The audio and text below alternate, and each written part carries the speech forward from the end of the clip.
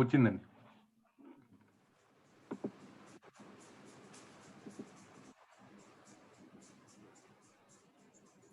సూర్యప్రకాష్ గారు మీరు ఉంటారండి లైన్ లోనే? నేను ఉంటాను. నేను జస్ట్ ఆన్లో పెట్టి నేను నిద్రపోతా. అయితే ఓకే ఓకే షూర్ ఓకే అండి. స్ట్రీమ్ అవుతుందండి. సూర్యప్రకాష్ గారు మీరు ఉంటారండి లైన్ లోనే?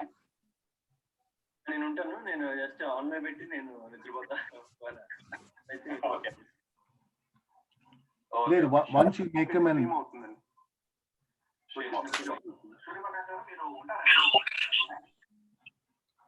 మీరేంటంటే మళ్ళీ సపరేట్ యూట్యూబ్ లో రన్ చేస్తున్నారా?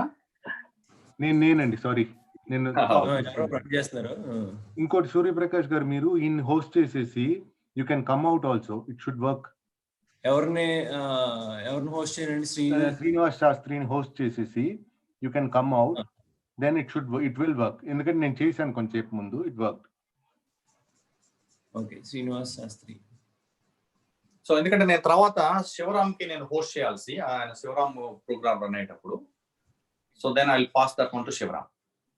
ఓకే, యు హావ్ డన్ అండి.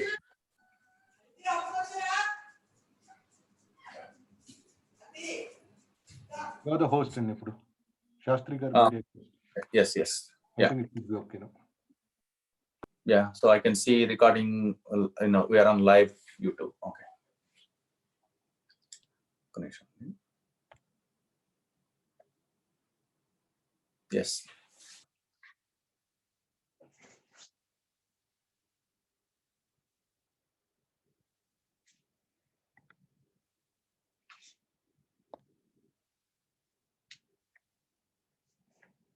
Okay, and now I think we can go ahead and start our session. Okay. మీరు అంటే మీ హోస్ట్ లో ఏం చేస్తారంటే, మీరు హోస్ట్ కాబట్టి మీరు ఏది లైవ్ చేస్తే అదే వస్తుంది అనమాట. సో మీరు స్పీకర్ వ్యూ పెట్టండి. స్పీకర్ వ్యూ పెడితే మీదే వస్తుంది అనమాట, లేదంటే ఇద్దరు. ఓకే, సో ఇప్పుడు నేను పెడుతున్నది వస్తుందా? యూవీ ఎలా ఉందండి?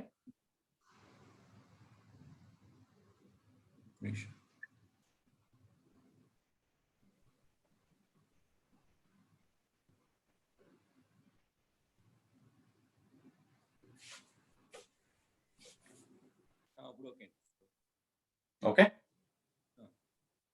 Sure. Carry on. All the best. All right. Okay.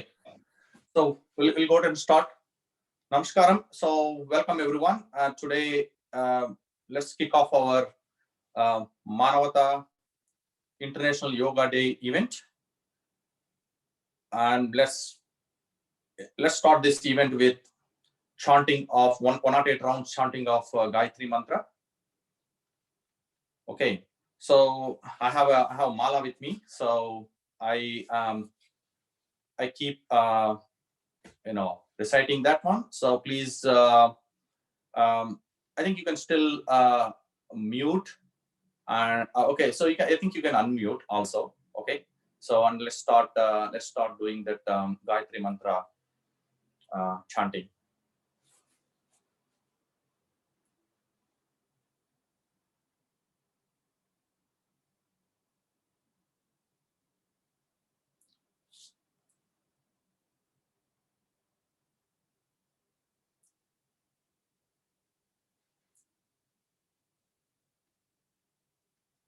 ॐ भूर्भुवस्वः तत्सवितुर्वरेण्यं भर्गो देवस्य धीमहि धियो यो नः प्रचोदयात्। ॐ भूर्भुवस्वः तत्सवितुर्वरेण्यं भर्गो देवस्य धीमहि धियो यो नः प्रचोदयात्। ॐ भूर्भुवस्वः तत्सवितुर्वरेण्यं भर्गो देवस्य धीमहि धियो यो नः प्रचोदयात्। ॐ भूर्भुवस्वः तत्सवितुर्वरेण्यं भर्गो देवस्य धीमहि धियो यो नः प्रचोदयात्। ॐ भूर्भुवस्वः तत्सवितुर्वरेण्यं भर्गो देवस्य धीमहि धियो यो नः प्रचोदयात्। ॐ भूर्भुवस्वः तत्सवितुर्वरेण्यं भर्गो देवस्य धीमहि धियो यो नः प्रचोदयात्। ॐ भूर्भुवस्वः तत्सवितुर्वरेण्यं भर्गो देवस्य धीमहि धियो यो नः प्रचोदयात्। ॐ भूर्भुवस्वः तत्सवितुर्वरेण्यं भर्गो देवस्य धीमहि धियो यो नः प्रचोदयात्। ॐ भूर्भुवस्वः तत्सवितुर्वरेण्यं भर्गो देवस्य धीमहि धियो यो नः प्रचोदयात्। ॐ भूर्भुवस्वः तत्सवितुर्वरेण्यं भर्गो देवस्य धीमहि धियो यो नः प्रचोदयात्। ॐ भूर्भुवस्वः तत्सवितुर्वरेण्यं भर्गो देवस्य धीमहि धियो यो नः प्रचोदयात्। ॐ भूर्भुवस्वः तत्सवितुर्वरेण्यं भर्गो देवस्य धीमहि धियो यो नः प्रचोदयात्। ॐ भूर्भुवस्वः तत्सवितुर्वरेण्यं भर्गो देवस्य धीमहि धियो यो नः प्रचोदयात्। ॐ भूर्भुवस्वः तत्सवितुर्वरेण्यं भर्गो देवस्य धीमहि धियो यो नः प्रचोदयात्। ॐ भूर्भुवस्वः तत्सवितुर्वरेण्यं भर्गो देवस्य धीमहि धियो यो नः प्रचोदयात्। ॐ भूर्भुवस्वः तत्सवितुर्वरेण्यं भर्गो देवस्य धीमहि धियो यो नः प्रचोदयात्। ॐ भूर्भुवस्वः तत्सवितुर्वरेण्यं भर्गो देवस्य धीमहि धियो यो नः प्रचोदयात्। ॐ भूर्भुवस्वः तत्सवितुर्वरेण्यं भर्गो देवस्य धीमहि धियो यो नः प्रचोदयात्। ॐ भूर्भुवस्वः तत्सवितुर्वरेण्यं भर्गो देवस्य धीमहि धियो यो नः प्रचोदयात्। ॐ भूर्भुवस्वः तत्सवितुर्वरेण्यं भर्गो देवस्य धीमहि धियो यो नः प्रचोदयात्। ॐ भूर्भुवस्वः तत्सवितुर्वरेण्यं भर्गो देवस्य धीमहि धियो यो नः प्रचोदयात्। ॐ भूर्भुवस्वः तत्सवितुर्वरेण्यं भर्गो देवस्य धीमहि धियो यो नः प्रचोदयात्। ॐ भूर्भुवस्वः तत्सवितुर्वरेण्यं भर्गो देवस्य धीमहि धियो यो नः प्रचोदयात्।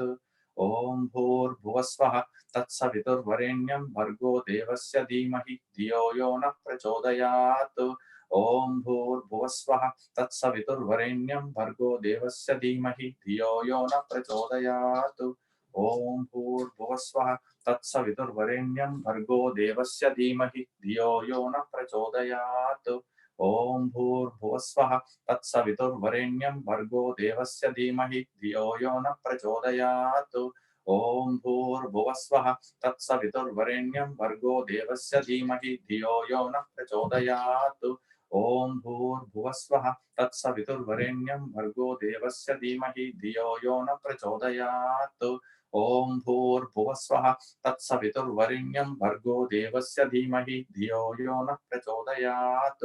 ॐ भूर्भुवस्वः तत्सवितुर्वरेण्यं भर्गो देवस्य धीमहि धियो यो नः प्रचोदयात्। ॐ भूर्भुवस्वः तत्सवितुर्वरेण्यं भर्गो देवस्य धीमहि धियो यो नः प्रचोदयात्। ॐ भूर्भुवस्वः तत्सवितुर्वरेण्यं भर्गो देवस्य धीमहि धियो यो नः प्रचोदयात्। ॐ भूर्भुवस्वः तत्सवितुर्वरेण्यं भर्गो देवस्य धीमहि धियो यो नः प्रचोदयात्। ॐ भूर्भुवस्वः तत्सवितुर्वरेण्यं भर्गो देवस्य धीमहि धियो यो नः प्रचोदयात्। ॐ भूर्भुवस्वः तत्सवितुर्वरेण्यं भर्गो देवस्य धीमहि धियो यो नः प्रचोदयात्। ॐ भूर्भुवस्वः तत्सवितुर्वरेण्यं भर्गो देवस्य धीमहि धियो यो नः प्रचोदयात्। ॐ भूर्भुवस्वः तत्सवितुर्वरेण्यं भर्गो देवस्य धीमहि धियो यो नः प्रचोदयात्। ॐ भूर्भुवस्वः तत्सवितुर्वरेण्यं भर्गो देवस्य धीमहि धियो यो नः प्रचोदयात्। ॐ भूर्भुवस्वः तत्सवितुर्वरेण्यं भर्गो देवस्य धीमहि धियो यो नः प्रचोदयात्। ॐ भूर्भुवस्वः तत्सवितुर्वरेण्यं भर्गो देवस्य धीमहि धियो यो नः प्रचोदयात्। ॐ भूर्भुवस्वः तत्सवितुर्वरेण्यं भर्गो देवस्य धीमहि धियो यो नः प्रचोदयात्। ॐ भूर्भुवस्वः तत्सवितुर्वरेण्यं भर्गो देवस्य धीमहि धियो यो नः प्रचोदयात्। ॐ भूर्भुवस्वः तत्सवितुर्वरेण्यं भर्गो देवस्य धीमहि धियो यो न प्रचोदयात्। ॐ भूर्भुवः स्वः तत्सवितुर्वरेण्यं भर्गो देवस्य धीमहि धियो यो न प्रचोदयात्। ॐ भूर्भुवः स्वः तत्सवितुर्वरेण्यं भर्गो देवस्य धीमहि धियो यो न प्रचोदयात्। ॐ भूर्भुवः स्वः तत्सवितुर्वरेण्यं भर्गो देवस्य धीमहि धियो यो न प्रचोदयात्। ॐ भूर्भुवः स्वः तत्सवितुर्वरेण्यं भर्गो देवस्य धीमहि धियो यो न प्रचोदयात्। ॐ भूर्भुवः स्वः तत्सवितुर्वरेण्यं भर्गो देवस्य धीमहि धियो यो न प्रचोदयात्। ॐ भूर्भुवः स्वः तत्सवितुर्वरेण्यं भर्गो देवस्य धीमहि धियो यो न प्रचोदयात्। ॐ भूर्भुवः स्वः तत्सवितुर्वरेण्यं भर्गो देवस्य धीमहि धियो यो न प्रचोदयात्। ॐ भूर्भुवः स्वः तत्सवितुर्वरेण्यं भर्गो देवस्य धीमहि धियो यो न प्रचोदयात्। ॐ भूर्भुवः स्वः तत्सवितुर्वरेण्यं भर्गो देवस्य धीमहि धियो यो न प्रचोदयात्। ॐ भूर्भुवः स्वः तत्सवितुर्वरेण्यं भर्गो देवस्य धीमहि धियो यो न प्रचोदयात्। ॐ भूर्भुवः स्वः तत्सवितुर्वरेण्यं भर्गो देवस्य धीमहि धियो यो न प्रचोदयात्। ॐ भूर्भुवः स्वः तत्सवितुर्वरेण्यं भर्गो देवस्य धीमहि धियो यो न प्रचोदयात्। ॐ भूर्भुवः स्वः तत्सवितुर्वरेण्यं भर्गो देवस्य धीमहि धियो यो न प्रचोदयात्।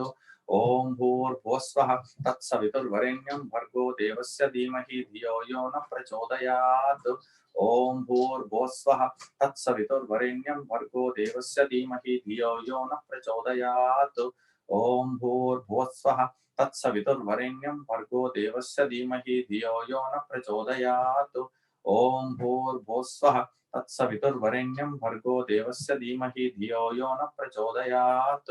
ॐ भूर्भुवः स्वः तत्सवितुर्वरेण्यं भर्गो देवस्य धीमहि धियो यो न प्रचोदयात्। ॐ भूर्भुवः स्वः तत्सवितुर्वरेण्यं भर्गो देवस्य धीमहि धियो यो न प्रचोदयात्। ॐ भूर्भुवः स्वः तत्सवितुर्वरेण्यं भर्गो देवस्य धीमहि धियो यो न प्रचोदयात्। ॐ भूर्भुवः स्वः तत्सवितुर्वरेण्यं भर्गो देवस्य धीमहि धियो यो न प्रचोदयात्। ॐ भूर्भुवः स्वः तत्सवितुर्वरेण्यं भर्गो देवस्य धीमहि धियो यो न प्रचोदयात्। ॐ भूर्भुवः स्वः तत्सवितुर्वरेण्यं भर्गो देवस्य धीमहि धियो यो न प्रचोदयात्। ॐ भूर्भुवः स्वः तत्सवितुर्वरेण्यं भर्गो देवस्य धीमहि धियो यो न प्रचोदयात्। ॐ भूर्भुवः स्वः तत्सवितुर्वरेण्यं भर्गो देवस्य धीमहि धियो यो न प्रचोदयात्। ॐ भूर्भुवः स्वः तत्सवितुर्वरेण्यं भर्गो देवस्य धीमहि धियो यो न प्रचोदयात्। ॐ भूर्भुवः स्वः तत्सवितुर्वरेण्यं भर्गो देवस्य धीमहि धियो यो न प्रचोदयात्। ॐ भूर्भुवः स्वः तत्सवितुर्वरेण्यं भर्गो देवस्य धीमहि धियो यो न प्रचोदयात्। ॐ भूर्भुवः स्वः तत्सवितुर्वरेण्यं भर्गो देवस्य धीमहि धियो यो न प्रचोदयात्। ॐ भूर्भुवः स्वः तत्सवितुर्वरेण्यं भर्गो देवस्य धीमहि धियो यो न प्रचोदयात्। ॐ भूर्भुवः स्वः तत्सवितुर्वरेण्यं भर्गो देवस्य धीमहि धियो यो न प्रचोदयात्। ॐ भूर्भुवः स्वः तत्सवितुर्वरेण्यं भर्गो देवस्य धीमहि धियो यो न प्रचोदयात्। ॐ भूर्भुवः स्वः तत्सवितुर्वरेण्यं भर्गो देवस्य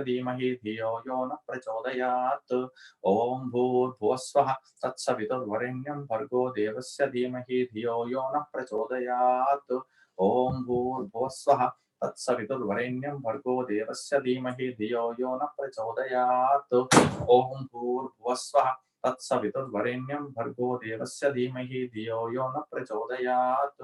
ॐ भूर्भुवः स्वः तत्सवितुर्वरेण्यं भर्गो देवस्य धीमहि धियो यो न प्रचोदयात्। ॐ भूर्भुवः स्वः तत्सवितुर्वरेण्यं भर्गो देवस्य धीमहि धियो यो न प्रचोदयात्। ॐ भूर्भुवः स्वः तत्सवितुर्वरेण्यं भर्गो देवस्य धीमहि धियो यो न प्रचोदयात्। ॐ भूर्भुवः स्वः तत्सवितुर्वरेण्यं भर्गो देवस्य धीमहि धियो यो न प्रचोदयात्। ॐ भूर्भुवः स्वः तत्सवितुर्वरेण्यं भर्गो देवस्य धीमहि धियो यो न प्रचोदयात्। ॐ भूर्भुवः स्वः तत्सवितुर्वरेण्यं भर्गो देवस्य धीमहि धियो यो न प्रचोदयात्। ॐ भूर्भुवस्वः तत्सवितुर्वरेण्यं भर्गो देवस्य धीमहि धियो यो न प्रचोदयात् ॐ भूर्भुवस्वः तत्सवितुर्वरेण्यं भर्गो देवस्य धीमहि धियो यो न प्रचोदयात् ॐ भूर्भुवस्वः तत्सवितुर्वरेण्यं भर्गो देवस्य धीमहि धियो यो न प्रचोदयात् ॐ भूर्भुवस्वः तत्सवितुर्वरेण्यं भर्गो देवस्य धीमहि धियो यो न प्रचोदयात् ॐ भूर्भुवस्वः तत्सवितुर्वरेण्यं भर्गो देवस्य धीमहि धियो यो न प्रचोदयात् ॐ भूर्भुवस्वः तत्सवितुर्वरेण्यं भर्गो देवस्य धीमहि धियो यो न प्रचोदयात् ॐ भूर्भुवस्वः तत्सवितुर्वरेण्यं भर्गो देवस्य धीमहि धियो यो न प्रचोदयात् ॐ भूर्भुवस्वः तत्सवितुर्वरेण्यं भर्गो देवस्य धीमहि धियो यो न प्रचोदयात् ॐ भूर्भुवस्वः तत्सवितुर्वरेण्यं भर्गो देवस्य धीमहि धियो यो न प्रचोदयात् ॐ भूर्भुवस्वः तत्सवितुर्वरेण्यं भर्गो देवस्य धीमहि धियो यो न प्रचोदयात् ॐ भूर्भुवस्वः तत्सवितुर्वरेण्यं भर्गो देवस्य धीमहि धियो यो न प्रचोदयात् ॐ भूर्भुवस्वः तत्सवितुर्वरेण्यं भर्गो देवस्य धीमहि धियो यो न प्रचोदयात् ॐ भूर्भुवस्वः तत्सवितुर्वरेण्यं भर्गो देवस्य धीमहि धियो यो न प्रचोदयात् ॐ भूर्भुवस्वः तत्सवितुर्वरेण्यं भर्गो देवस्य धीमहि धियो यो न प्रचोदयात् ॐ भूर्भुवस्वः तत्सवितुर्वरेण्यं भर्गो देवस्य धीमहि धियो यो न प्रचोदयात् ॐ भूर्भुवस्वः तत्सवितुर्वरेण्यं भर्गो देवस्य धीमहि धियो यो न प्रचोदयात् ॐ भूर्भुवस्वः तत्सवितुर्वरेण्यं भर्गो देवस्य धीमहि धियो यो न प्रचोदयात् ॐ भूर्भुवस्वः तत्सवितुर्वरेण्यं भर्गो देवस्य धीमहि धियो यो न प्रचोदयात् ॐ भूर्भुवस्वः तत्सवितुर्वरेण्यं भर्गो देवस्य धीमहि धियो यो न प्रचोदयात् ॐ भूर्भुवस्वः तत्सवितुर्वरेण्यं भर्गो देवस्य धीमहि धियो यो न प्रचोदयात् ॐ भूर्भुवस्वः तत्सवितुर्वरेण्यं भर्गो देवस्य धीमहि धियो यो न प्रचोदयात् ॐ भूर्भुवस्वः तत्सवितुर्वरेण्यं भर्गो देवस्य धीमहि धियो यो न प्रचोदयात् ॐ भूर्भुवस्वः तत्सवितुर्वरेण्यं भर्गो देवस्य धीमहि धियो यो न प्रचोदयात् ॐ भूर्भुवस्वः तत्सवितुर्वरेण्यं भर्गो देवस्य धीमहि धियो यो न प्रचोदयात् ॐ भूर्भुवस्वः तत्सवितुर्वरेण्यं भर्गो देवस्य धीमहि धियो यो न प्रचोदयात् ॐ भूर्भुवस्वः तत्सवितुर्वरेण्यं भर्गो देवस्य धीमहि धियो यो न प्रचोदयात् ॐ भूर्भुवस्वः तत्सवितुर्वरेण्यं भर्गो देवस्य धीमहि धियो यो न प्रचोदयात् ॐ भूर्भुवस्वः तत्सवितुर्वरेण्यं भर्गो देवस्य धीमहि धियो यो न प्रचोदयात् ॐ भूर्भुवस्वः तत्सवितुर्वरेण्यं भर्गो देवस्य धीमहि धियो यो न प्रचोदयात् ॐ भूर्भुवस्वः तत्सवितुर्वरेण्यं भर्गो देवस्य धीमहि धियो यो न प्रचोदयात् ॐ भूर्भुवस्वः तत्सवितुर्वरेण्यं भर्गो देवस्य धीमहि धियो यो न प्रचोदयात् ॐ भूर्भुवस्वः तत्सवितुर्वरेण्यं भर्गो देवस्य धीमहि धियो यो न प्रचोदयात् लास्ट वन राउंड ॐ भूर्भुवस्वः तत्सवितुर्वरेण्यं भर्गो देवस्य धीमहि धियो यो न प्रचोदयात्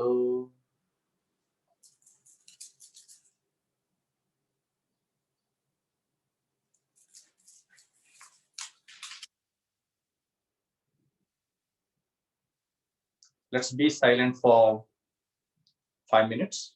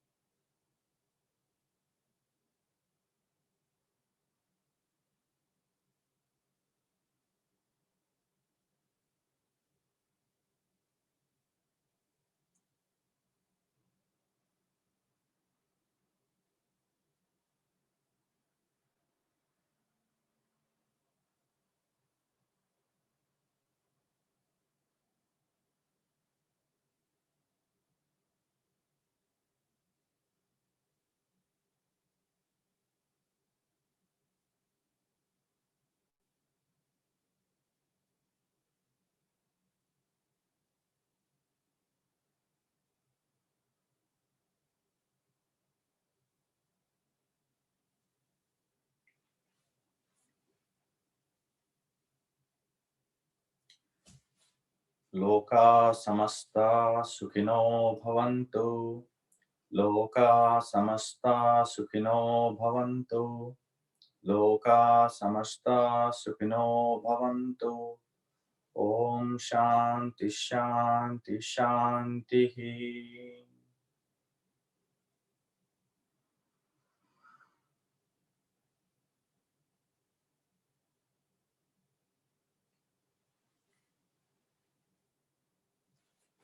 So now we enter into our next program.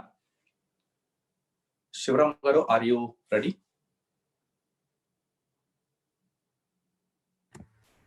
Yes. Okay. So I'm passing you to host key.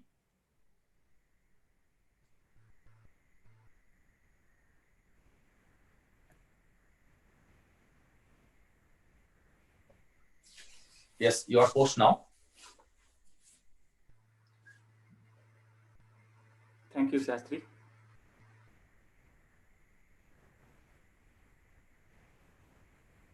Namaskaram, everyone. My name is Shivaram.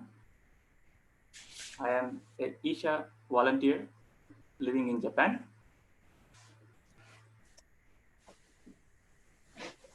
I have been living in Japan for 15 years, and I work in IT industry. I am learning my yoga through Isha Foundation. So today, it is a blessing for me to have this opportunity to host Isha Upayoga session on this auspicious occasion of 24-hour yoga festival organized by Manavata Foundation. It is a very, very important opportunity for all of us. Today, before we start the session, I would like to check if the setup is working fine or not, because this is the first time I am also hosting a yoga session online. So I would like to play an audio first. Please type your messages in the chat window if you are able to listen to the audio properly or not.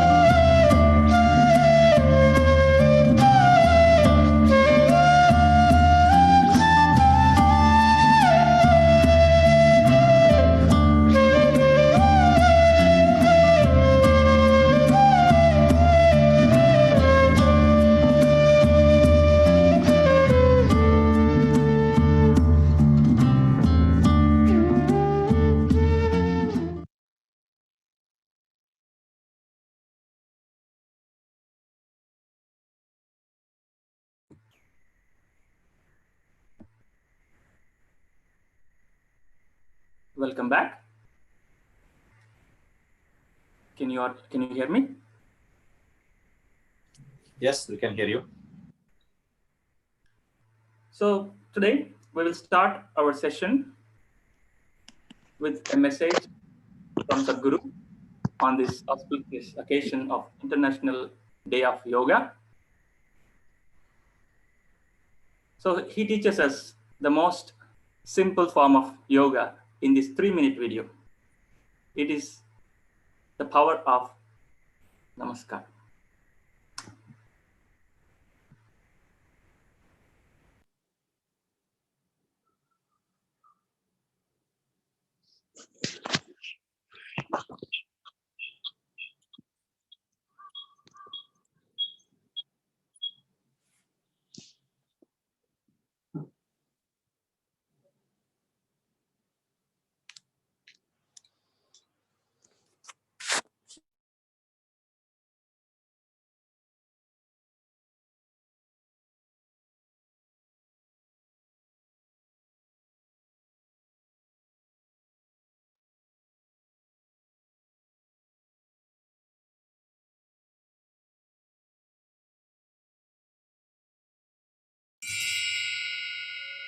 Namaskar. The physical world is a product of polarities, masculine and feminine, yin and yang, Ida Pingala, Shiva Shakti, right brain or left brain, or whatever you may want to call them.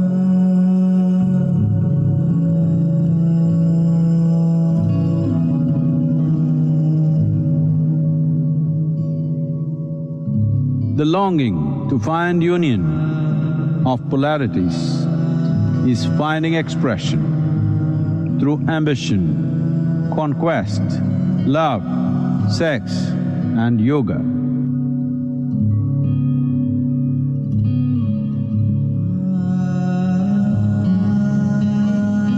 Yoga means union. Simplest form of yoga is to put your hands together in Namaskar. Namaskar brings harmony between two polarities within. Put your hands together in Namaskar and look upon someone or something with loving attention. In 3 to 5 minutes, you will begin to harmonize. Namaskar yourself into peace. Namaskar yourself into love. Namaskar yourself into union. Know the union of yoga on this International Yoga Day.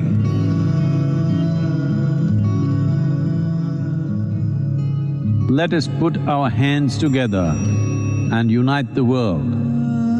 May you unfold your being with folded hands.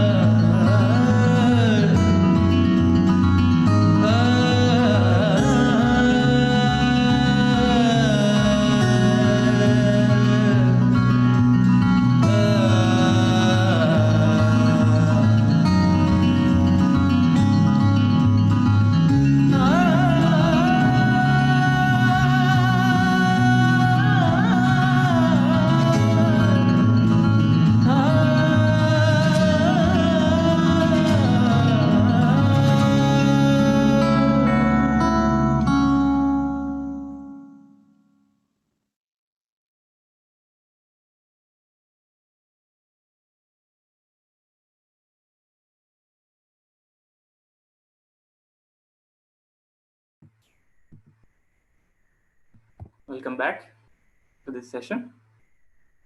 Can you all hear me? Okay, good. Yes. It is a great opportunity for me today. I have done Isha Foundation's signature program called Inner Engineering a few years ago. Since then, I have done several other programs, yoga programs with Isha Foundation, and that has brought a tremendously positive impact on my life. So since then, I started offering Isha's program to other people as well, so that they get a taste of what I could get it. So today we will have a simple form of yoga called Isha Upa Yoga. So some precautions for all of you. So wherever you are, so please please assign yourself some good space. So please have your yoga mat ready. So we'll be doing some physical activity also here. So, and please let no one disturb you for the next 33 minutes or so. So if you need to go to restroom, so please finish it off quickly. And please ensure you stay here with no earphones. So use your PC audio or your smartphone audio, put it in a speaker, and please do not use earphones because you will need to do several physical activities also here. So we will soon start Isha Upa Yoga session. It contains a set of simple processes, 7 processes. They are optimized for various purposes. So you will be guided in the video by Sadhguru, all these processes one by one. I am here as a facilitator. If there is any technical issue or something, you can just always message in the chat window. So let's get ready to start Isha Upa Yoga.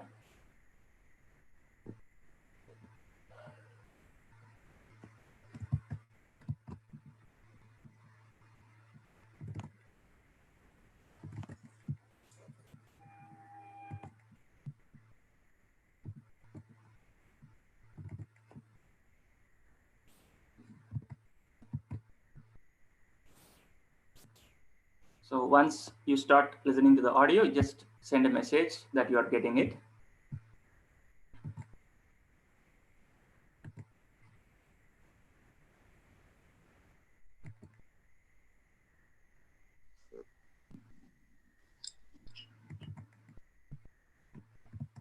So I will pause everyone. I will mute everyone.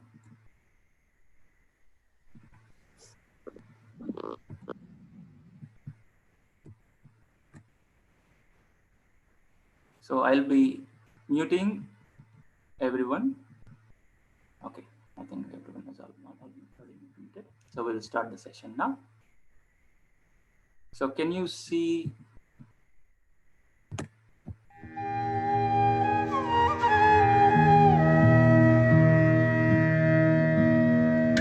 Audio and video now.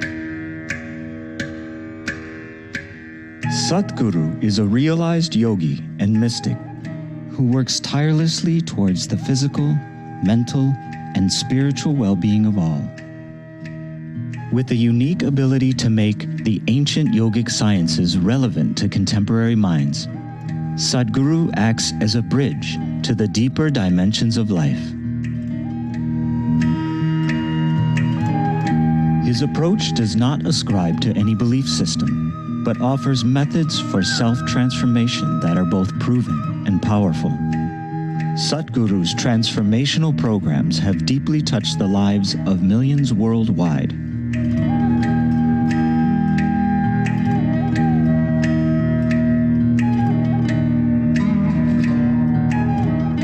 A prolific author, poet, and internationally renowned speaker, his wit and piercing logic provoke and broaden our thoughts and perception of life.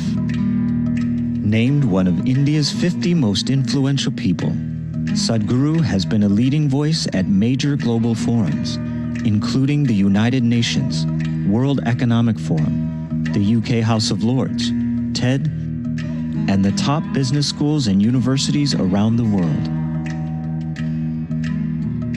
Sadhguru established Isha Foundation, a non-profit organization supported by over 3 million volunteers worldwide. From powerful yoga programs to large-scale humanitarian projects for rural upliftment, education for the underprivileged,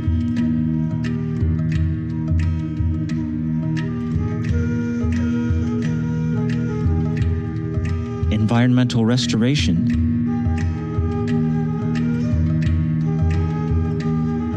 as well as holistic and healthy living. The Foundation's activities are designed to create an inclusive culture and establish global harmony.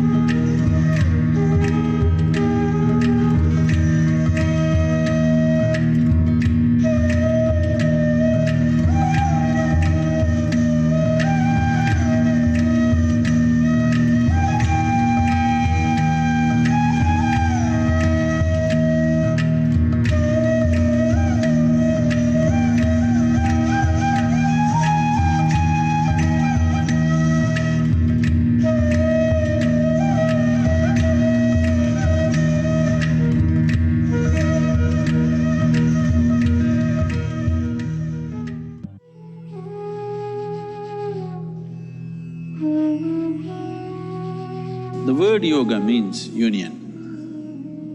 Union means right now, it is a scientific fact today that this existence is just one energy manifesting in many different ways. When Einstein says E is equal to mc squared, he's talking about it is all the same energy manifesting in millions of different ways. Or experientially, if you look at it, what you exhale right now, the trees are inhaling. What they exhale, we are inhaling. What this means is, 1/2 of the lung is hanging out there. Yes, 1/2 of your lungs is hanging out there, isn't it? The whole breathing mechanism is not here. Only one part is here, another part is out there. If we experientially knew this, nobody had to tell us to save the environment, don't cut the tree. All this would be rubbish for us if we only experience this. So, it is common knowledge, at least in your high school textbook, that you are not some kind of a freak happening. You are just a part of the universe, you are also just one more happening. And it's a part of everything else. So union means in your experience, if you sit here, there's only you. The whole existence is just you. So you are capable of experiencing something that is not you as yourself if only a certain level of inclusiveness happens within you. Your inclusiveness right now is limited to your physicality. If this inclusiveness can be extended beyond physical nature, suddenly you can sit here, experience the whole universe as yourself. If this happens to you, then we say you are in yoga. So why the physical posture came is, maybe many of you are not old enough for this, but if you saw the televisions in 70s, when it first came, you had that little aluminum contraption over your home. You remember that? Antenna? You're watching like this, suddenly your television boop, boop, boop, boop. Then somebody went up on the terrace and now, gently like this. Get into the right place, once again the world pours into your sitting room. Yes or no? Just if you get into the right place. This is just like that. If you learn to just hold this body right, if you know how to hold it right, you can download the whole cosmos into this. This is Hatha Yoga. Now we will be learning Upa Yoga step by step. Here are a few guidelines that will set optimal conditions and greatly enhance your receptivity of the practices. Dedicate the next 1 hour exclusively for this purpose. Please ensure cell phones are either in silent mode or switched off. It is also best to avoid getting up, eating, drinking, or going to the restroom in between. It is advisable not to sit for the program with a full stomach or immediately after a meal. Somewhat hungry, light stomach, or empty stomach is optimal. Please sit with your spine comfortably erect, hands uncrossed, and palms open. These conditions will prepare you to be in a heightened state of receptivity and derive the most benefits from the practices. These practices are very safe and simple and can be done by anybody. People with chronic diseases, pain, cardiovascular problems, consult a doctor before doing these practices and exercise precaution. Make sure to do everything slowly and gently, and according to the instructions. If you are uncomfortable doing any particular practice, you can skip that one and do the next practice you are comfortable attempting. If you're feeling any pain or discomfort, stop and consult a doctor. The practices we will be learning here can be done by anyone ages 7 years and above.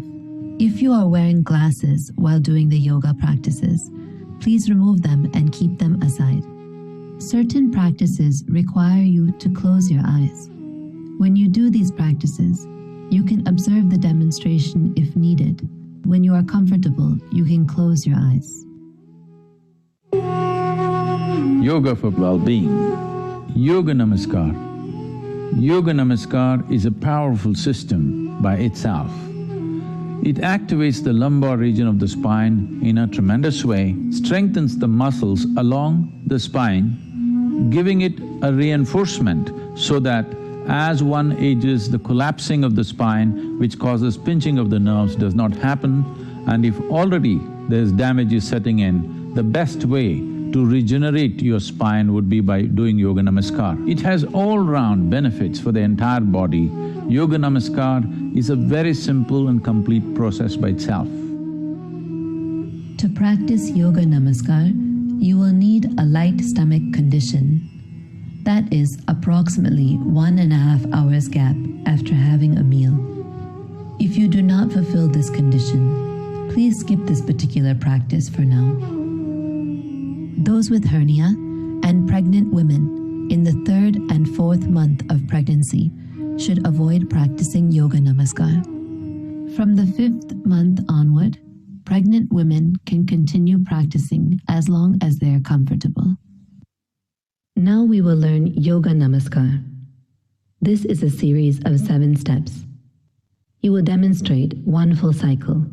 Please observe. Stand with your feet comfortably apart and parallel to each other. Keep your arms and shoulders loose and relaxed. Eyes open. Focus on a point in front of you.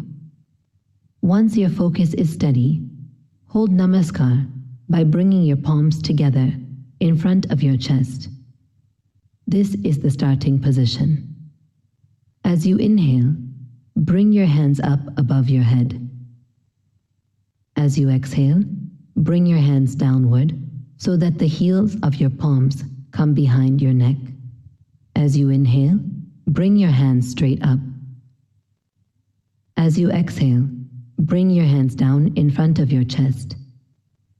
This is step 1. You do the same thing twice more. Step 2. As you exhale, make a sound from the pit of the throat.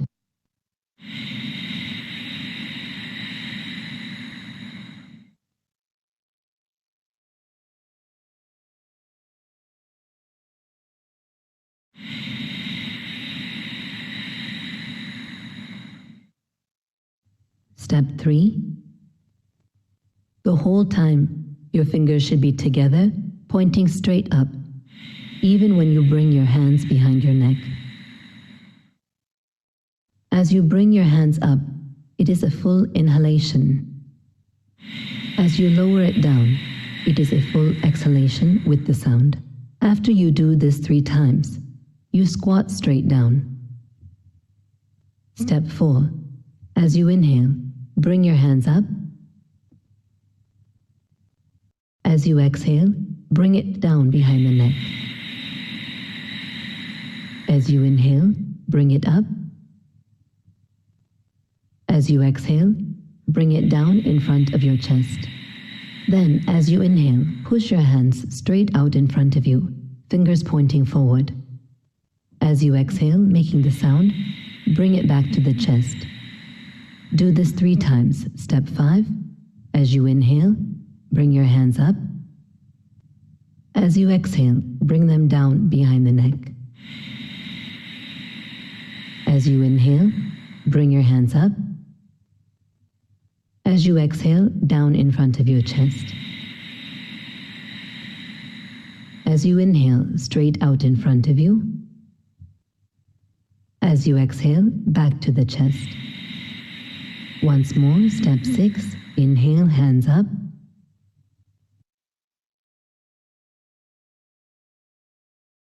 Exhale, down. Inhale, up. Exhale, down. Inhale, hands straight out. Exhale, hands to the chest. Now step 7. As you inhale, push your hands straight out. Bring your knees to the ground. Lean forward and place your forehead on the ground. Stretch your arms above your head. Rest your palms on the ground. Place your hands together so that the thumbs and pointing fingers are touching, forming a triangle. Your elbows should be slightly bent. This is Balasana. Stay here until your breath stabilizes, or for a minimum of 2 minutes.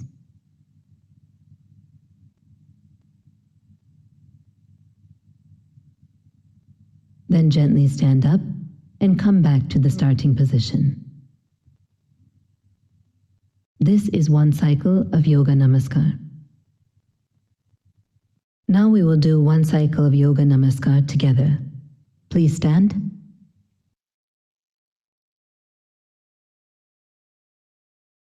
Stand with your feet comfortably apart and parallel to each other. Eyes open. Focus on a point in front of you.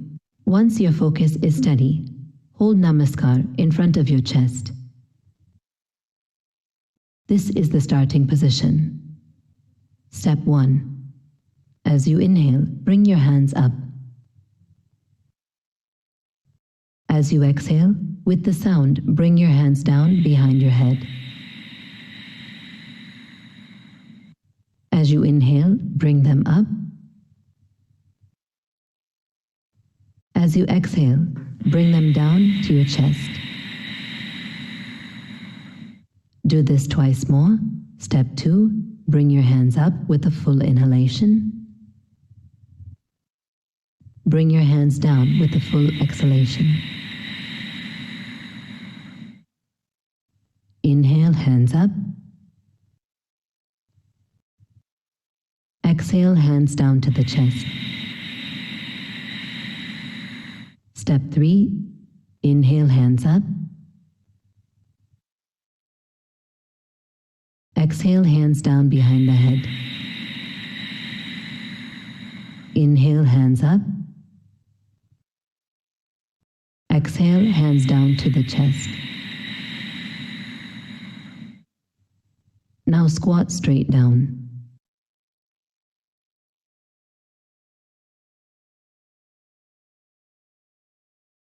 Ensure your focus is directly in front of you. Step 4. Inhale, hands up. Exhale, hands down. Inhale, hands up. Exhale, hands down. Then, as you inhale, push your hands straight out. As you exhale, bring your hands towards your chest. We'll do this twice more. Step 5, inhale, hands up. Exhale, hands down. Keep your head straight. Inhale up. Exhale down. Inhale straight out. Exhale back. Step 6. Inhale, hands up. Exhale, hands down. Inhale, hands up. Exhale, hands down to the chest. Inhale, straight out. Exhale, back. Step 7, as you inhale, push your hands straight out. Bring your knees to the ground. Lean forward and place your forehead on the ground. Stretch your toes behind you. The body should be sitting upon your heels. Place the hands together on the ground so that the thumbs and pointing fingers are touching, forming a triangle. Your elbows should be slightly bent. Stay here in Balasana until your breath stabilizes.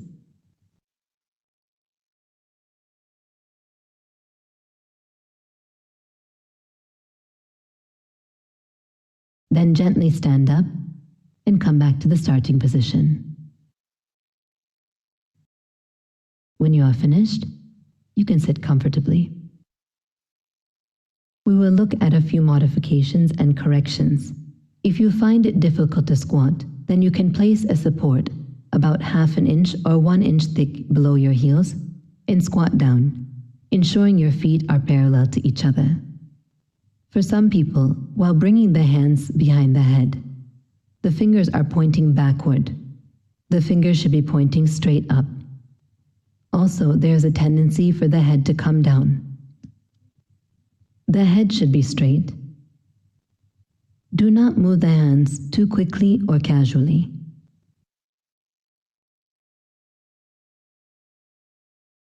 There should be slight tension in the arms as you do the movement.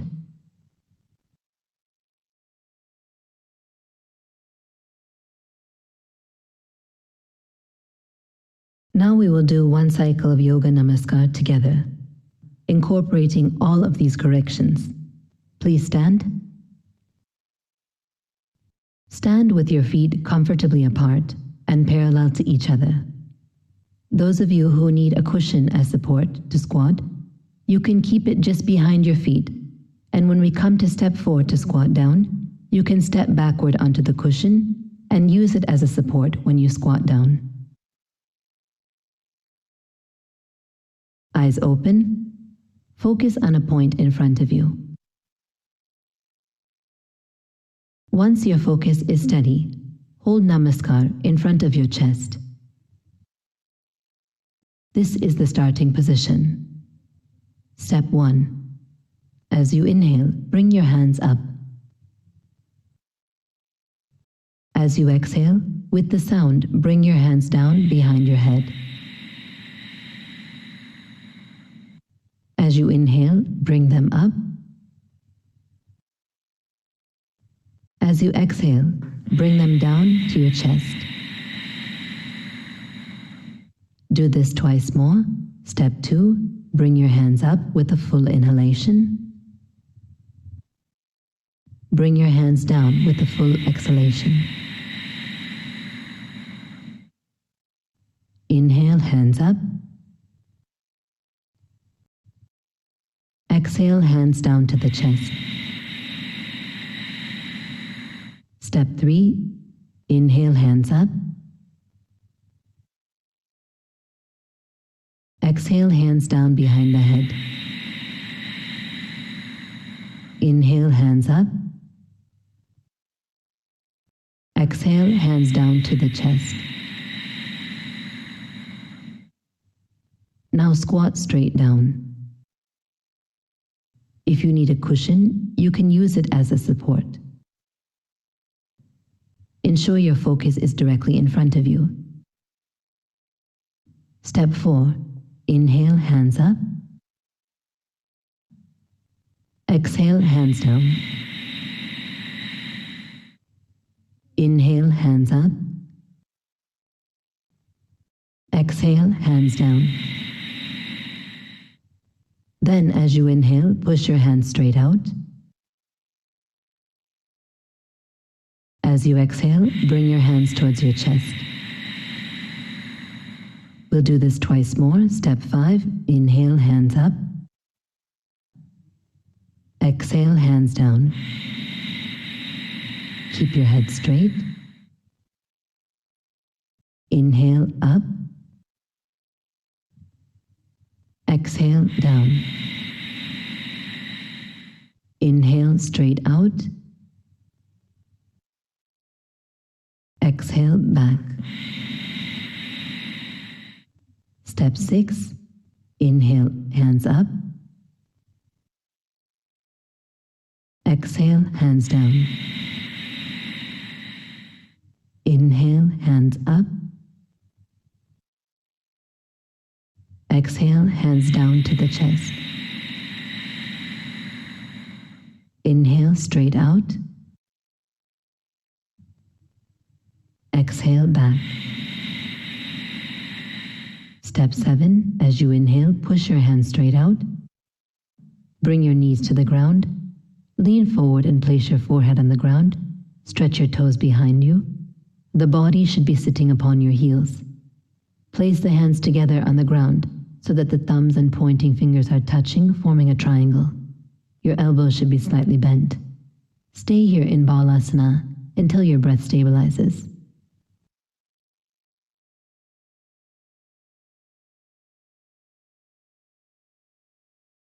Then gently stand up and come back to the starting position.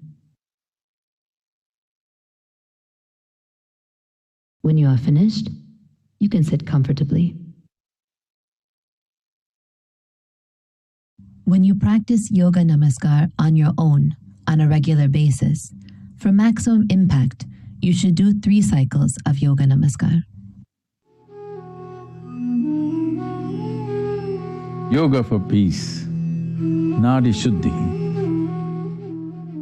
The word Nadi Shuddhi literally means cleansing the nadis.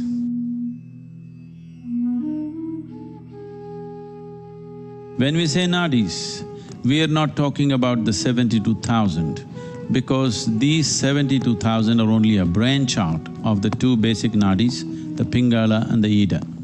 36,000 branching out from Pingala, 36,000 branching out from Ida. This is the energy physiology of a human being. When we say Nadi Shuddhi, we are talking about cleansing fundamentally the Pingala and Ida so that energy system will work in balance. There is a connection between your breath and your mental structure. To bring balance to your thought is a very important step that you need to take if you want to bring balance to your activity, your emotion and the results of your life and the impact that you have on other people's lives. Nadi Shuddhi plays an important role. How to do Nadi Shuddhi? She will demonstrate. Please observe.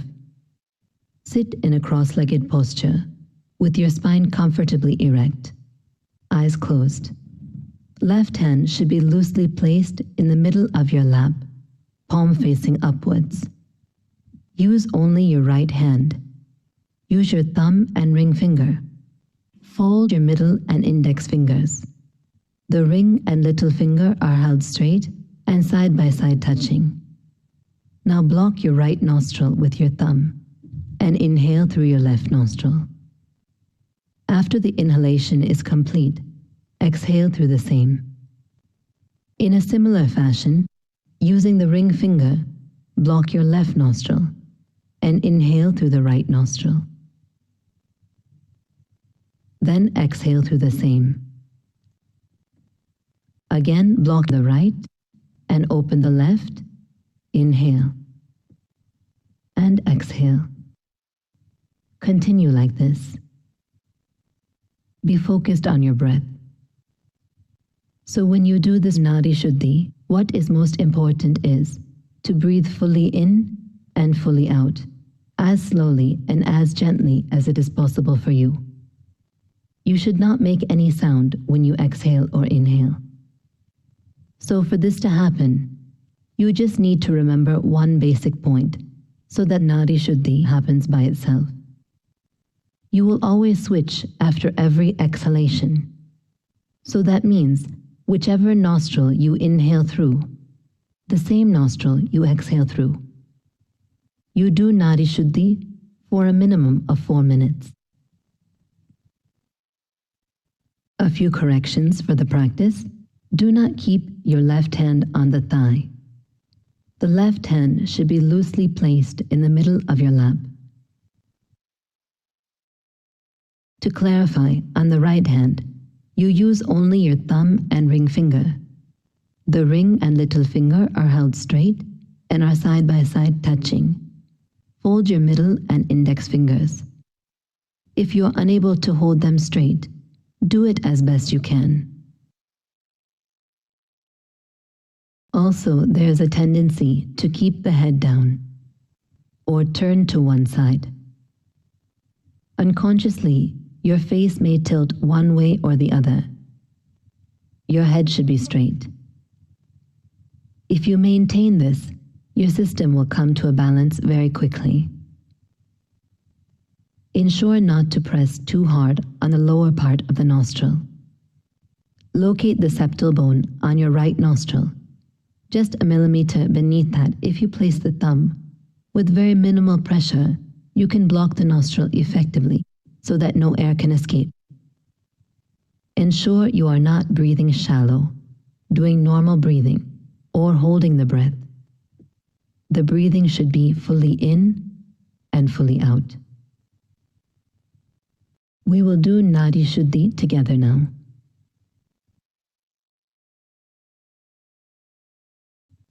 Sit in a cross-legged posture with your spine comfortably erect. If you are unable to sit on the floor, you can sit in a chair with your legs crossed at the ankles. Left hand should be loosely placed in the middle of your lap, palm facing upward. Use only your right hand. Use your thumb and ring finger. Fold your middle and index fingers. The ring and little finger are held straight and are side by side touching. Close your eyes. Now block your right nostril with your thumb and inhale through your left nostril. After the inhalation is complete, exhale through the same. Now using the ring finger, block your left nostril and inhale through the right nostril. Then exhale through the same. Again, block the right and open the left. Inhale and exhale. Continue to do this until we ask you to stop. Be focused on your breath.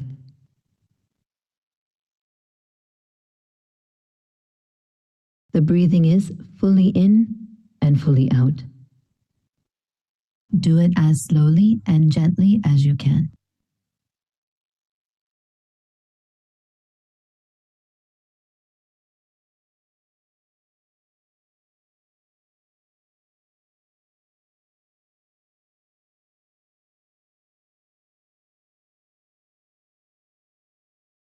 Make sure your spine is comfortably erect.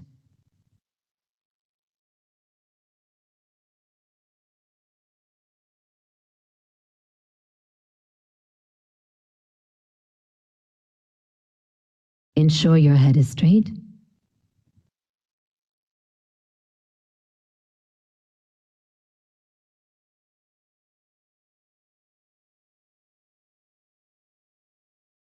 Continue to be focused on your breath.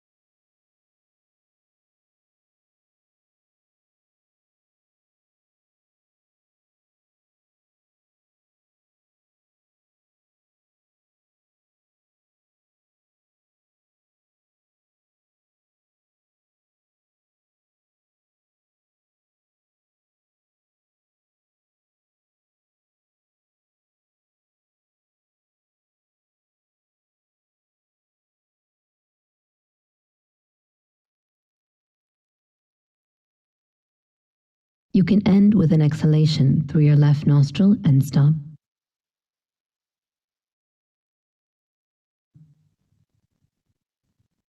Please slowly open your eyes.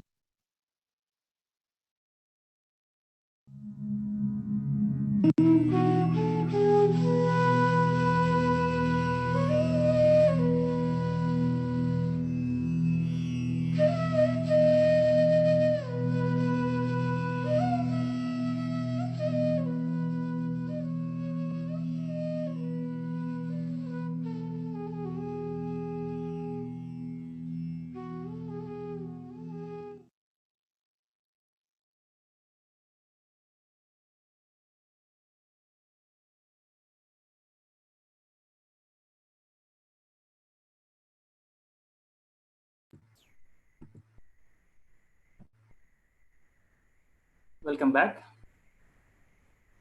Can you hear me?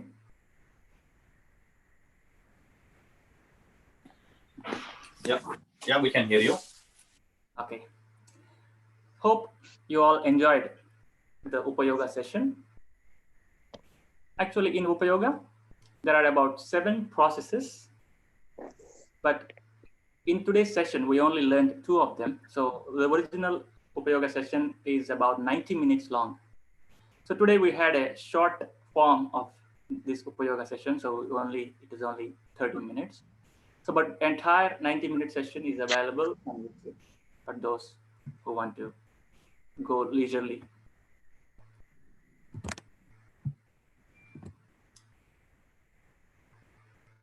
Sadhguru and Isha Foundation offers many other programs for human well-being. The foremost purpose of yoga is this: happiness is our own nature. We all forget it, and yoga reminds it. That's the only thing. This is my experience. If you see a child, he is naturally happy. He doesn't need any reason to be happy. He's always joyful. He's just in his own world. That is a potential of every human being. It is just that due to the burden of so many influences, we are thrown out of that heavenly state and we are in a disarray. As Sadhguru says, what we have in us are 4 things: body, mind, emotions, and energies. But usually all these 4 things are in a disarray. They are not aligned. That's why we don't go anywhere. With yoga, all these 4 things get aligned. So yoga, that's why in that sense, it is the alignment. Once we are aligned, once all the 4 things, 4 big tools we have are aligned, and then whatever we feel, wish will manifest. We call it yad bhavam tad bhavati. Creation flows through us. That is the higher purpose of yoga.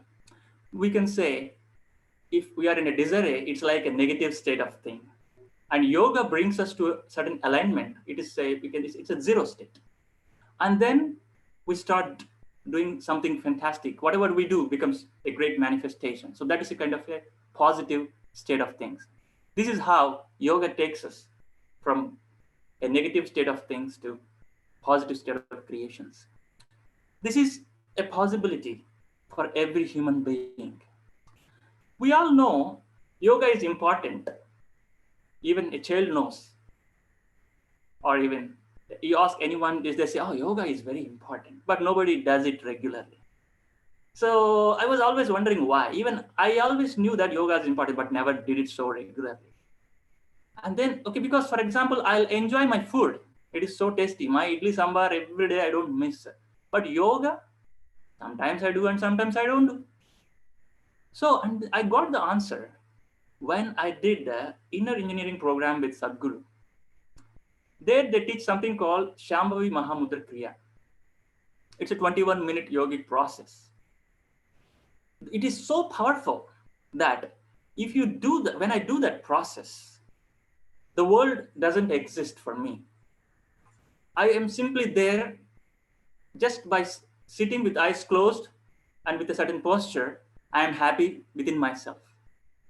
So once I realized that, I may skip my food, but I will not skip my yoga every day.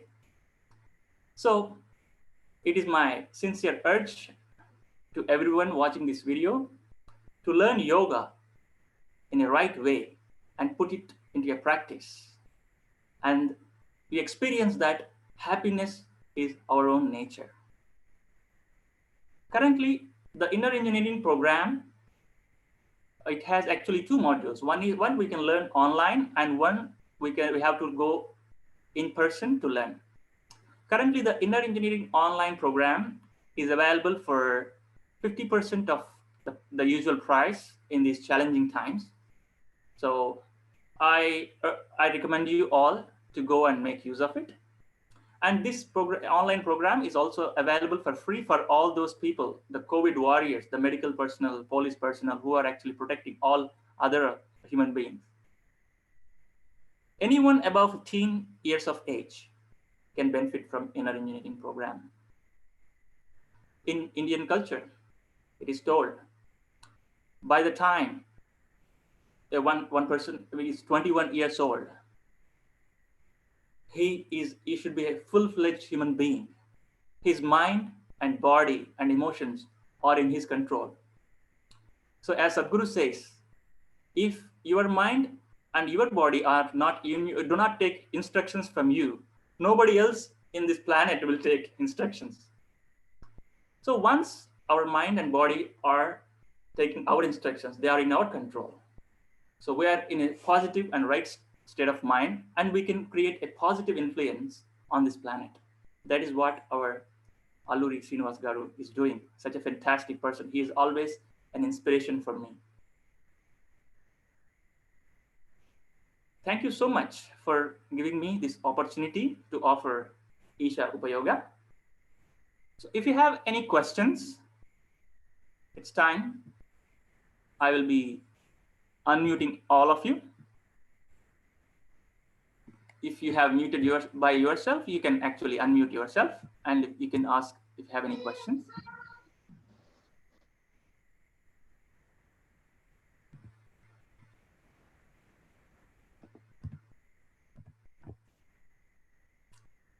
So if no questions, so we'll close this session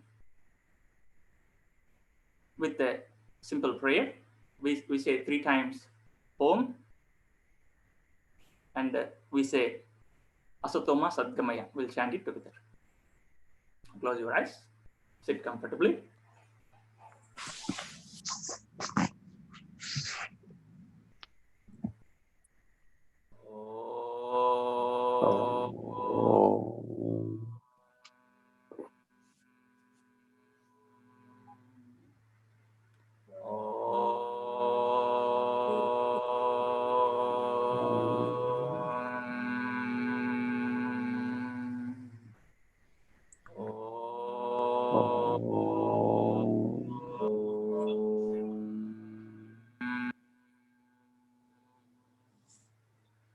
Asatoma Sadgamaya Tamasoma Jyotirgamaya Mrityorma Sangamaya. Om Shanti Shanti Shanti.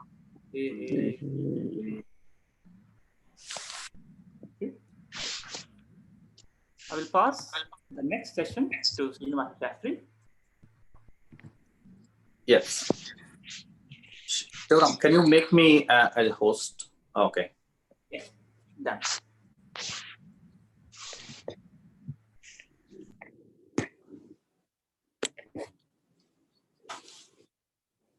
All right.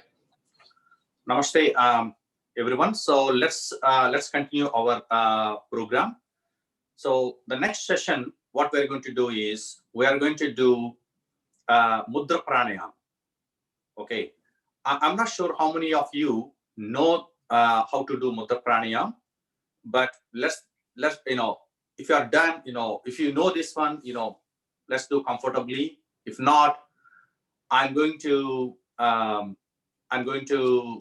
teach you step by step how to do that one.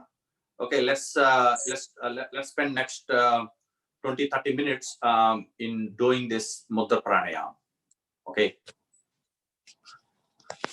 So everyone are able to see me clearly, right? So I think what I need to do is I need to do a little arrangements so that you should be seeing me fully, so that you understand how I'm keeping mudra and you're able to see me comfortably. Okay. Just give me 2 minutes. I'll do a quick setup change here.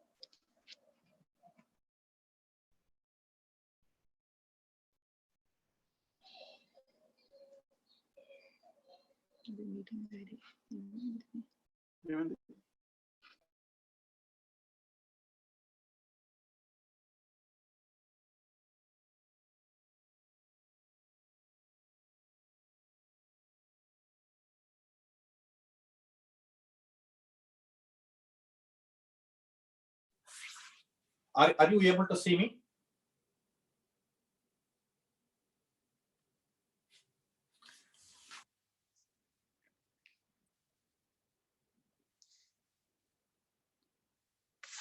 Okay, so if you're not speaking, please mute. I think I see everyone muted already. Okay. Can someone tell me, are you able to see me?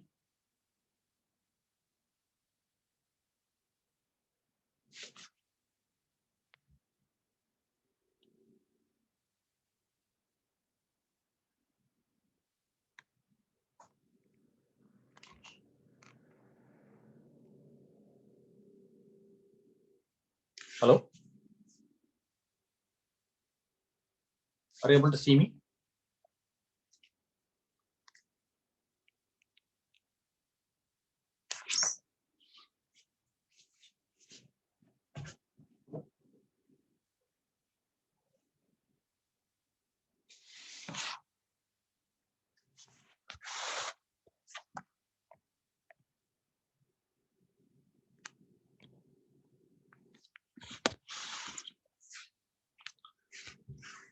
Okay, so let me continue. Let me continue this one. So we are now going to do mudra pranayama. Okay, there are total 5 mudras: Chin mudra, Chinmaya mudra, Adi mudra, Merudanda, and Purna mudra. So there are total 5 mudras. So we are going to do one by one. Okay, the first one is Chin mudra. Chin mudra means what you need to do is, if you are comfortable, you sit in Vajrasana, just like how I'm sitting, like Vajrasana. So if you're not comfortable in sitting Vajrasana, maybe you can go ahead and sit in a normal chair or in Sukhasana, which means a normal sitting posture. So once you are in Vajrasana comfortably, use the two feet, circle your index finger and thumb like this. Okay, and keep the rest of all 3 fingers straight and gently keep them on your lap. Keep your spine erect. Close your eyes and start breathing. When you are breathing, please make sure that you maintain 4:5:2 ratio. 4:5:2 means, let's say 4 inhale, hold it, 2, 5 exhale, and hold it, 2, something like that. Okay. Let's do it together.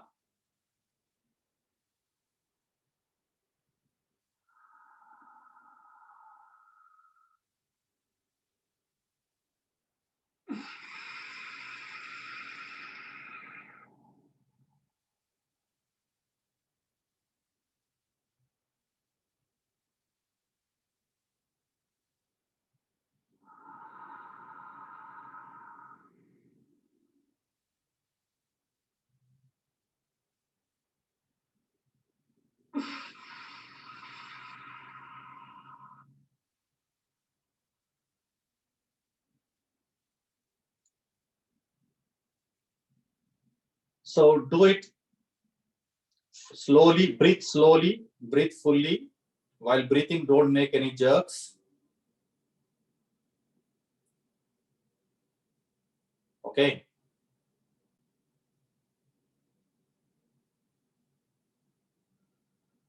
So we need to do 7 cycles. So we need to do this 7 cycles.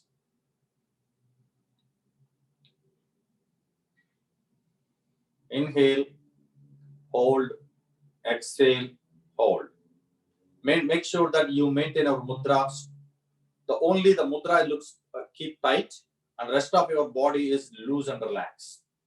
Okay, make sure that your elbow touches your body. Both elbows touches our body.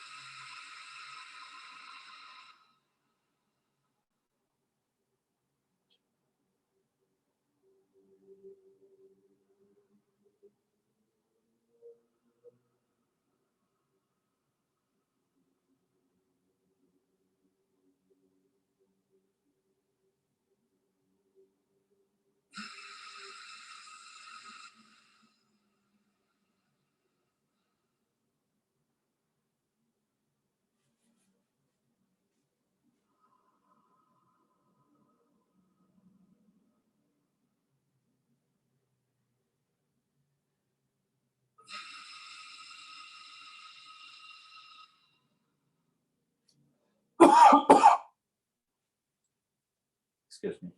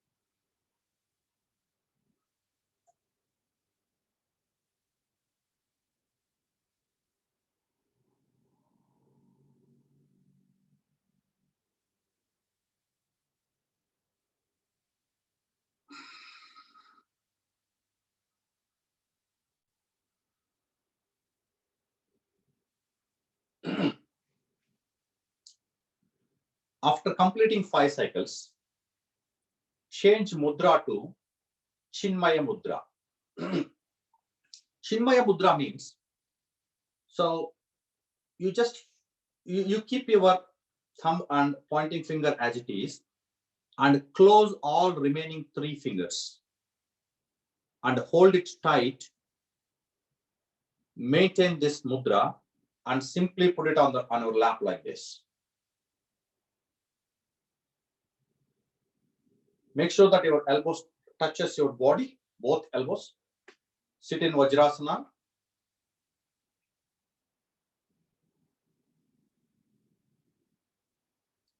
Exhale and start breathing in.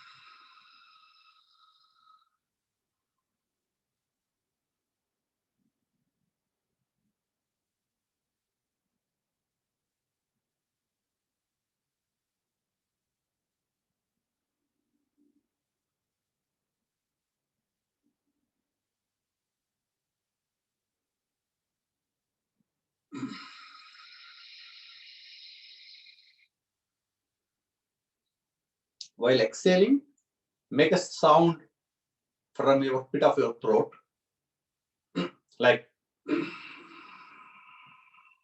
that.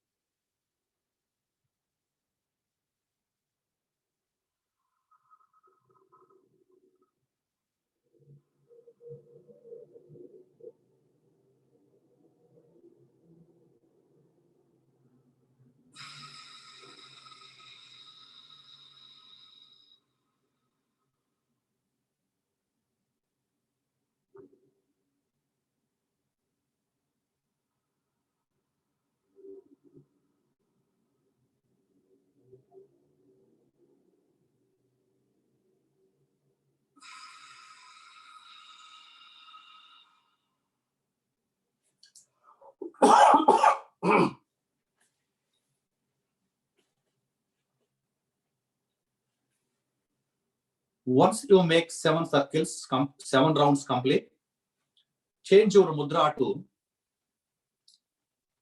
Adi Mudra. How to make Adi Mudra? Fold your thumb like this and make a fist like this. Both hands, once again, fold your thumbs, make a fist like this, and keep the mudra gently on your lap like this. Make sure that your elbows touching your body, both. Close your eyes and start breathing.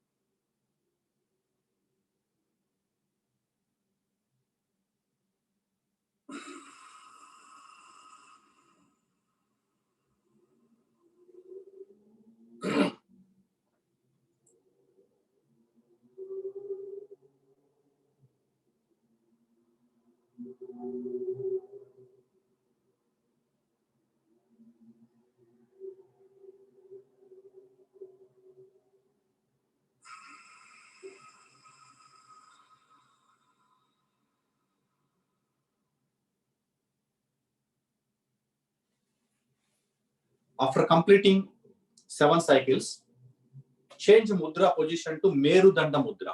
Merudanda mudra means put your thumb up straight like this and close all other fingers and put this one on your lap. Pull the thumb up a little bit. Okay, so that your thumb is thumb towards straight.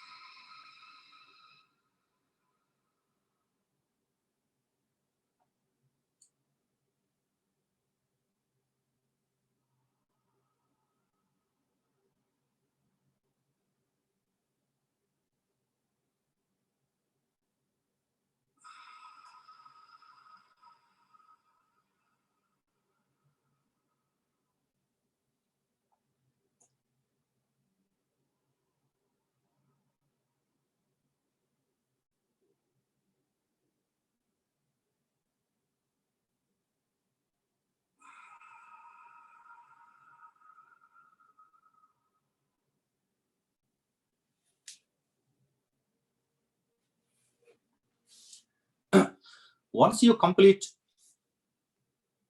Merudanda mudra, then we'll do the Purna mudra. So Purna mudra, make 2 fists like this and connect like this way and keep this both hands under your stomach and pull your hands and maintain the spine erect like this, and then start breathing.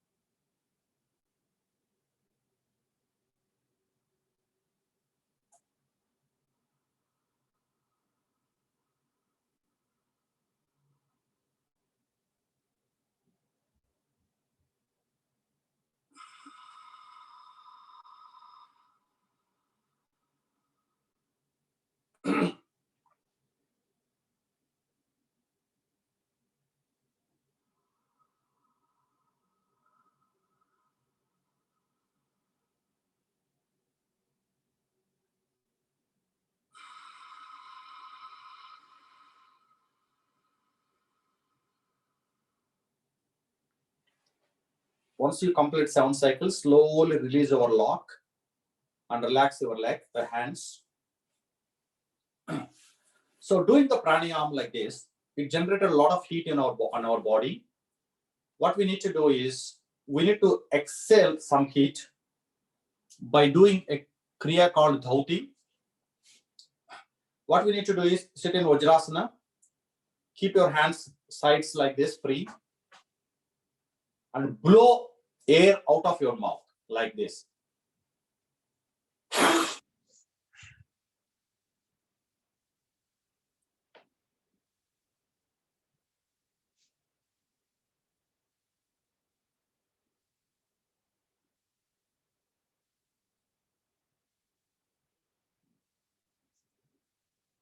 Don't breathe while you are bending like this. Make sure that you are empty. When you feel to breathing,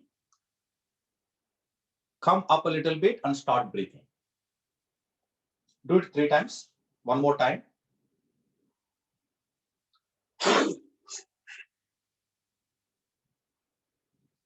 Stay like this as much time as you can.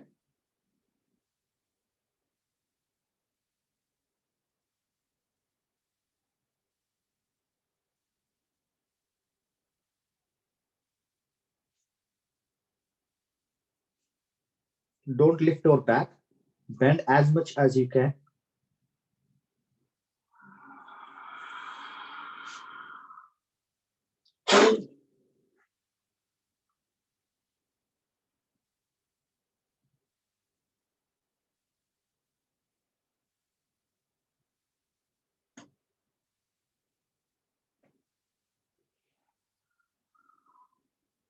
Slowly come out of Vajrasana.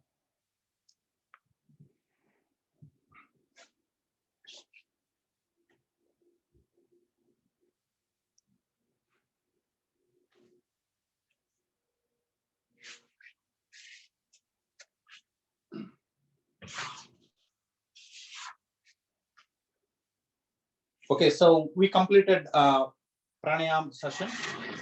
Okay, so our next session is we will take a small break. We have been on the call for last 2 hours or so.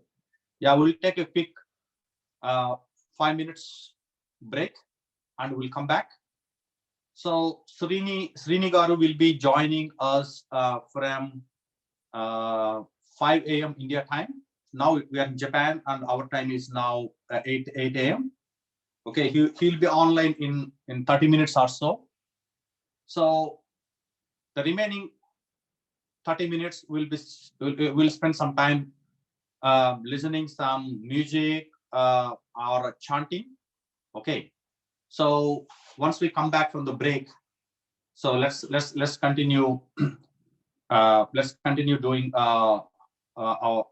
let's continue doing our program. Okay, so let's I'll be back after 5 minutes.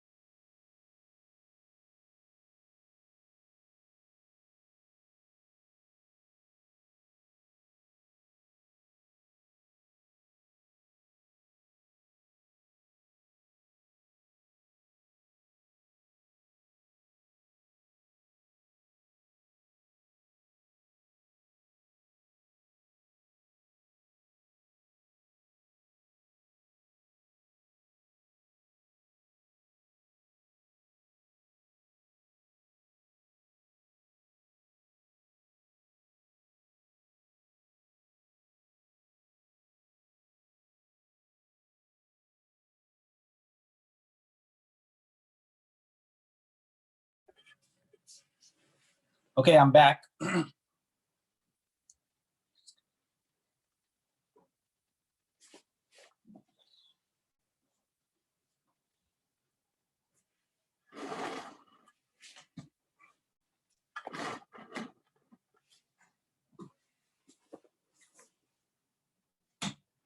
Okay, so from now onwards, I'm going to play Mahamrityunjaya mantra. Okay, let's do it. Close your eyes and start reciting within yourself. Okay, so what I'm going to do is I'm going to play in audio here. Okay, and let's meditate over Mahamrityunjaya mantra.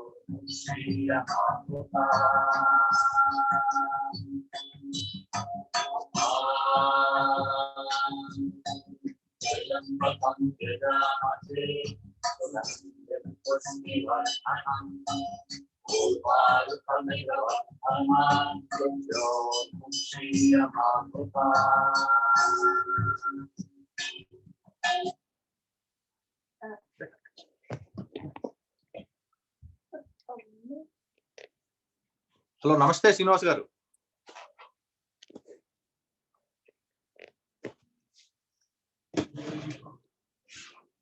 Srinivas గారు,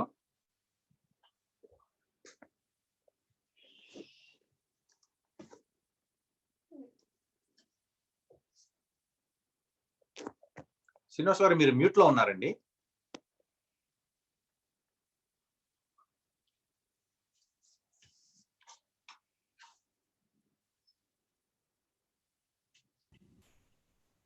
hello, నమస్తే శ్రీనివాస్ శాస్త్రి గారు, నమస్తే. నమస్కారం అండి. Just continue few minutes meditation.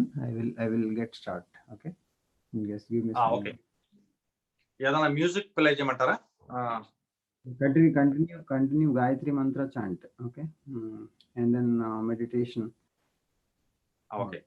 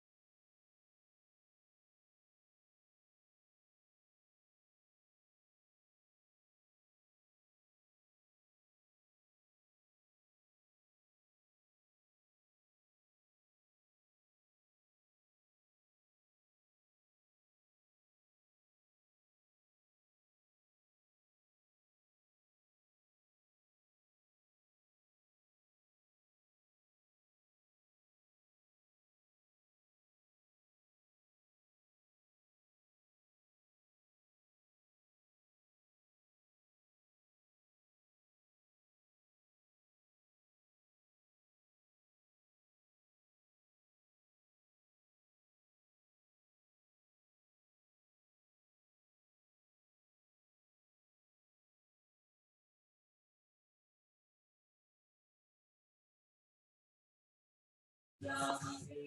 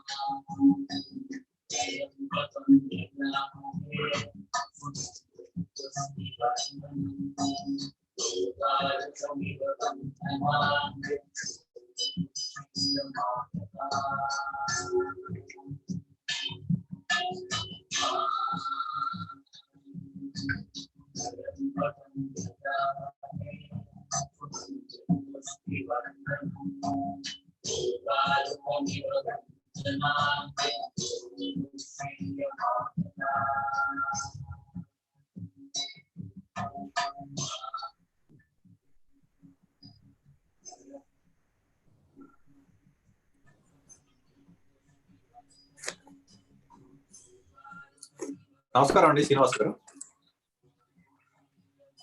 నమస్తే.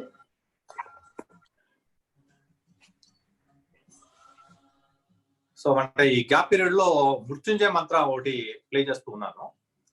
So ఇంకా మనం ఆపమంటారా?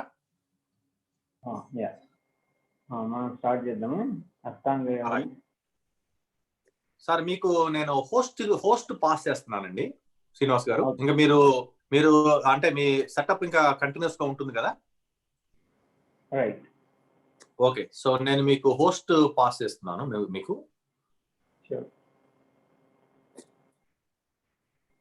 ఓకేనండి, so you are host now.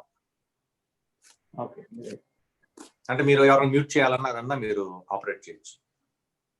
Okay, thank you.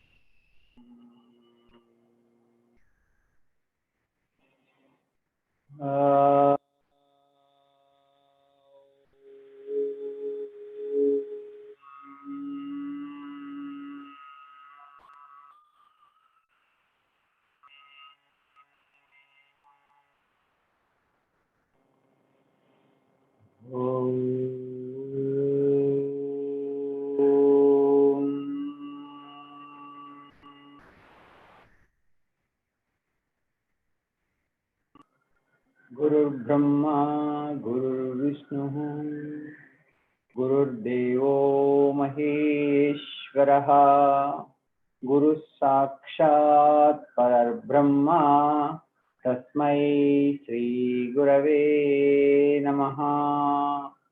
ॐ सहनाववतु सहनौ भुनक्तु सह वीर्यं करवावहै तेजस्विनामधीतमस्तु मा विद्विषावहै।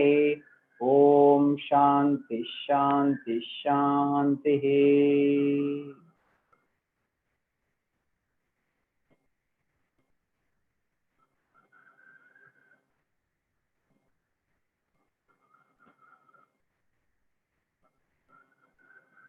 Keep your mind and heart in Paramaguru Paramatma.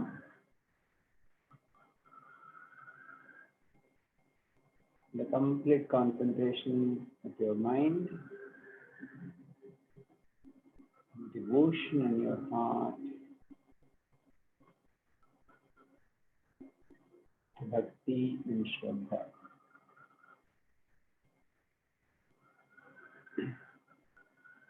Let's go down to the Paramaguru Paramatma. सदाशिवसमारम्भां शङ्कराचार्यमध्यमाम् अस्मदाचार्यपर्यन्तं वन्दे गुरुपरम्पराम्।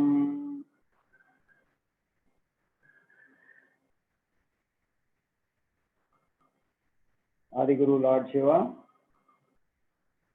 योगेश्वर श्री कृष्ण परमात्मा,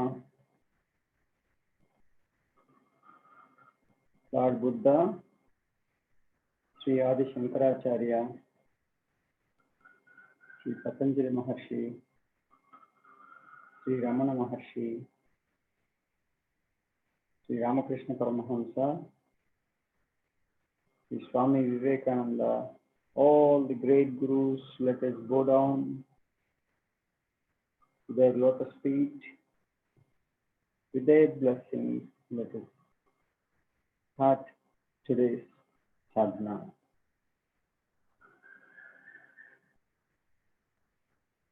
Keep both hands in Chin Mudra, neck and spine straight. Keep eyes gently closed. Keep your lips gently closed.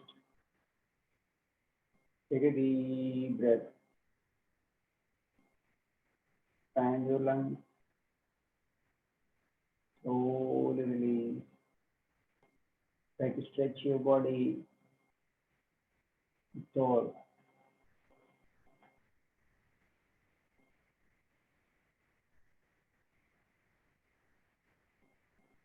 Make your spinal and neck straight.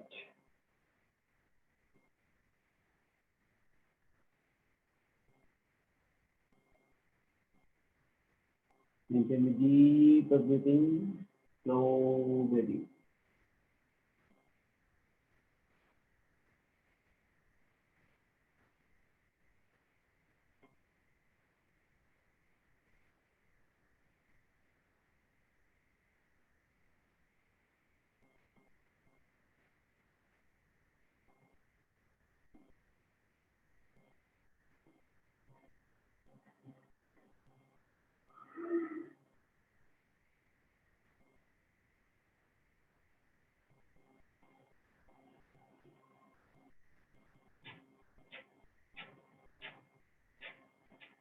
do the Kapalabhati.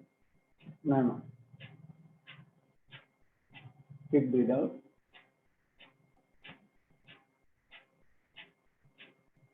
Active exhalation and passive inhalation.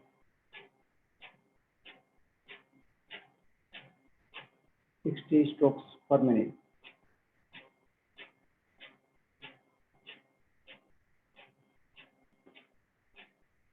Continue practicing.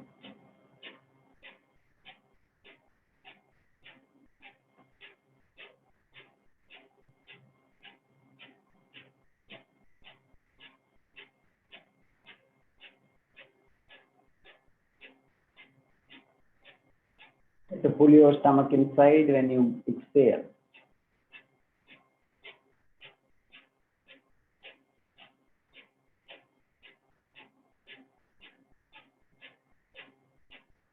Speed up a bit. 80 strokes per minute.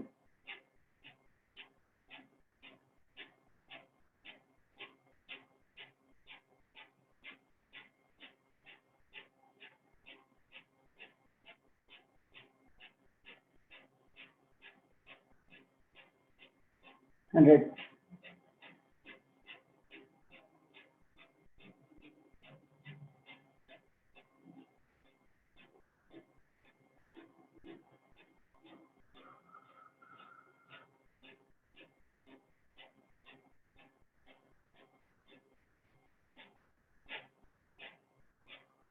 really slow down.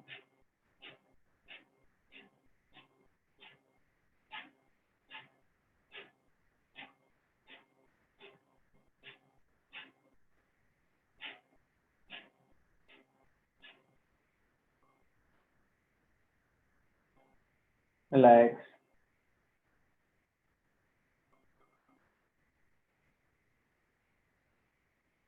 Relax and observe your breath. Feel the Kevala Kumbhaka Sthiti, automatic cessation of the breath for a few seconds.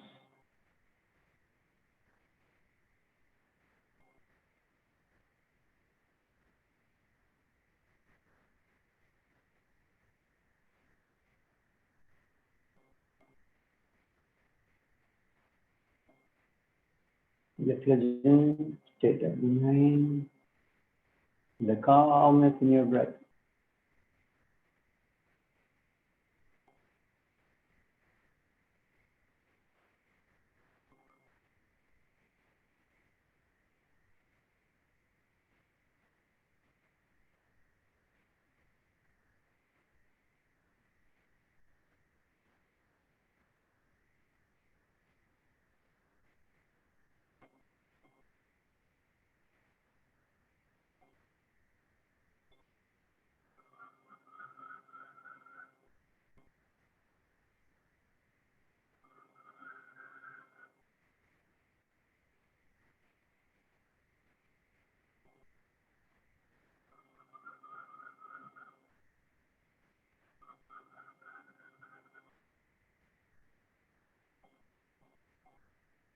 Let us start with the Nadi Shuddhi Pranayama.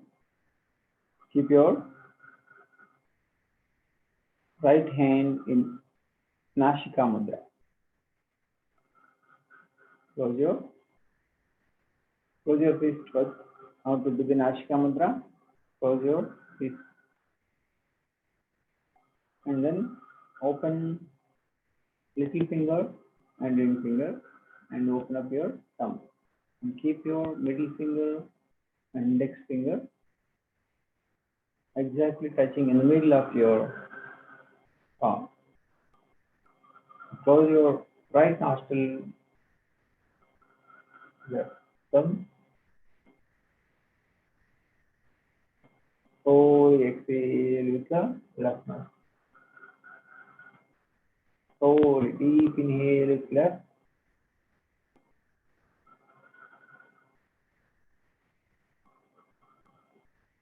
Close your left nostril. Exhale with right nostril. Slowly.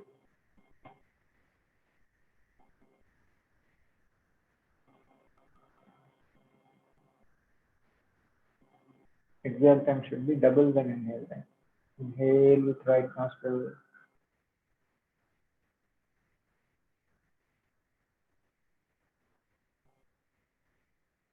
Close your right nostril. Exhale with left nostril.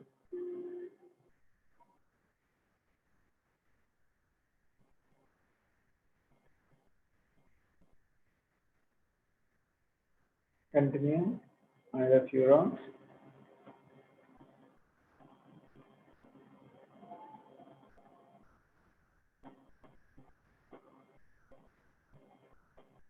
Keep your mind entirely focused on the Paramatma, the Supreme Self.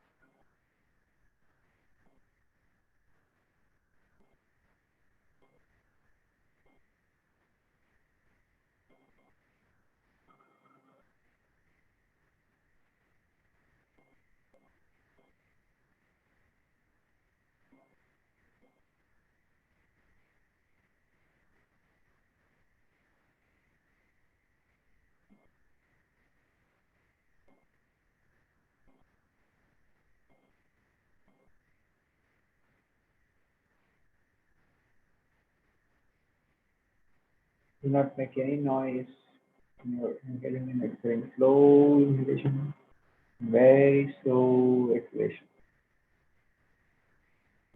The mind is entirely focused. Paramatma.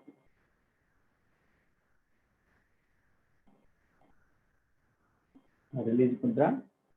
Keep both hands in chin mudra.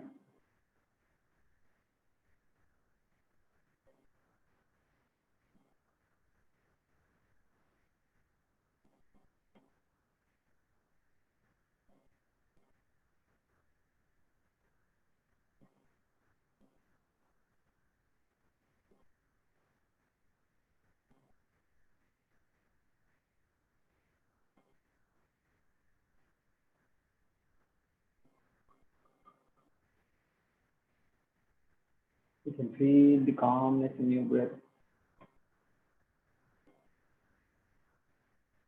and calmness in your mind.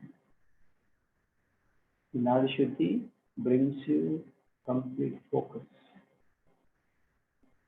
That is before starting the sadhana or puja or anything you do, try to do the Nadi Shuddhi, the purification. How we do the purification of the body. Similarly with the prana, must purify mind. The prana is a connection between the body and the mind.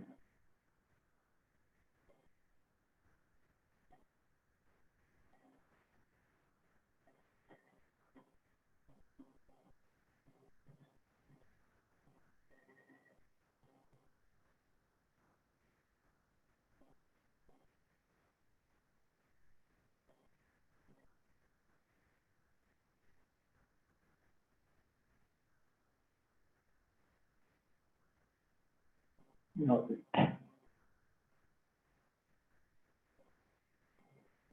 take a deep breath, one round of Gayatri Mantra.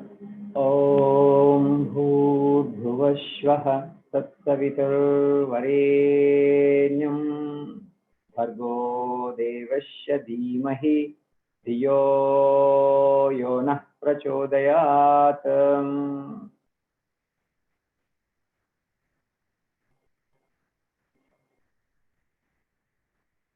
Take both hands at your back. Hold your right wrist with left hand. Keep your right hand in the Adi Mudra. Inhale, bend back. Exhale, bend down. Try to bend down and touch your head on the ground.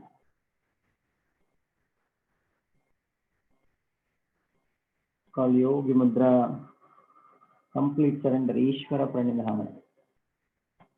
And the body, mind, and intellect. Slowly come back with inhalation. Gently rub your hands and touch your palms.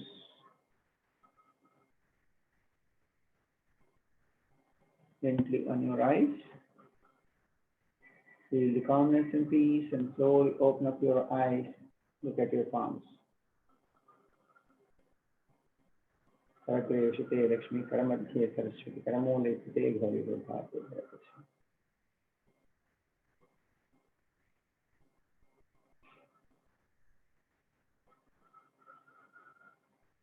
Let's do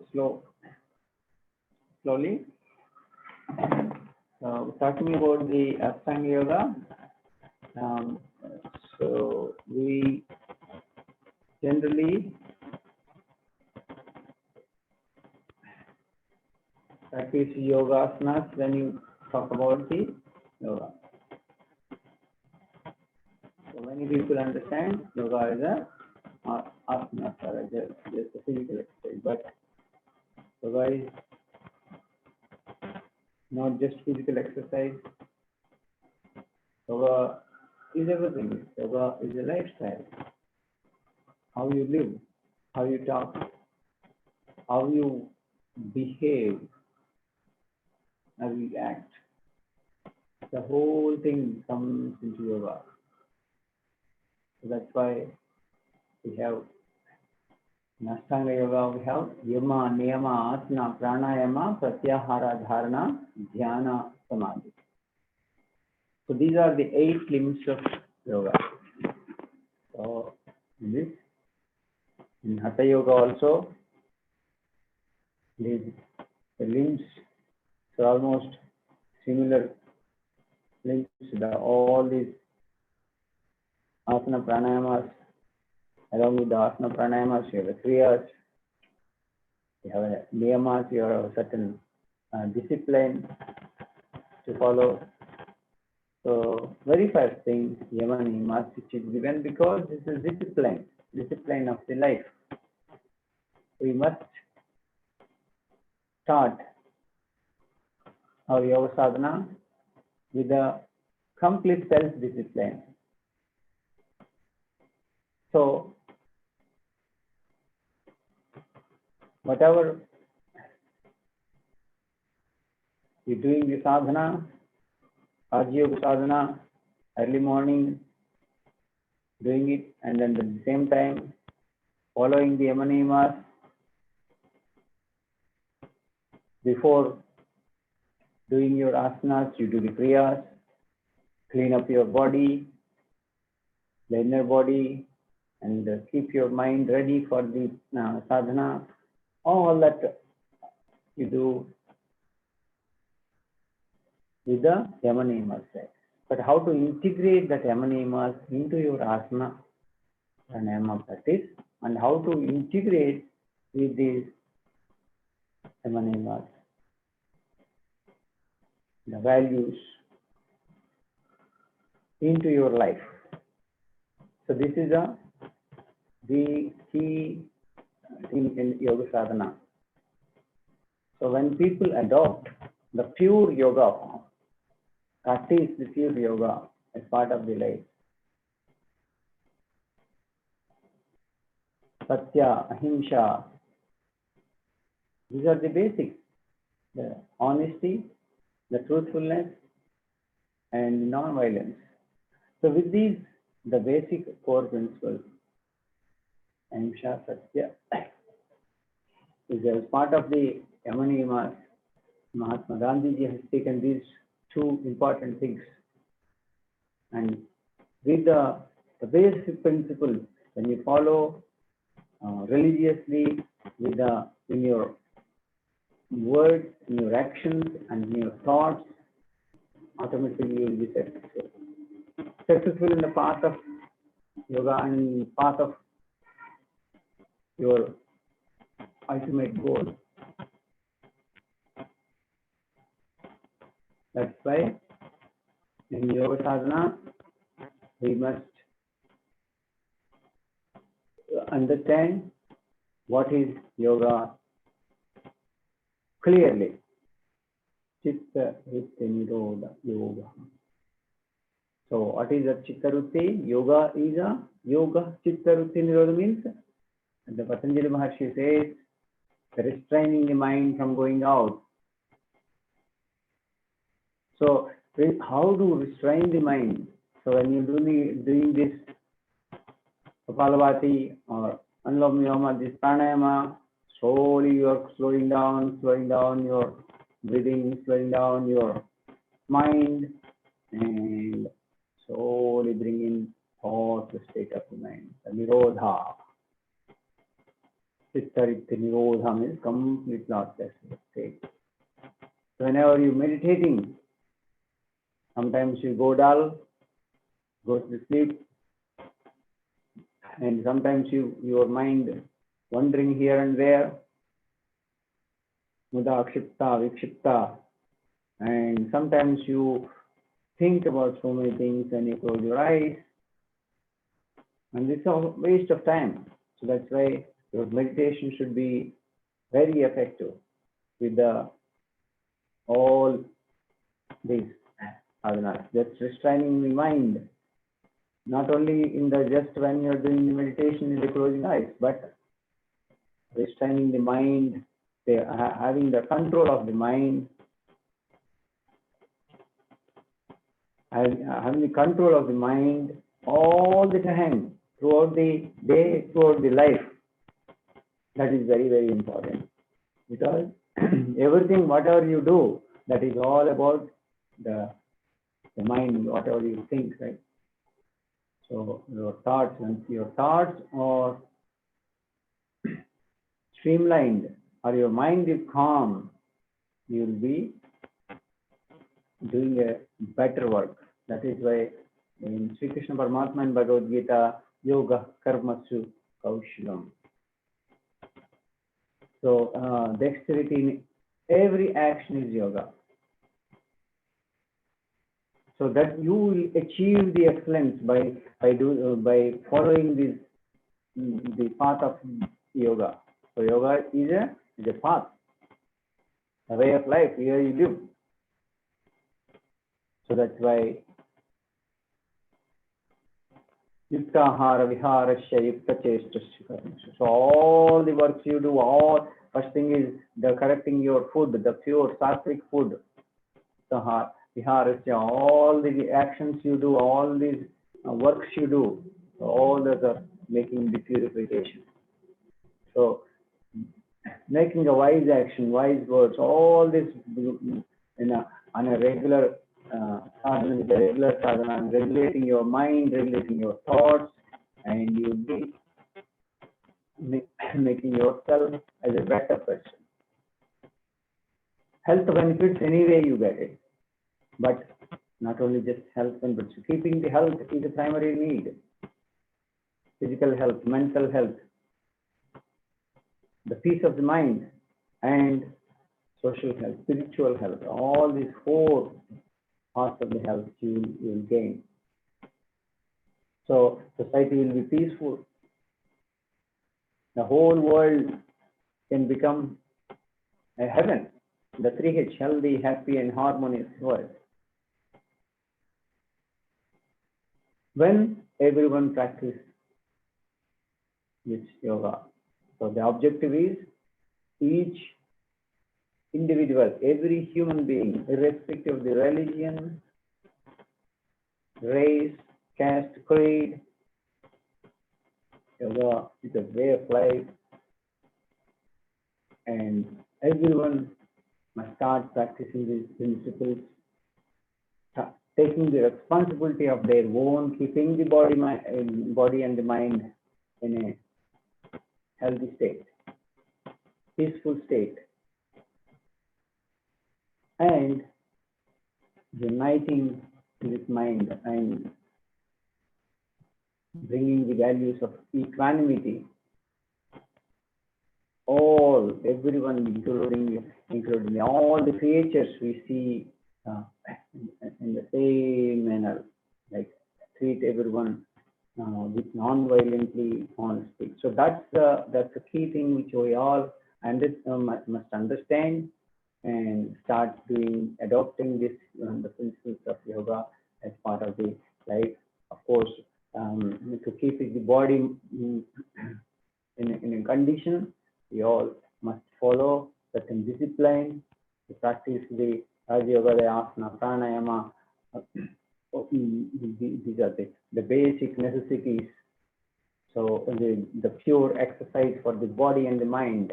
The physical exercise is just only for body, but it is the form of the holistic exercise system. In Raja Yoga, that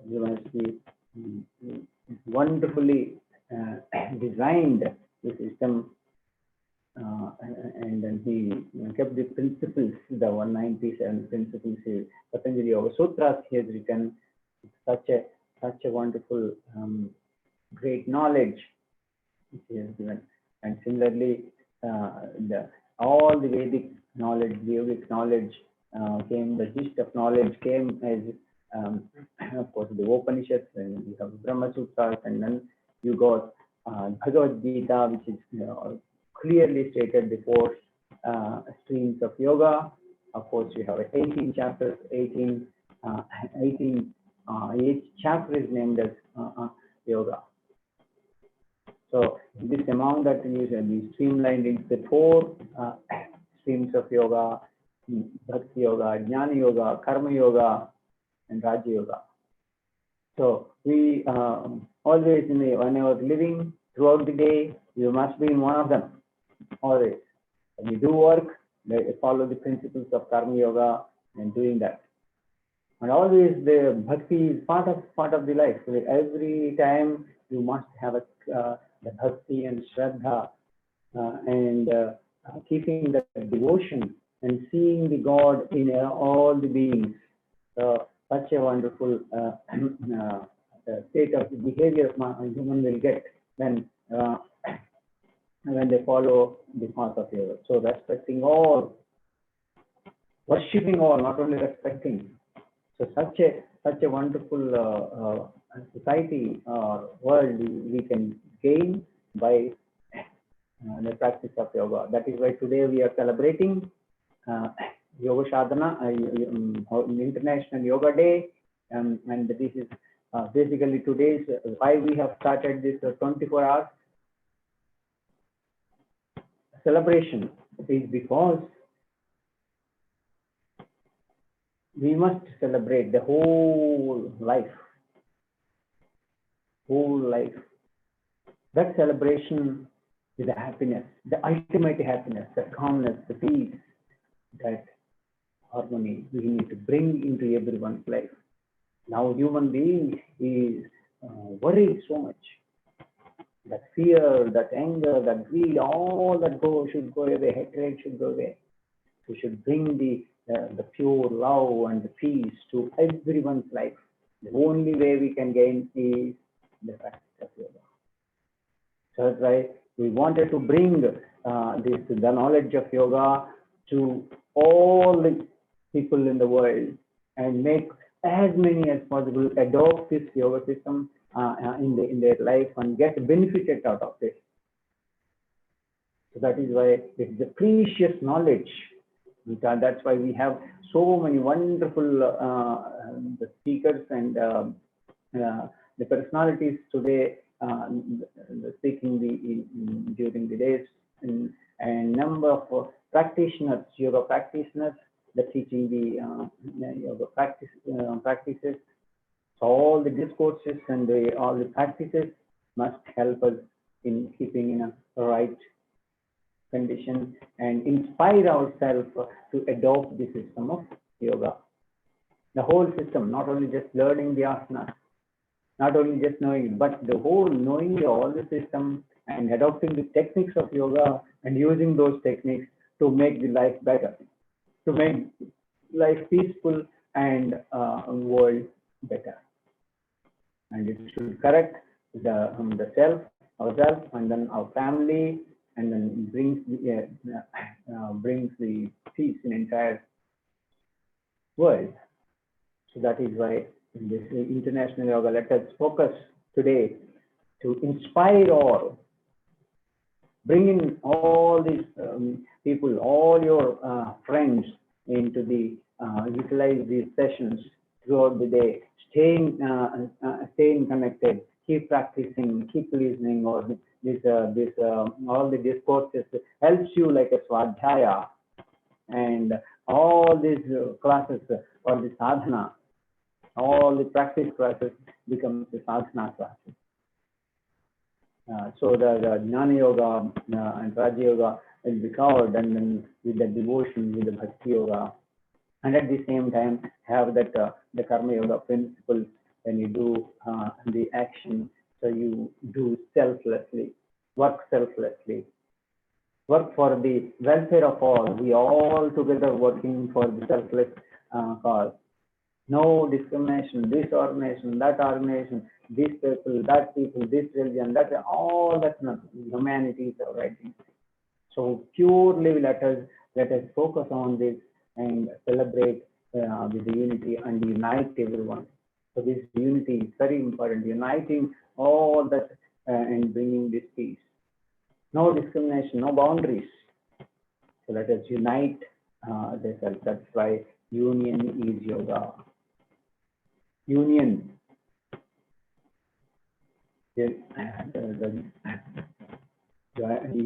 Yoga is joining. What is that joining? Body, mind, and self with the supreme self. The Atma with the Paramatma. That we call it the Nirvana, Moksha, all that different words we use in different religions in the world. But whatever it is, ultimately the goal is to reach that state that you know and live with the universal consciousness. Always with universal consciousness. And then forget about the bodily consciousness. All this ignorance and selfishness will go away, and you become more open and keep using this body for the welfare of this world and to protect this dharma. That is why to protect the dharma, dharma rakshite rakshitaha, we must make sure we all follow the principles of Yama. So okay, so we can in detail talk about these Yama and the Ashtanga Yoga and like that, but we will start with the few sadhanas. First thing is, let us start with the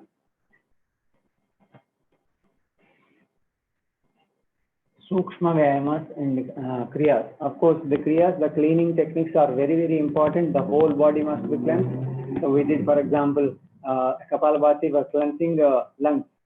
So now let us do Agnishara Kriya and Laghu Shankha Prakshalana also.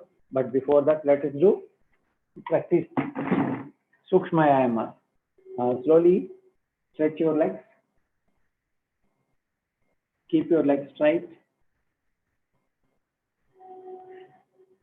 Sit in Dandasana.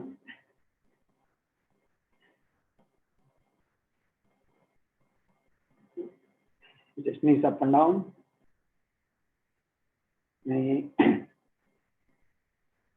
Sukshma Vyayamas for your all joints in the body. So first focus on your ankle. Rotate your ankle. Your arms clockwise, slowly, and anti-clockwise. Synchronize your movements, the body movements with the breathing. When you exhale, the expansion happens. When you inhale, contraction. So that way, try to synchronize in all the moments. Legs apart and try to make a big circle. Concentrate at your ankle ball. Rotate towards.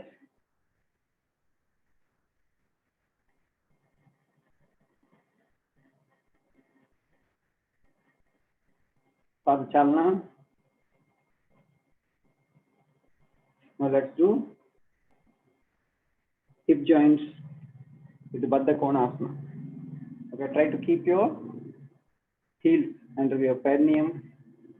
Take a deep breath, inhale, exhale down. Bend as much as possible, touch your head on the ground. Inhale up, exhale down. Slowly inhale. Now,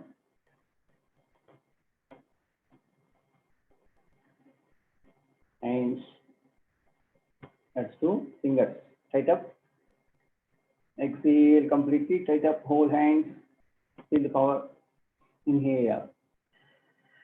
Exhale. Inhale. So fingers out.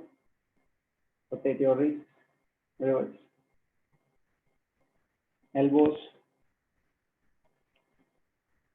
Reverse. And shoulders. Lower the breathing and you expand, bring out, inhale, exhale. Inhale, exhale. Reverse. Inhale, exhale. Inhale, exhale. Inhale, exhale. Now keep your hands, both hands in Chin Mudra. Neck and spinal straight. Let us do neck exercise. Chin on the chest. Exhale completely. Inhale up. Exhale down. Inhale up. Exhale down. Rotate on your right. Inhale up. Exhale left. Down. Make a complete rotation. Inhale left. Up. Exhale right. Down. Another few rounds. Inhale up. Exhale down in the left. In reverse. Inhale. Exhale. One more round. Synchronize your neck movements with the breathing.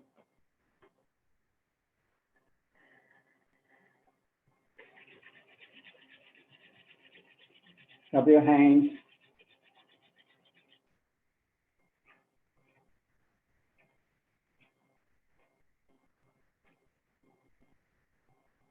Now eyeball exercise. Keep your hands like that. Okay. Sit straight. Down. Only eyeball movement. Look at your nose. Up. Eyebrows. Down. Up. Down. Up. Down. Up. Right. Look at your thumb. Left. Right. Left. Right. Left. Right up. Left down. Right up. Left down. Right up. Left down. Left up. Right down. Left up. Right down. Left up. Right down. Keep both hands in Chin Mudra.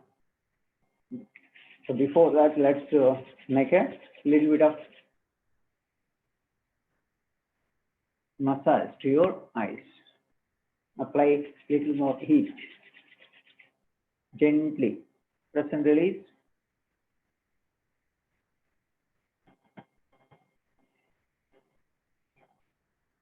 Okay, let's do few stretches. Inhale. Raise your hands. Exhale down. Let more Tanasana stretch. Inhale. Exhale. Inhale. Exhale. Sit up.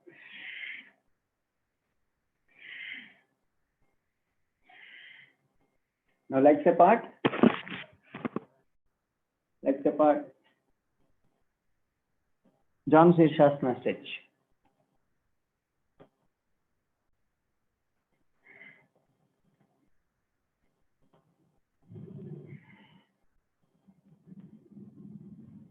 Touch the other hand. Right leg with the left hand, and right hand back. Side change. Keep your legs apart and try to expand it more. Try to expand it more. Speed up a bit.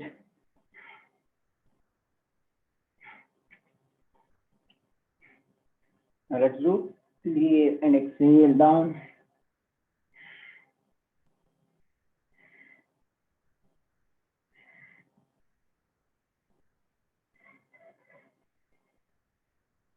Okay, now let's do up and down asana, stretch as much as possible. Side change. At least touch your ear like that. Try to pull. Side change. Side change. And then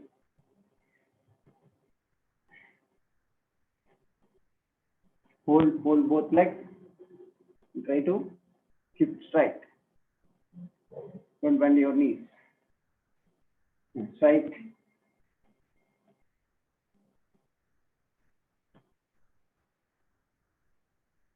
Give a little massage to your back and forth. So like that, just give a massage for a few rounds. And this is going to make your spinal flexible. And all your back pains you can get rid with this self-massaging, very simple massaging technique. And slowly onto standing posture.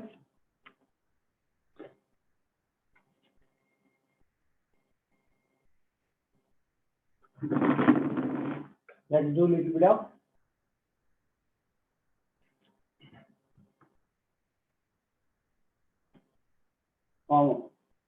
with the toe jogging.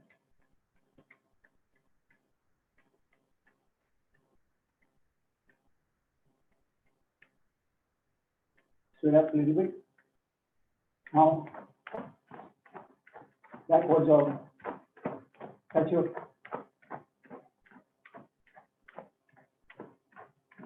heels on the buttock. Up more. And stretch your hands.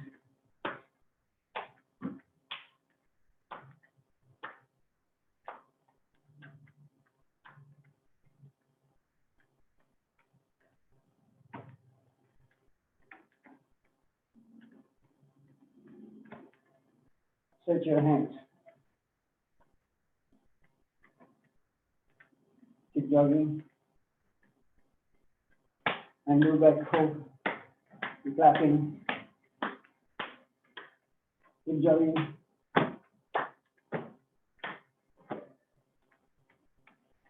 Forward out. Touch your thighs. Up your thighs. Up your thighs. As much as possible. Now sideward jog.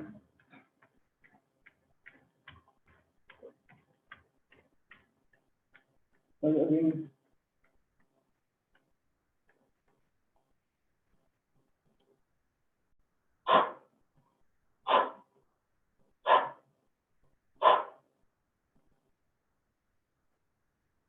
Relax.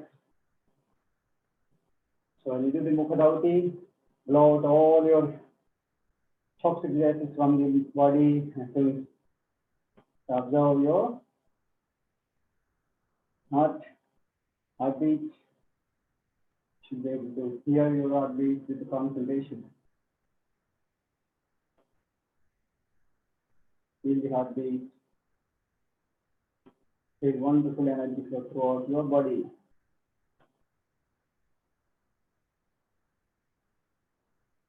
Inhale, bend back. Inhale. Inhale. Exhale. Inhale. Exhale. Make a free swing. Hands free swing.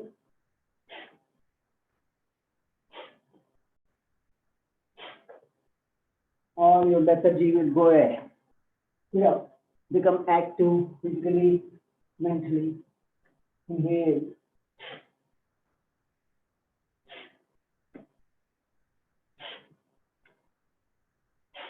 The force will be out. Bend down and take your hands up. Free swing.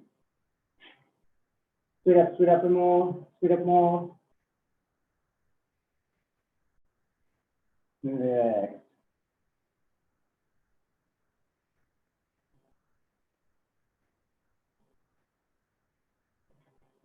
Let go.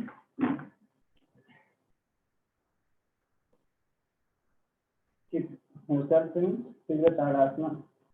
And then your final twist. Exhale. Inhale. Exhale. Inhale. Exhale. Speed up.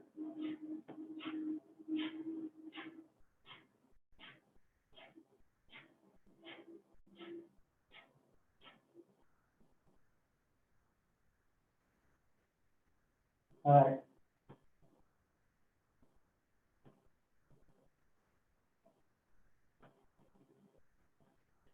Keep legs apart.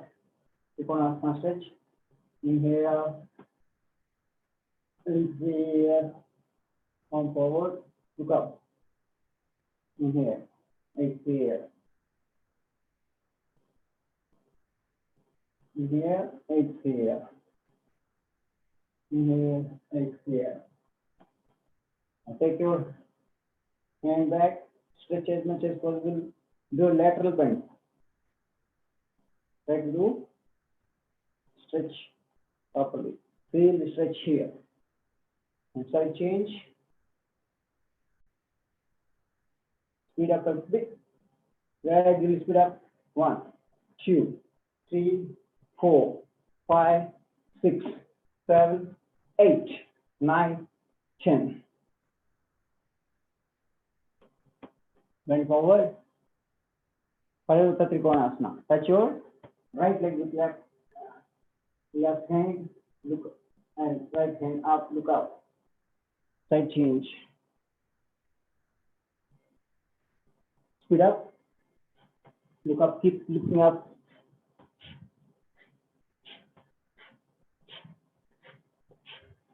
Do the breathing.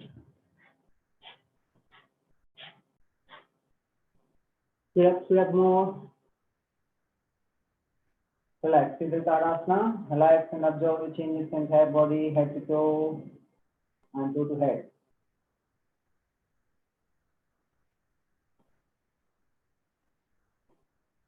Relax.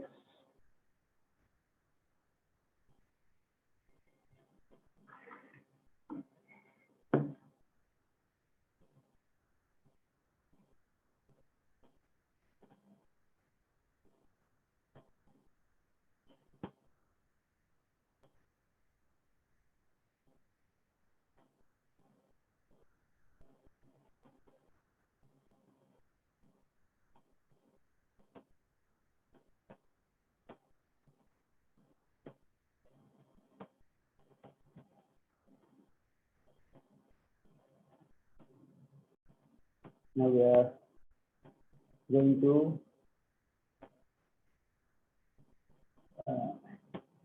Dr. H.R. Nagenda's message here.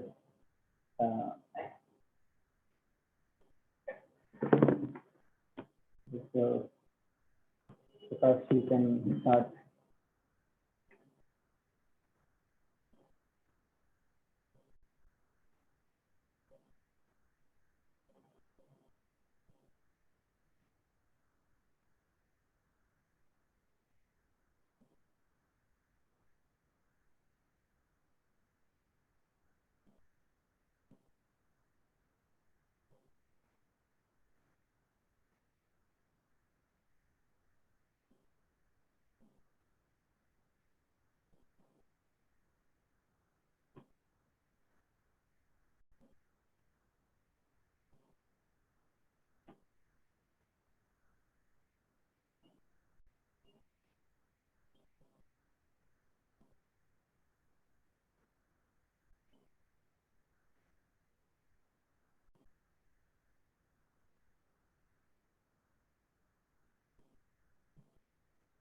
Are you there, Prakash?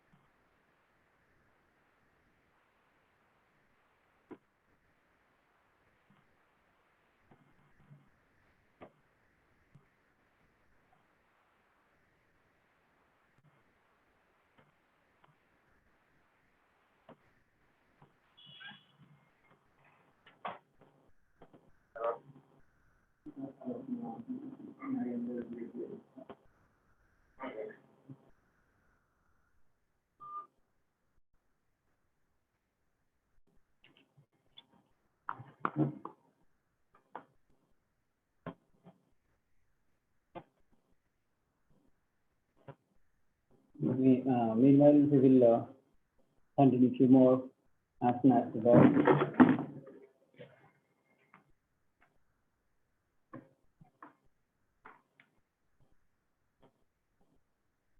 Think about Sharma. Let's make legs together. Tadasana. Take your hands upwards. Stretch up. Inhale. Exhale. Down. Sharma head. Inhale up. Exhale. Inhale. Exhale. Inhale. Exhale. Inhale. Exhale. All right. Inhale. Exhale. Lateral bend. Inhale. Exhale. Sit get Tadasana. Inhale. Exhale. Inhale. Exhale. Inhale. Exhale. Inhale. Exhale. Now legs apart. Kati Chakra. Inhale. Exhale. Inhale. Exhale. Inhale. Exhale. Look back. Inhale. Exhale. Look at your thumb. It's a wonderful exercise for your whole spinal twist, intestine, neck, and your eyeball. Inhale, exhale. Inhale, exhale. Okay, don't turn your legs, only turning your stomach part, the Kati Chakrasana. The strength part you're turning. Okay? Then Udarasana, next one. Okay, keep your legs apart, 4 feet apart. And then one. Inhale, exhale. Inhale, exhale. Inhale, exhale.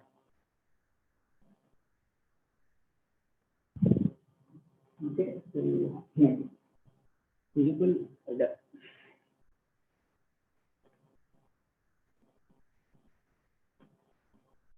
back. Few rounds and you can have very good stimulation at your intestines. and helps you to get rid of all gastric troubles, constipation, and make your digestive system more powerful.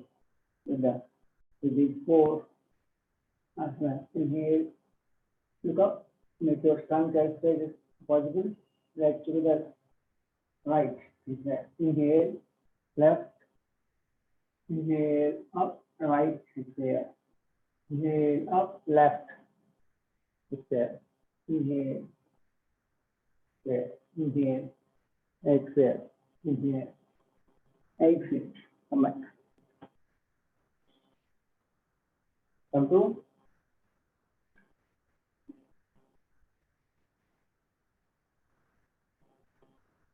Tadasana.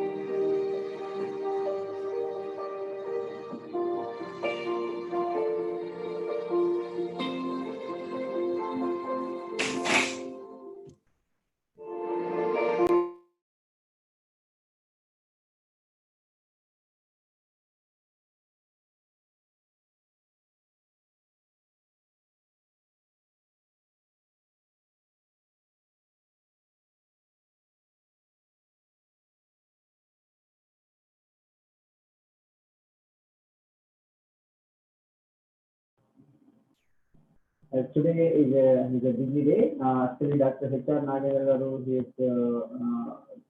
sent his message, recorded one before and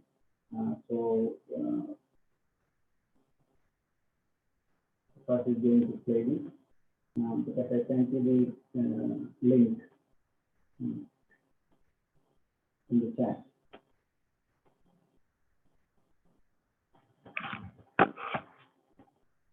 As you know, Dr. H.R. Nagendra ji is a great scientist in US, in NASA, and then he is he came forward to help the humanity through yoga, and he did a lot of research and brought the research, all the research into the everyone's like all this great knowledge of yoga, and established the Asya Swami Vivekananda Nithandana Institute in Bangalore, and that establishment is a wonderful. The courses that I organizing, including some of our teachers, they are doing the YIC different areas, but affiliation with the FCS also, and also established the integrated way of treatment, which is basically how you treat yourself and cure the problems with the Indian system of health. So the Arogya Dhamma doing wonderful work, research work, and that is and also treatment to the many patients naturally with the yoga and Ashwapati Ayurveda. All this system they brought into in the practice. So the one's life. So that's wonderful way of getting the sustainable health. So it is very, very important for the current society. And as you all know, currently this COVID pandemic is going, so we all must. Yeah. So let's start. I'm so happy that my dear brothers and sisters, I'm so happy that the Manavata International Yoga teachers are celebrating our 6th International Day of Yoga on June 21st. And you may know that last 5 times the IDY was celebrated in a very unique way by gathering in huge fields, thousands of people coming together. But this time, we have been constrained to celebrate this only in a different way. We can't gather together. The only way is to have this way of online celebrations, which we all are doing throughout the country, throughout the world. I'm glad that the MIY also is organizing this, and I congratulate to see that this yoga protocol is being followed by everyone of your organization. On 21st June in India, morning 6:30, our Prime Minister, Honorable Narendra Modi ji, is going to give a brilliant speech, and 7 to 7:45 is the practice of the yoga protocol, and 7:45 to 8 is the messages from all the yoga masters in the country. So I want every member of your organization to watch this wonderful program that we are going to organize. Then all of you may know that in India, a new institution has come up, Inter-University Center for Yoga Sciences. This has been one of the unique contributions of the MHRD through the UGC, University Grant Commission. We are going to have a number of IDY celebrations under this IUCYS also. Also, we have now got the permission to run the master degree program in yoga by the BPPA in the state of California in the United States. We have launched this Vayu, Vivekananda Yoga University, on 13th of June. And we are going to start the master's program in August. So it's an online program, therefore people can take this course and upgrade themselves from their normal yoga teachership to have an academic master's degree. And please go over to our website of Vayu and you will get all the details. And I wish you all the best for successful celebrations of the International Day of Yoga on this very auspicious occasion. Thank you all very much. Dhanyavad.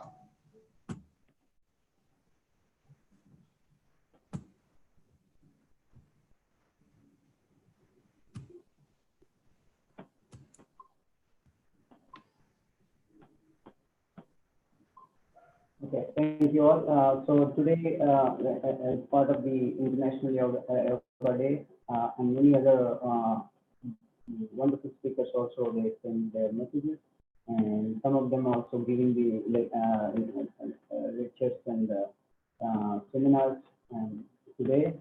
So we will start our yoga challenge, the Surya Namaskara challenge now. Hope you all ready.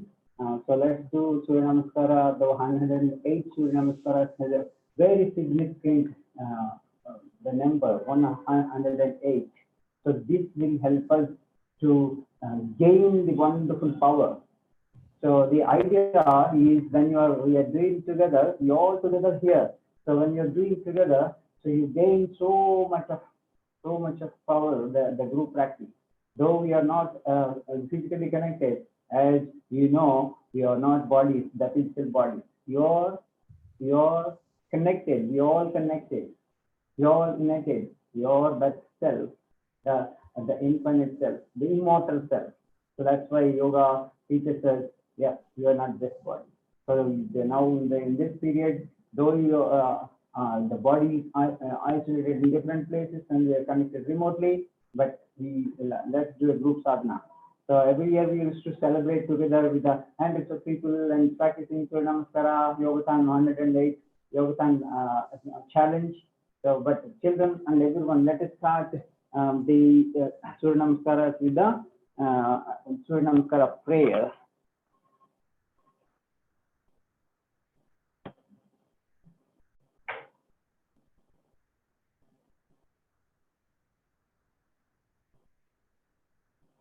Okay, come to Tadasana. Ready? Om Hiranmayena Patrena Satyashapi Hitanmukam Tattam Pushan Apahuno Satya Dharmaya Drishtaye Om Ram Mitraya Namaha. Keep your mind completely focused on bright sun in between eyebrows. Concentrate. The devotion in your heart. The purpose of doing Surya Namaskara to attain the Satya and Dharma, the truthfulness, the true knowledge, and the righteousness in our life. Let us pray, Lord Sun, to give us that, open up that golden lid to show us that Satya and Dharma, truth and righteousness. Keep standing in the front of the mat. Inhale, bend back. Exhale, bend forward. Keep your legs straight. Try to touch your hands on the ground. Anahastasana, hands like this. Keep your chin on the chest, head on the knee. Left leg back. Look up. Yeah. Exhale. Touch your heels completely on the ground, feet on the ground, palms on the ground. Give a nice stretch at your shoulders. Radhasana, Radha-Mukha-Svanasana. Now, Sashanga. Come forward and stand up. Yeah, look up. Exhale, and then pose. Left leg forward, look up. Exhale, inhale, exhale. Om Hrim Ravaye Namaha. Concentrate. Ekam, Dve, Trini, Chatvari, Pancha, Sast, Sapta, Asta, Atleko, Nava, Dasa, Ekadasha. Got it. Om Rum Suryaya Namaha. Om Rum Bhanave Namaha. Om Rau Khagaya Namaha. Om Raha Pushne Namaha. Om Ram Hiranyagarbhaya Namaha. Om Bhim Hari Aditye Namaha. Om Hum Adityaya Namaha. Keep the bright sun in between eyebrows. It's concentration in the chant mantra. Om Rom Saditre Namaha. Om Hrau Arkaya Namaha. Om Raha Bhaskaraya Namaha. These are the 12 mantras of Surya, the Lord Sun, which is a giver of energy, brightness, the giver of everything, the life. Because of the sun, we are having the life here on the earth. Everyone is living and getting the food. So now, let us start the challenge. We did the 2 rounds with the one left leg movement and then one right leg movement. 1, 2, 3, 4, 5, 6, 7, 8, 9, 10, 11, 12. Relax. 1, 2, 3, 4, 5, 6, 7, 8,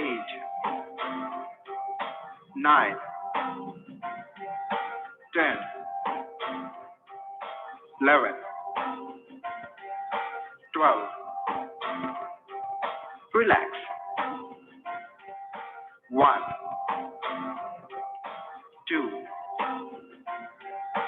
3, 4, 5, 6, 7, Now let's start your camera. 9, 10, 11, 12. Relax. 1, Yes, 2, that's it. 3, Yes, 4, that's it. 5, Yes, you understand? 6, Exhale. 7, Yes, 8, that's it. 9, Yes, 10, that's it. 11, 12. Relax. Remember, breathing 1, and then backward is here. 2, Yes, 3, 4, 5, 6, 7, 8, 9, 10, 11, 12. Relax. 1, 2, 3, 4, 5, with a smooth movement, 6, 7, without any jerks. 8, 9, 10, 11, 12. Relax. 1, 2, 3, 4, 5, 6, 7, All of you switch on your camera. 8, 9, 10, 11, 12. Relax. 1, 2, 3, 4, 5, 6, 7, 8, 9, 10, 11, 12. Relax. 1, 2, 3, 4, 5, 6, 7, 8, 9, 10, 11, 12. Relax. 1, 2, 3, 4, 5, 6, 7, 8, 9, 10, 11, 12. Relax. 1, 2, 3, 4, 5, 6, 7, 8, 9, 10, 11, 12. Relax. 1, 2, 3, 4, 5, 6, 7, 8, 9, 10, 11, 12. Relax. 1, 2, 3, 4, 5, Concentrate. 6, 7, 8, 9, 10, 11, 12. Balance your Relax. back organs properly. 2, 3, 4, 5, 6, 7, 8, 9, 10, 11, 12. Relax. 1, 2, 3, 4, 5, 6, 7, 8, 9, 10, 11, 12. Relax.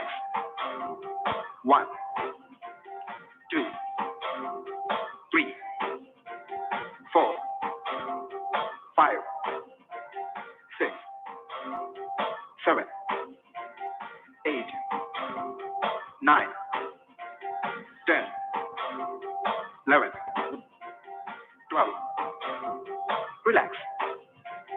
1, 2, 3, 4, 5, 6, 7, 8, 9, 10, 11, 12.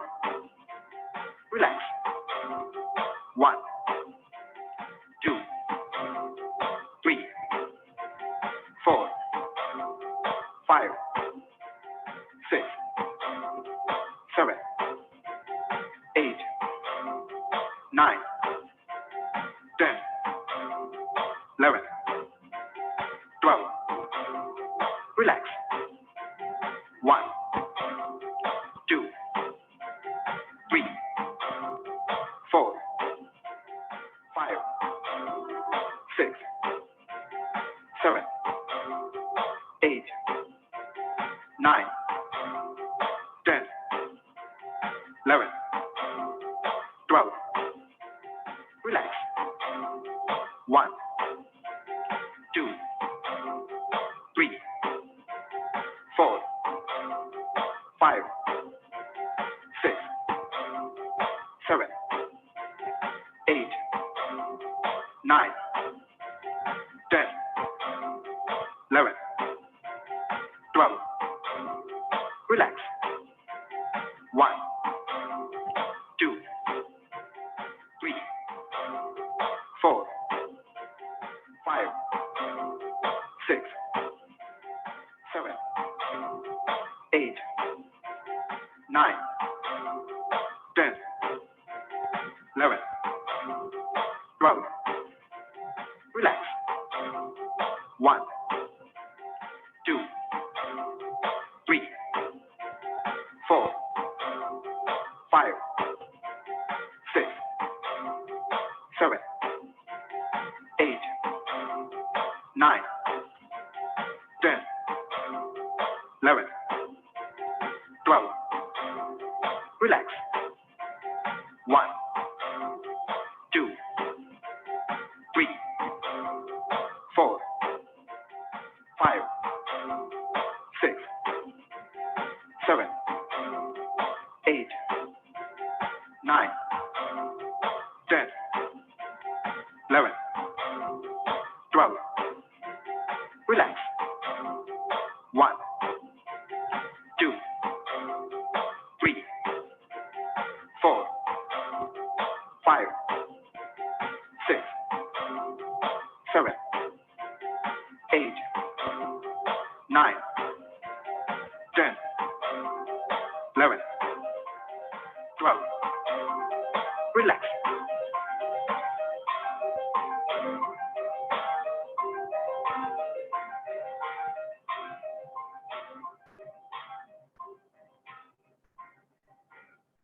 Well done. Relax for a few seconds with the Sijal Tadasana.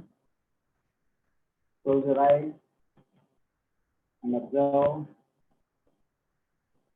the energy flow, the sun energy, wonderful energy throughout your body, head to toe and toe to head. Relax every part, be happy, keep smiling.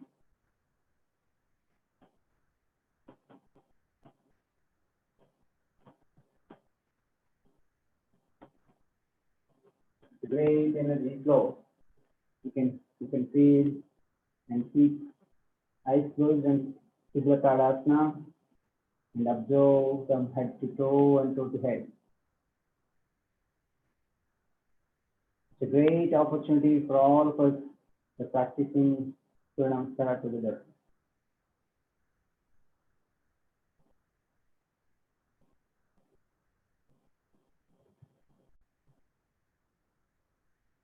Surya Prakash, can you make settings for the Zoom to remove the registration part, okay?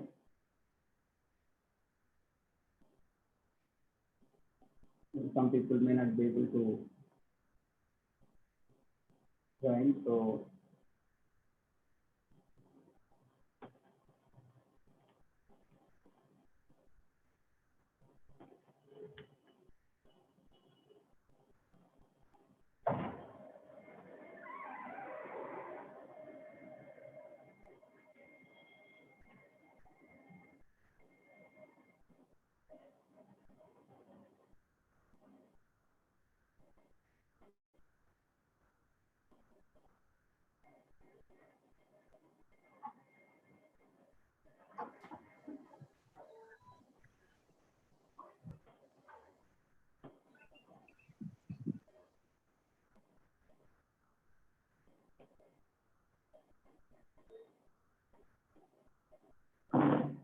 let's start the next set.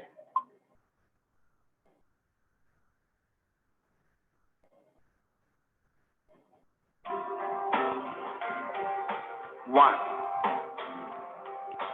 2, 3, 4, 5, 6, 7, 8, 9, 10, 11, 12. Relax. 1, 2, With the smooth movements and smooth 3, breathing.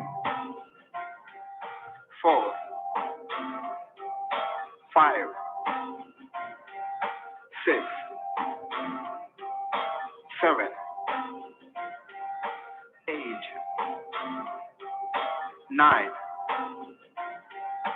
10, 11,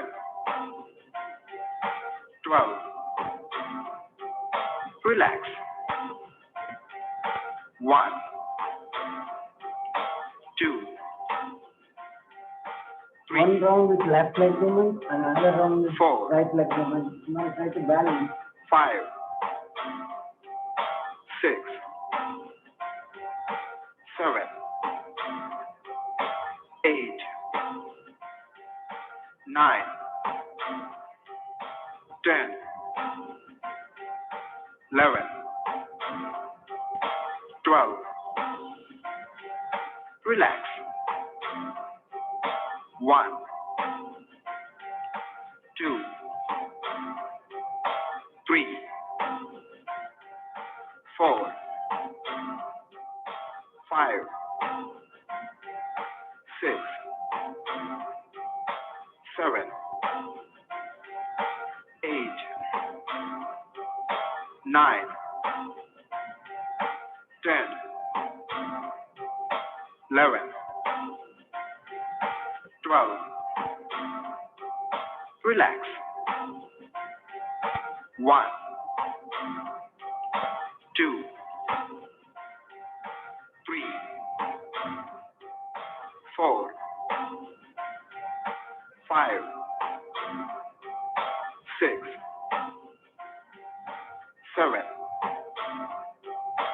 8, 9, 10, 11, 12. Relax. 1, 2, 3, 4, 5, 6, 7, 8, 9, Don't do just like a physical exercise. Concentrate. Body and the 11. mind integrate in the breathing. 12. Relax. 1, 2, 3, 4, 5, 6, 7, 8, 9, 10, 11, 12. Relax. 1, 2, 3, 4, 5, 6, 7, 8, Try to do each asana perfectly. 9, 10, Perfect. 11, 12. Relax. 1, 2, 3, 4, 5, 6, 7, 8, 9, 10, 11, 12. Relax. 1, 2, 3, 4, 5, 6, 7, 8, 9, 10, 11, 12. Relax.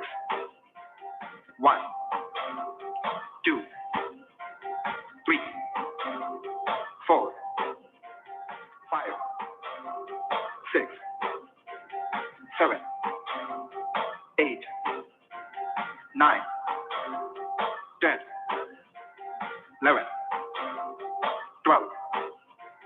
Relax. 1, 2, 3, 4, 5, 6, 7, 8, 9, 10, 11, 12. Relax. 1, 2, 3, 5, 6, 7, 8, 9, 10, 11, 12. Relax. 1, 2, 3, 4, 5, 6, 7, 8, 9, 10, 11, 12. Relax. 1, 2, 3, 4, 5, 6, 7, 8, 9, 10, 11, 12. Relax. 1, 2, 3, 4, 5, 6, 7, 8, 9, 10, 11, 12. Relax. 1, 2, 3, 4, 5, 6, 7, 8, 9, 10, 11, 12.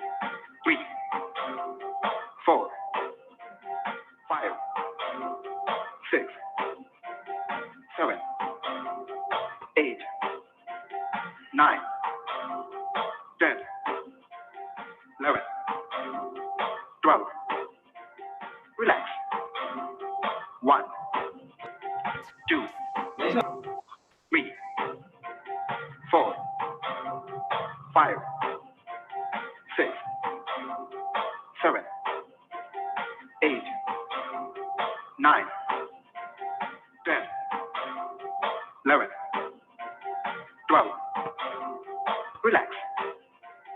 1, 2, 3, 4, 5, 6, 7, 8, 9, 10, 11, 12. Relax. 1, 2, 3, 4, 5, 6, 7, 8, 9, 10, 11, 12. Relax. 1, 2, 3, 4, 5, 6, 7, 8, 9, 10, 11, 12. Relax. 1, 2, 3, 4,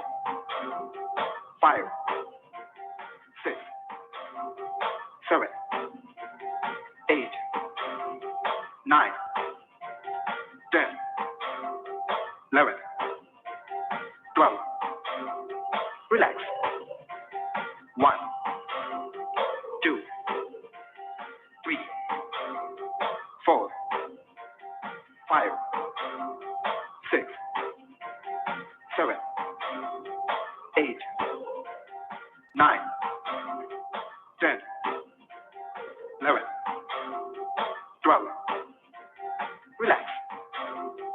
1, 2, 3, 4, 5, 6, 7, 8, 9, 10, 11, 12. Relax.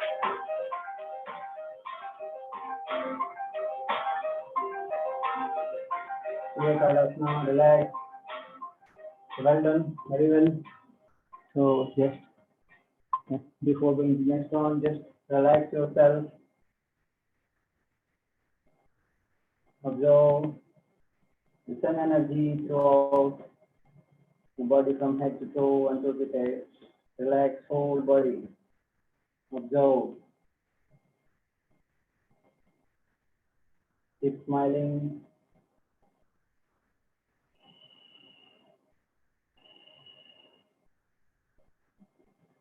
Keep eyes closed and concentrate. And observe every part of your body. Feel that energy. Observe and absorb.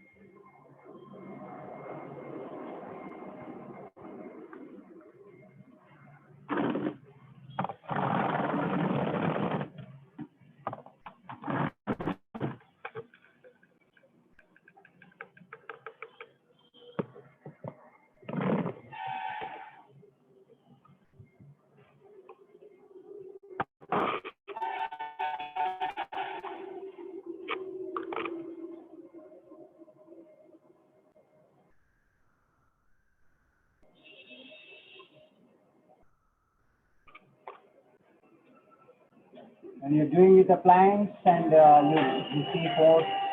1, 2, 3, 4, 5, 6, 7, 8, 9, 10, 11, 12. Relax. 1, 2, 3, 4, 5, 6, 7, 8, 9, 10, 11, 12. Relax. 1, 2, 3, 4, 5, 6, 7, 8, 9, 10, 11, 12. Relax. 1, 2, 3, 4, 5, 6, 7, 8, 9, 10, 11, 12. Relax. 1,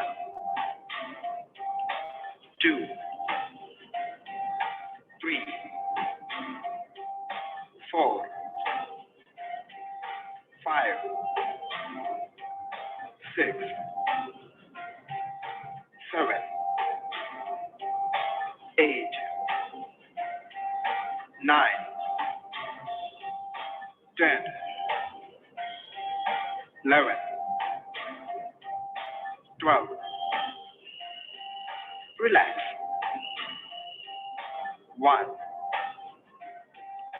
2, 3,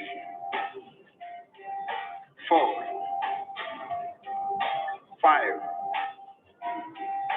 6, 7, 8, 9, 10, 11, 12. Relax. 1, 2, 3, 4, 5, 6, 7, 8, 9, 10, 11, 12. Relax. 1, 2, 3, 4, 5, 6, 7, 8, 9, 10, 11, 12. Relax. 1, 2, 3, 4, 5, 6, 7, 8, 9, 10, 11, 12. Relax. 1, 2, 3, 4, 5, 6, Do the breathing. 8, 9, 10, 11, 12. Relax. Hands together. 1, Inhale. 2, Exhale. 3, Inhale. 4, Exhale. 5, Inhale and exhale. 6, Inhale and exhale. 7, Inhale. 8, Exhale. 9, Inhale. 10, Exhale. 11, Inhale. 12. Exhale. Relax. 1, Inhale. 2, Exhale. 3, Inhale. 4, Exhale. 5, Inhale and exhale. 6, Exhale. 7, Inhale. 8, Exhale. 9, Inhale. 10, Exhale. 11, Inhale. 12. Inhale. Relax. 1, Smooth movement. 3, Smooth movement, no jerk. 4, 5, 6, 7, 8, 9, 10, 11, 12. Relax. 1, 2, 3, 4, 5, 6, 7, 8, 9, 10, 11, 12. Relax. 1, 2, 3, 4, 5, 6, 7, 8, 9, 10, 11, 12. Relax. 1, 2, 3, 4, 5, 6, 7, 8, 9, 10, 11, 12. Relax. 1, 2, 3, 4, 5, 6, 7, 8, 9, 10, 11, 12. Relax. 1, 2, 3, 4, 5,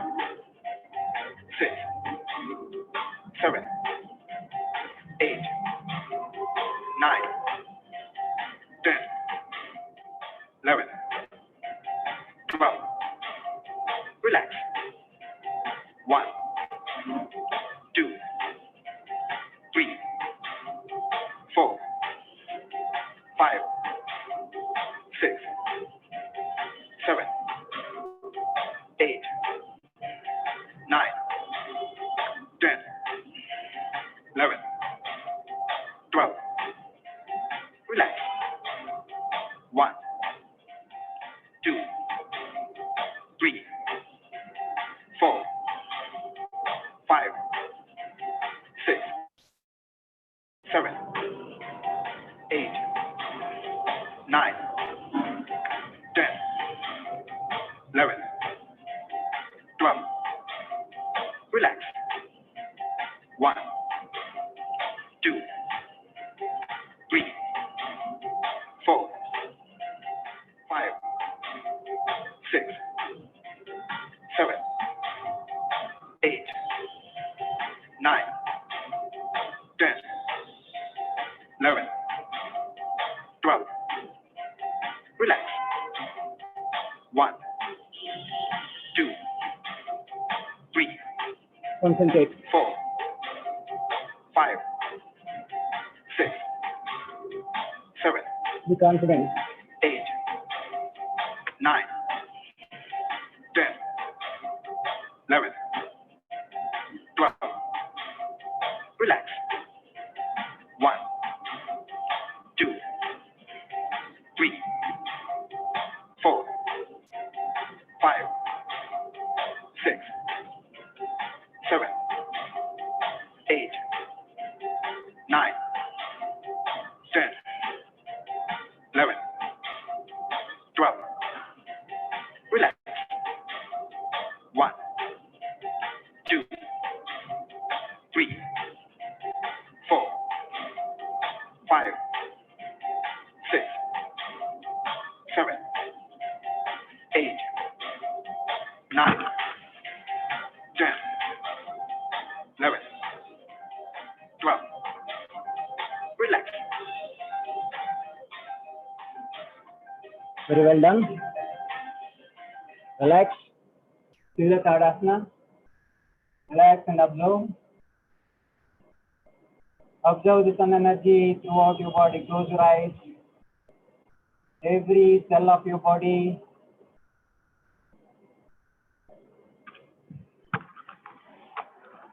Every cell of your body is getting activated.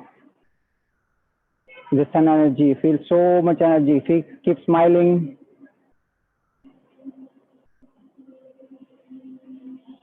Sun gives you so much energy, abundant energy. Be confident and practice continuously like that. So when you're practicing the nature, the mother nature, with all plants, like all the medicinal plants like tulsi, tapadiga, neem, all the trees gives you so much of energy. So that's why when you are with trees, trees will absorb more sunlight. That's why we should live close to the nature. We should grow our plants, our home garden. Always, each one of us should spend at least some time for our gardening practice. So this is very, very helpful in terms of making you healthy and making you keep your home healthy. You can relax. You can relax.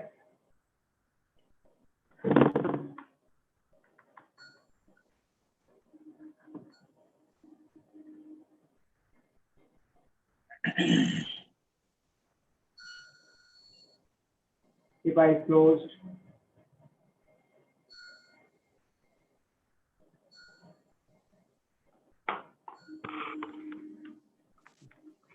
Just sit down and relax. So we completed 74 rounds. So another 36 rounds to complete. So maybe, sorry, 34 rounds pending. So you can do it another time, but we have another chief guest attending today lecture. So we are going to have his session.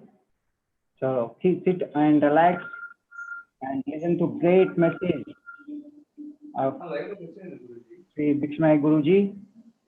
So today we are so blessed to have Bhikshmai Guruji in our 24 hours International Yoga Day celebration. So Bhikshmai Guruji, namaskar. Warm welcome to you, sir. Father Vandanam. So thank you very much on behalf of Manavata, Vishwa Manavata Sanstha. We all very blessed here, and on behalf of Manavata, we welcome you. Welcome you for we are all waiting, desperately waiting for your wonderful message. Thank you very much for joining, and we are so blessed.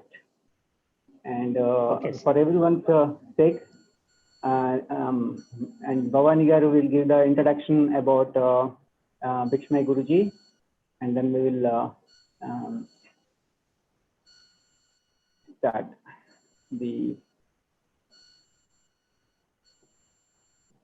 right. Yes, Bhavani Garu, you can start. As you all know, Bhikshmai Guruji has done a wonderful work throughout the different. He roamed around, and he did lot of work in the field of yoga. He taught so many people. He passed on this wonderful knowledge to many people. So that is many of his disciples are also teaching in many places.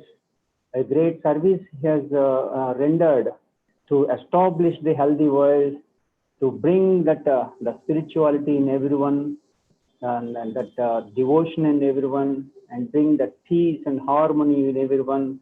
So he did a great work in the field of yoga.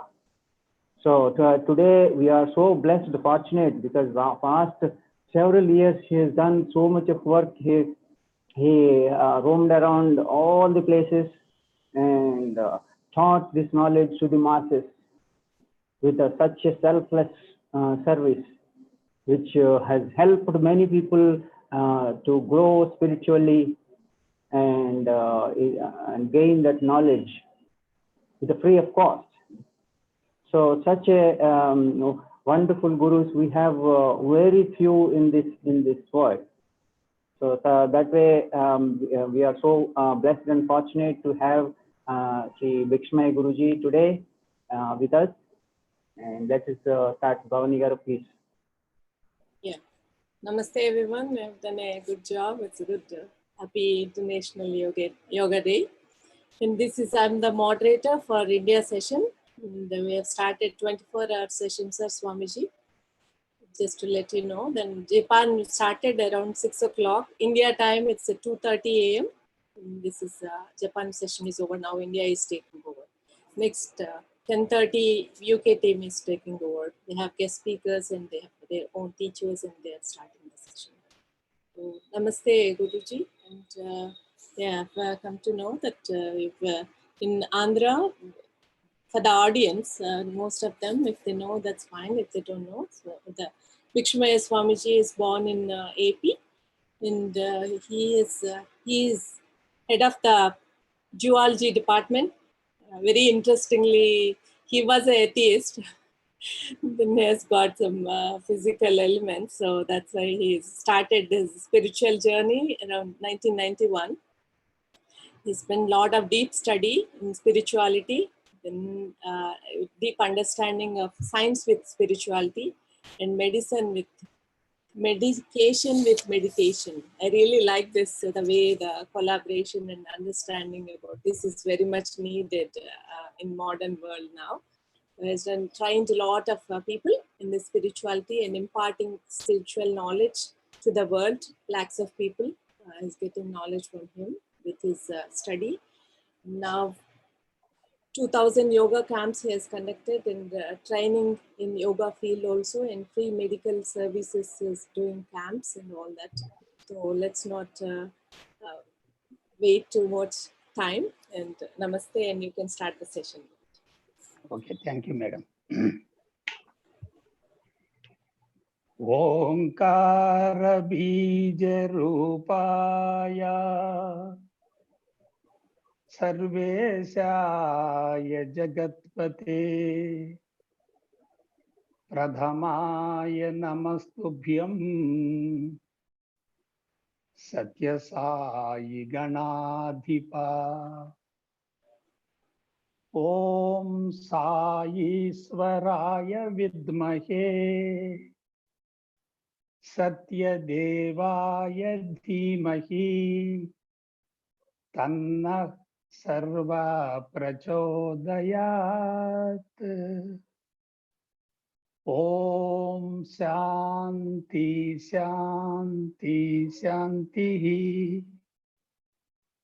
Harihi Om Sri Gurubhyo Namaha Harihi Om Jai Gurudev Prematma Swarupulara Antarjatiya Yoga Dinotsavam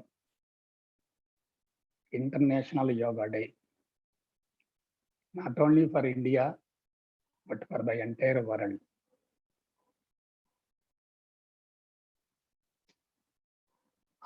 ఇటువంటి ప్రత్యేకమైనటువంటి రోజున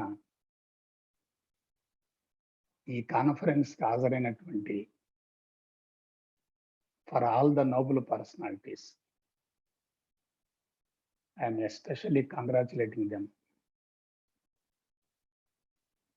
I am thanking Mr. Srinivasu for introducing me for this conference.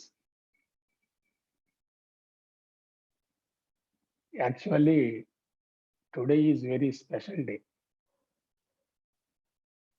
Not only International Yoga Day, but it has three other aspects also. First one is solar eclipse is there. Surya Grahanam. ఇంకా 3 గంటల్లో మొదలు కాబోతుంది. Another one is total dark night, Amavasya. Another one is Sunday. So this is very special day. ఇటువంటి special day రోజు నన్ను ఆహ్వానించి ఈ కార్యక్రమంలో పాల్గొనేటట్టు చేసినటువంటి మా మిత్రుడికి, నన్ను పరిచయం చేసినటువంటి నా సోదరికి ముందుగా శుభాకాంక్షలు తెలియజేస్తున్నాను. ఐ హావ్ ఆల్రెడీ నా గురించి చెప్పారు. In 1991, I entered into spiritual field. Previously, I was a lecturer, biology lecturer, science lecturer, only to get rid of my congenital chronic diseases. Only to get rid of my congenital chronic diseases, I entered into spiritual field. I am having so many genetical disorder, dangerous diseases. I will tell 3 or 4. One is psoriasis, skin disease. Another one is heavy constipation. Third one is lung infection. Fourth one is insomnia. Fifth one is low resistance power in the body. Luckily, because of my merit, I have passed all the classes in first classes and became the lecturer, first junior lecturer, and then promoted as head of the department. Even though I settled financially, even though I well settled financially, still I was suffering from these chronic diseases. Only to get out of those diseases, to get bodily health, I selected the spiritual field because I tried homeopathy, allopathy, Ayurveda, Siddha, Unani, Natu, all these things. Some result is there, but there was no permanent cure. So lastly and ultimately, I entered into spiritual field with a selfish motive. With a selfish motive, only to get physical health. In 1991, I entered into spiritual field. Luckily, in 1993, I was trained as Guruji. In 1998, I established Dhyana Mandali Charitable Trust. In 1999, I resigned for my job. In 2000, I have designed medical technology. In 2008, I have converted Dhyana Mandali Charitable Trust as Sri Satya Sai Dhyana Mandali Charitable Trust because of Swamiji's name. With Swamiji's name, I have changed the organization name also. Surprisingly, I have designed so many courses, both residential and non-residential, residential and non-residential. I have trained so many Gurujis also. In both Andhra and Telangana, lakhs of people are trained through our organization, lakhs of people. Throughout year, classes are going on. But still, for 15 to 20 years, I have not yet come out of those diseases, chronic diseases. Surprisingly, in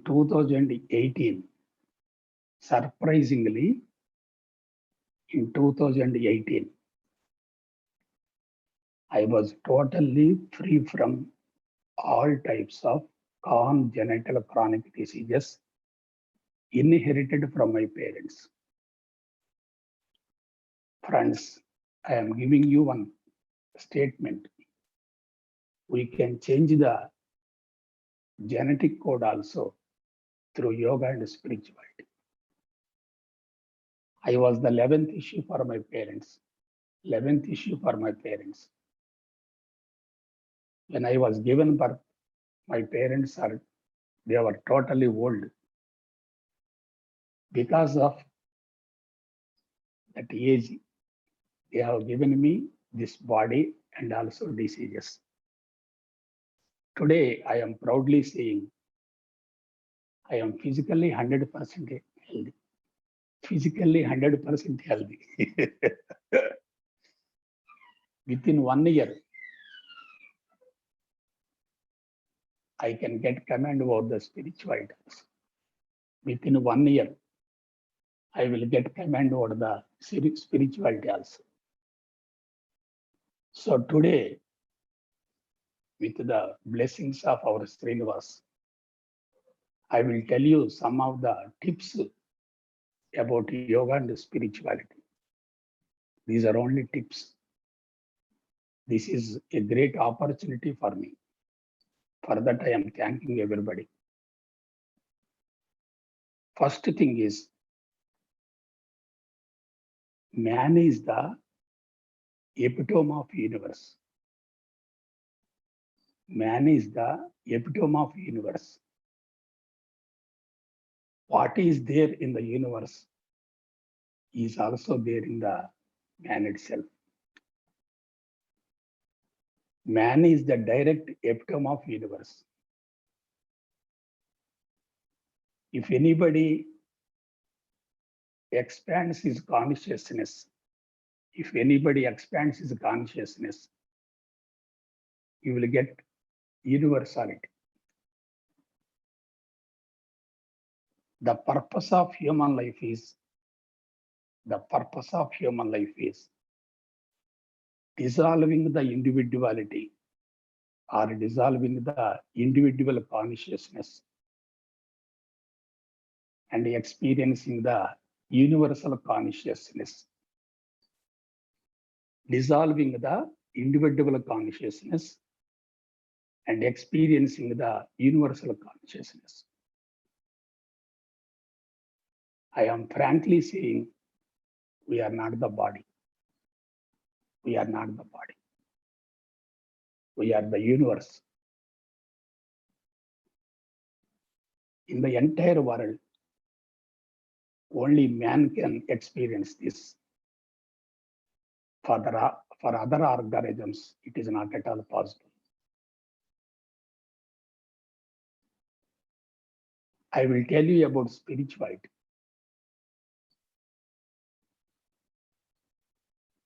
Spirituality is the complete knowledge.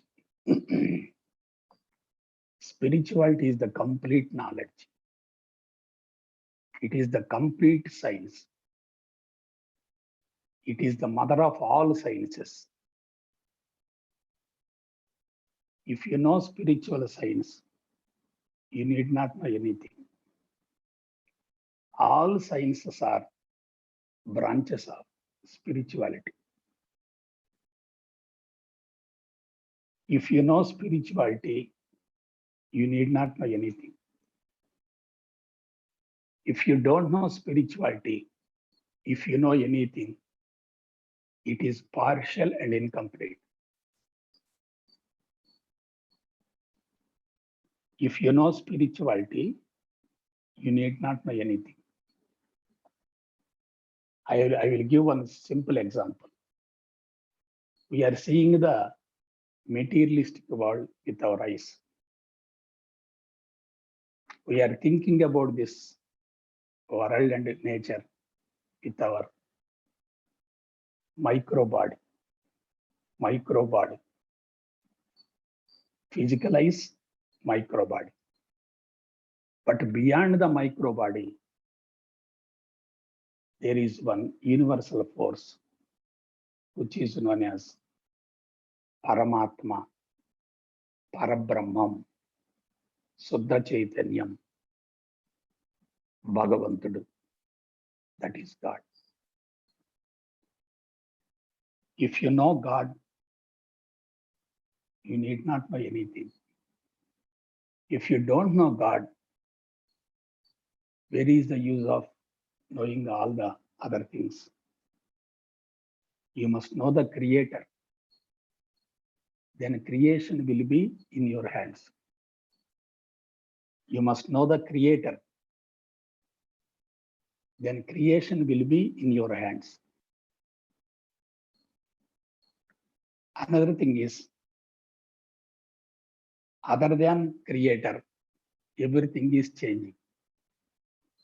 Other than Creator, everything is changing. Anything which changes continuously is nothing but illusion. Creator is not at all changed. Creator is not at all changed. Only creation is changing. Those who are thinking about creation, they will forget about the Creator.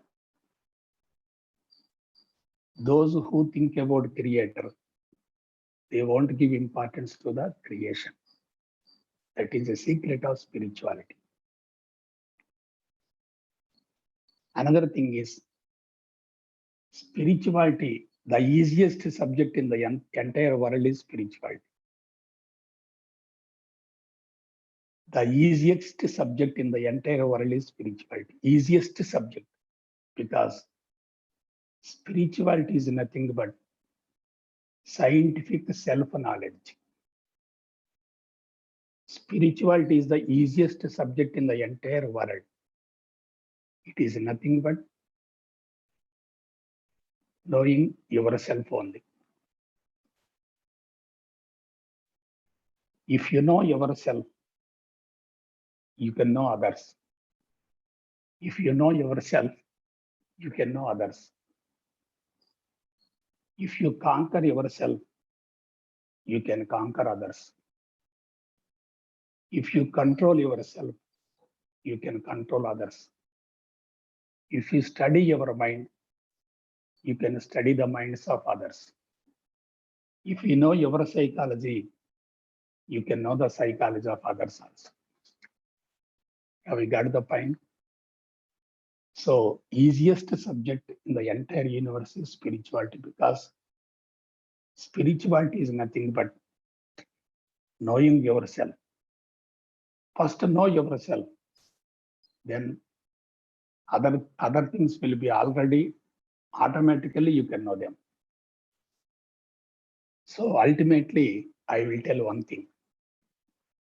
Spirituality is nothing but self-realization,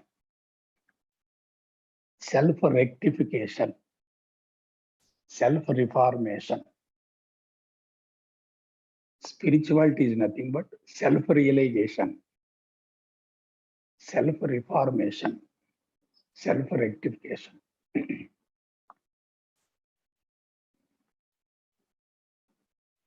If you feel that you are God, you can see godliness everywhere.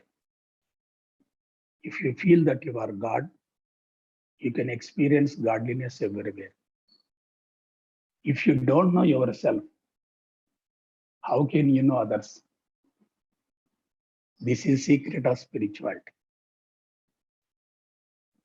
The royal path for spirituality is yoga. The royal path for spirituality is yoga. I will tell 5 points about yoga. Yoga is a science. Yoga is an art. Yoga is a philosophy. Yoga is a technology. Yoga is a science. Yoga is an art. Yoga is a philosophy. Yoga is a technology. It is pure science. It is nothing but art of living. It is nothing but studying human mind. It is totally technical and scientific. If anything is technical, we'll get a rapid result within a short period. If anything is technical, we will get rapid result within a short period without less effort. It touches the man at every level. It touches the man at every level. Physical, psychological, intellectual, philosophical, and universal. Have you got the point? It touches the man at every level: physical, psychological, intellectual, philosophical, and universal consciousness. You please then think about all these things: physical, psychological, intellectual, philosophical, and universal. That means you are not the body. You are not the senses.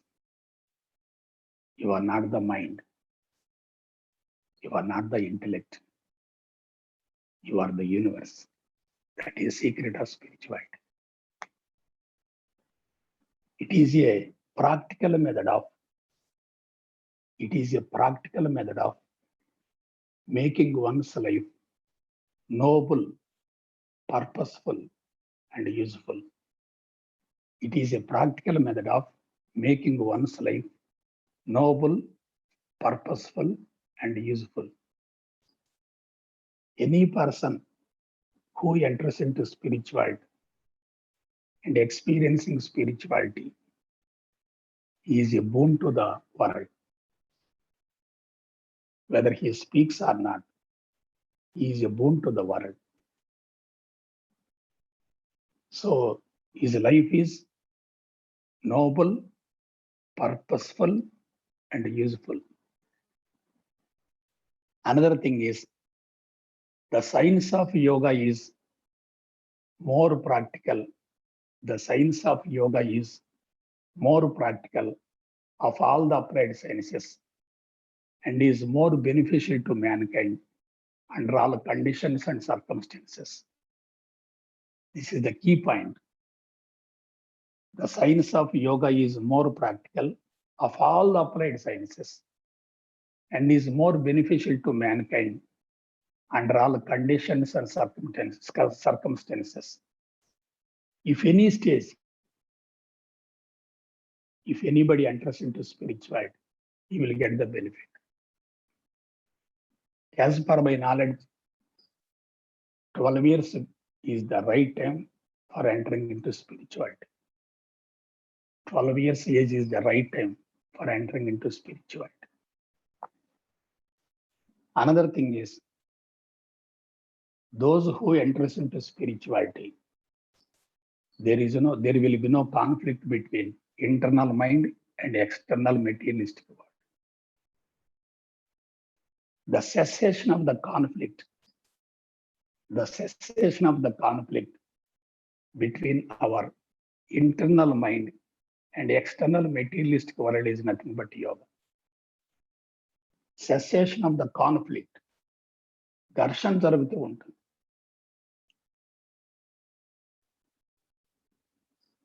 If it is totally dissolved, how is your mind? You will get universal consciousness. That is known as sthita pragnata, nirvikalpa samadhi, naishkarmya sthiti, atma sthiti. The cessation of the conflict between our internal micro mind and external materialistic world is nothing but yoga. I will tell one thing about yoga, last and final, one point. Spirituality is nothing but amalgamation of Jivatma with Paramatma. It is also yoga. Combining the individual consciousness with the universal consciousness. Combining the individual consciousness with the universal consciousness. Amalgamating the mind and body. Those who are enjoying spirituality and yoga, they don't bother about the physical body. They will enjoy the each and every moment. They live in the present. That is greatness of yoga. For this purpose, I will tell you the keynote about spirituality and yoga. Our life starts with one seed. Our life starts with one small seed. As per spirituality, it is known as causal body, Karana Shariram. As per biology, it is nothing but zygote, Samyukta Bijam. It is formed because of the combination of the two cells. One is sperm, another one is egg. Sperm is having 23 chromosomes. Egg is also having 23 chromosomes. 23 plus 23 is equal to 46 chromosomes. That zygote or casual body is the starting point of our life. What is there in the causal body? Our entire life program is totally fixed in that causal body. Entire life program is totally fixed in that causal body.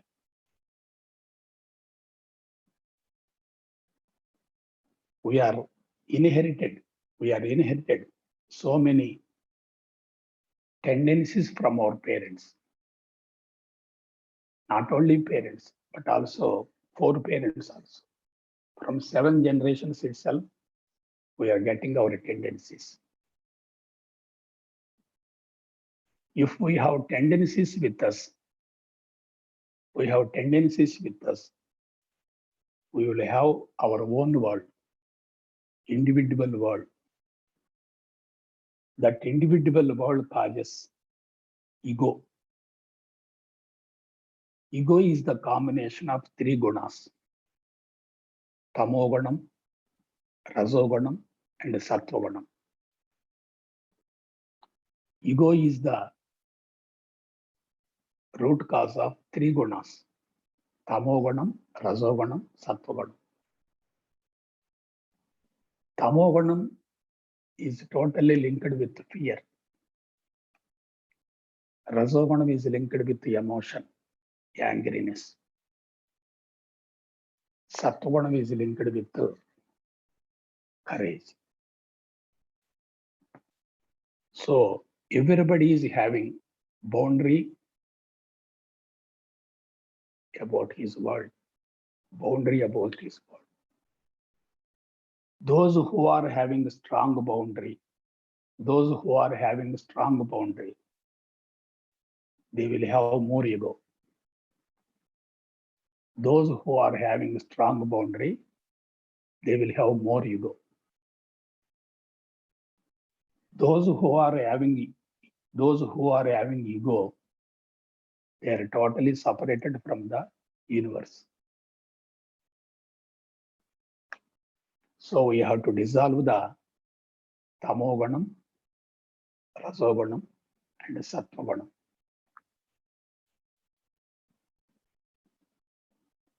So many people are suffering from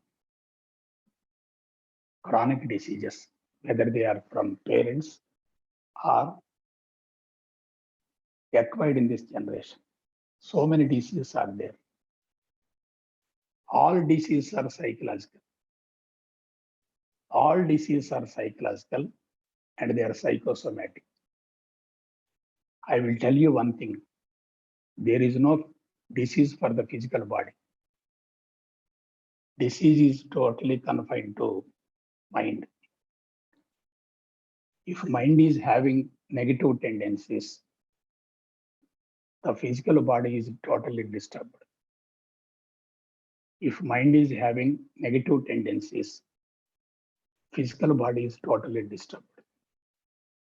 So we have to treat the mind itself, not the physical body. We have to treat the mind itself, not the physical body. For that treatment, so many therapies are there. Allopathy, homeopathy, Ayurvedic, so many therapies are there. But spiritualopathy is the permanent solution. Spiritualopathy is the permanent solution. So what is spiritualopathy? Having total grip in spirituality is nothing but spiritualopathy. Those who are experiencing spirituality, they are above body, above mind, above intellect, above all these things, and above world also. Think a while about all these things. For that purpose, Asanas are necessary. Pranayam is also necessary. Meditation is also necessary. Samadhi is also necessary. Asanas, pranayama, meditation, and samadhi. Samadhi is the highest state for attaining spirituality. Samadhi is the highest state for attaining spirituality. It is a dynamic state. It is a potential state. It is work of all forces. It is to be practiced to remove lethargy, confusion, and psychosomatic problems. It is simple, subtle, scientific, and systematic. When you are experimenting with your sensitive and valuable mind, the experiment should be scientific. It is technical. If you do anything technically, you will get better result. If you do anything unscientifically, your mind will be damaged. So samadhi is a dynamic state, potential state. It is a virtue of all forces. It is to be practiced to remove lethargy, confusion, and psychosomatic problems. It is simple, subtle, scientific, and systematic. For that, Patanjali has designed two types of samadhis. Savikalpa samadhi, nirvikalpa samadhi. Savikalpa samadhi, nirvikalpa samadhi. In Savikalpa samadhi, some form is there.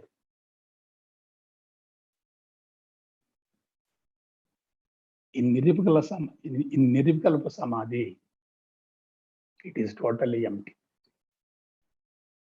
Before attaining Nirvikalpa samadhi, we have to practice Savikalpa samadhi. Sama plus dhi samadhi. Samatvam plus samadhi is equal to samadhi. Samatvamayana buddhe samadhi. Sthiramayana buddhe samadhi. Those who are enjoying samadhi, they won't have any action and reaction about the external incidents. That is greatness of spirituality. To practice samadhi or meditation,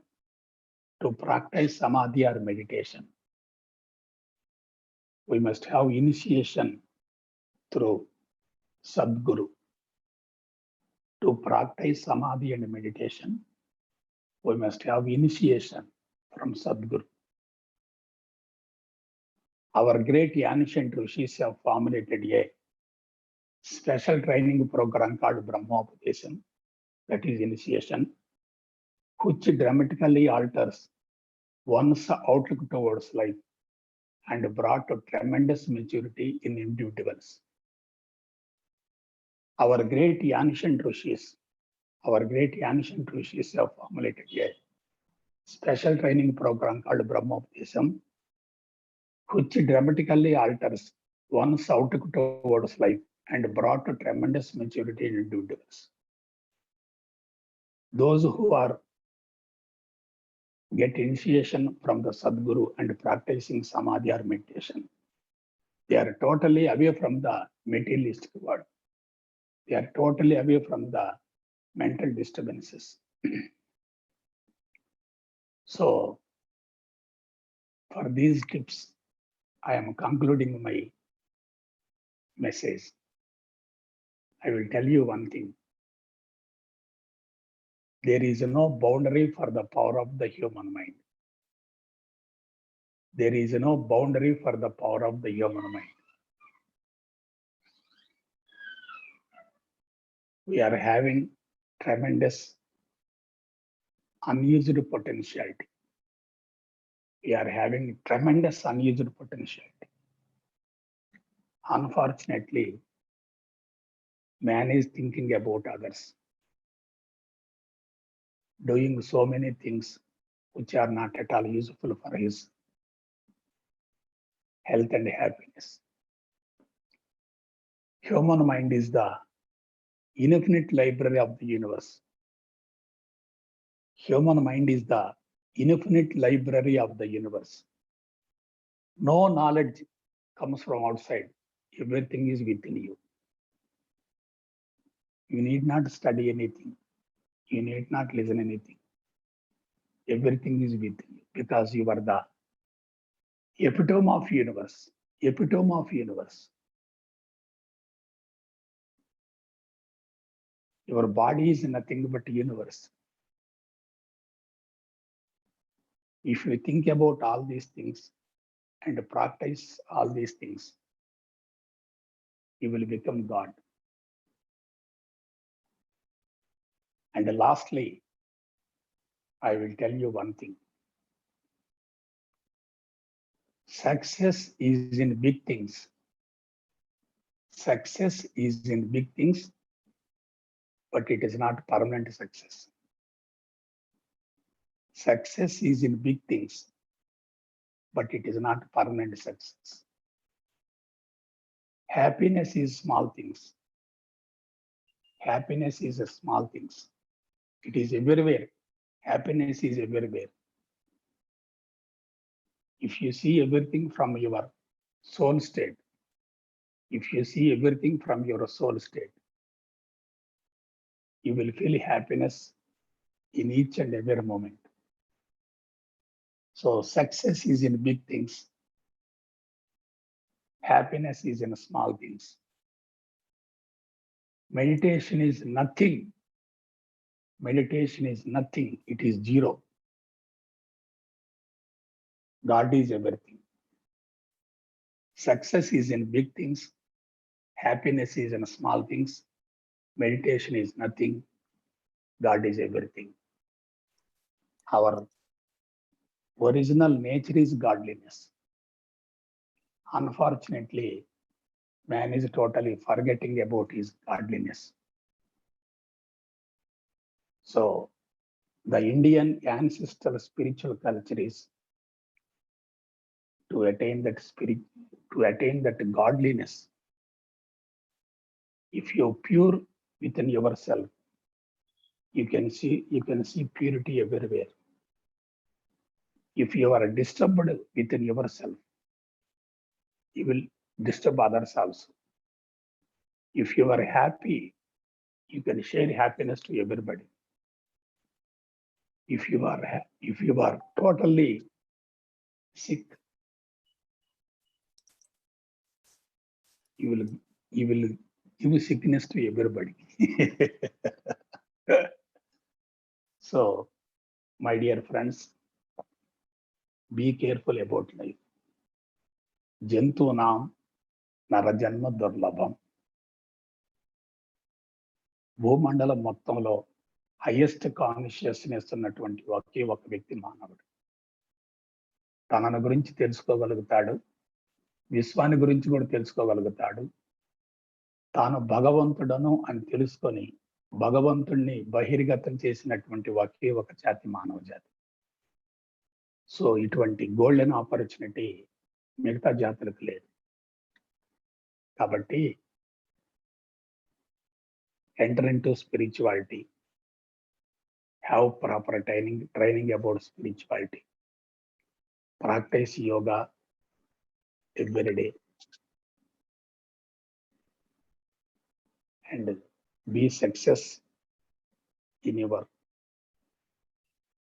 human life. I am heartfully thanking our Srinivas. I am heartfully thanking our Srinivas for giving me this great opportunity to give some message about my spiritual experience to you.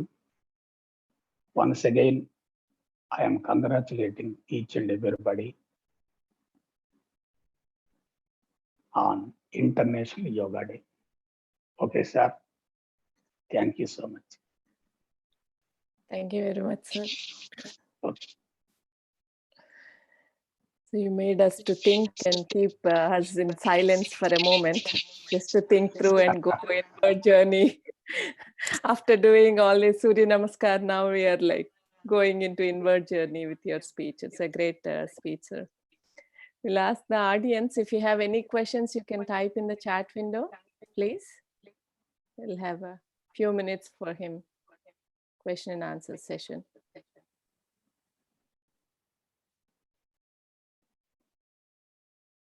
Yeah, they're typing. Thank you for your wonderful speech, my Lavanya. Yeah, you can type the questions. So I have a question. So let's say in this modern world, everybody is like very busy and says like, it's very common to say, I don't have time for anything. Just running rat race, whatever they do, even housewives also, or anyone, if they're not really working for somebody else or their own, just regular practice also, they say no time for anything. So for them, just to start with, if we say spirituality, read these books or get guru and all that, it's not going into their minds. So just to give some interest to them, to start to do baby steps. So what is the way to start, sir? Even yoga, anything related to Madam, I will tell you one thing. Yeah. Spirituality is not at all separate from domestic life. Mm-hmm. It is not at all separate from domestic life. Yeah. You need not allot specific time for practicing spirituality. Your life must become spiritual. You can be with your family. You can work with your profession.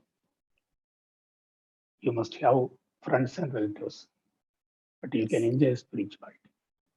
I will tell you one thing. We are in 21st century. We are in 21st century. We should not do unscientific experiments on our mind. Yes. Mind is very sensitive, valuable, and infinite. If we amalgamate ancestral spiritual culture with modern science, that becomes in total. I will tell you one thing. Science without spirituality commits suicide. Spirituality without science is incomplete. If both are matched together, we can create wonders in this world. What Einstein told, spirituality without science is lame. Science without spirituality is blind. If both are matched together, we can create wonders in this world. Yeah. See, you can enjoy spirituality even while doing your family domestic works. For all the problems, spirituality is the only solution, whether it is individual, family, society, world and nature. For all the problems, spirituality is the only solution. I will tell you one thing. Within 10 years, entire world will think about India.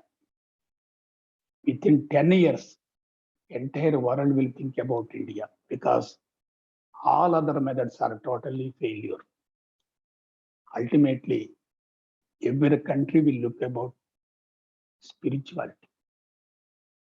It is not my greatness. It is the greatness of Rishis. It is the greatness of Vedas. It is the greatness of Upanishads. It is the greatness of Bhagavad Gita. It is the greatness of Brahma Sutra.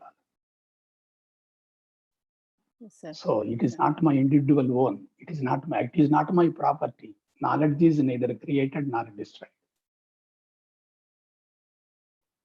What my suggestion is, if anybody enters into spirituality at the age of 12, If anybody enters into spirituality at the age of 12, all his past tendencies will be totally dissolved and he will know about God. After entering into spirituality, after 12 years or 20 years, body emotions will be there. We are having bundles of desires. You think about educational system. How is it? It is creating so many desires. So I will tell you one thing.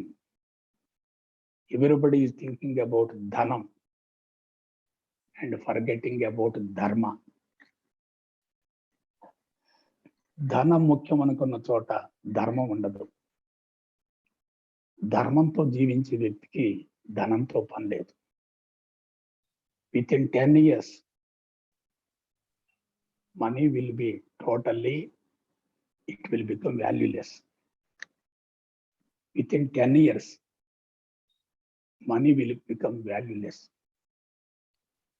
Disturbances will be there. Epidemics will be there. Cyclones will be there. Even earthquakes will be there. భూమండలం మొత్తం దద్దరిల్లిపోతుంది ఒక 10 years. After 2020, please remember this time. After 2030, everybody will think about India. It is not the greatness of Vishnu Guruji. It is not the greatness of Srinivas. It is not the greatness of so many people. The universal force will take up everything. We are the instruments of universal force. Bhikshma is not there. He is having small force. He is the instruments in the hands of the entire universe. So where there is too much negative forces, positive forces will also automatically be existed. They will grow up. So we should not do anything. Know yourself, then you can know the others. If you clean yourself, you are having eligibility to clean others. That vibration will radiate. Yes, correct. I will tell you one thing. If you are happy, you can share happiness in the family. Wife must share happiness to husband. Husband must share happiness to wife. Both must share happiness to children. Then that house will become temple. If you are leading that type of life, where is the need for sadhana? You think you will. For that, within 10 years, so many methods will come out. It is not because of individual greatness. It is the universal force that is taking everything. So definitely, we are thinking about busy life, but everybody is mentally suffering. Yes. Too much strain is there. Too much tension is there. Everybody is thinking to get out of that tension, that stress and strain. So you will search for the method and you will get the method.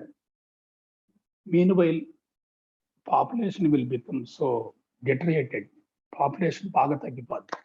Within 10 years నేను చెప్తున్నాను. 2030 తర్వాత madam మీరు చూడండి, నా మాటలు వినండి. ఇది నా గొప్ప కాదు, ఈ గొప్ప కాదు, శ్రీనివాస్ గొప్ప కాదు, యోగా గురూజీలు గొప్ప కాదు. యూనివర్సల్ ఫోర్స్ టేకప్ చేస్తుంది. అవతార పురుషులు వచ్చినా సరే, ఎస్ అవతార పురుషులు వచ్చినా సరే 10 years వరకు స్పిరిచువాలిటీ రాదు.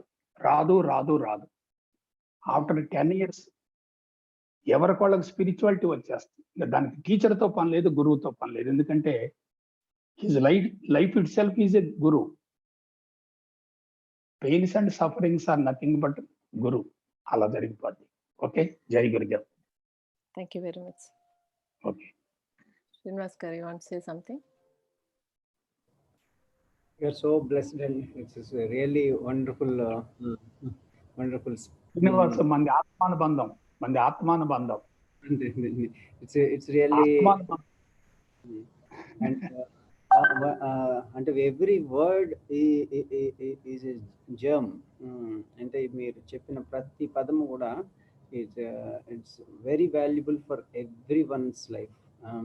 So especially ఇప్పుడు అందరూ currently all the parents must think about the message. One of the important aspect Guruji has mentioned, which is particularly entering into the spiritual field, that 12 years is a right time. So we all must encourage our children towards the devotion in the early childhood. And that is my own experience. I entered into the spiritual life in 1984 at the age of 84 at the age of 12, and I left home for the tapasya and all that. But it's a blessings of God, but at the same time blessings of the parents. I should basically thank my mother and father for giving me such a wonderful culture, the devotion culture and service culture, seva and bhakti. So that put me into think about this jnana, and then the vairagya entered into at right age. So that is why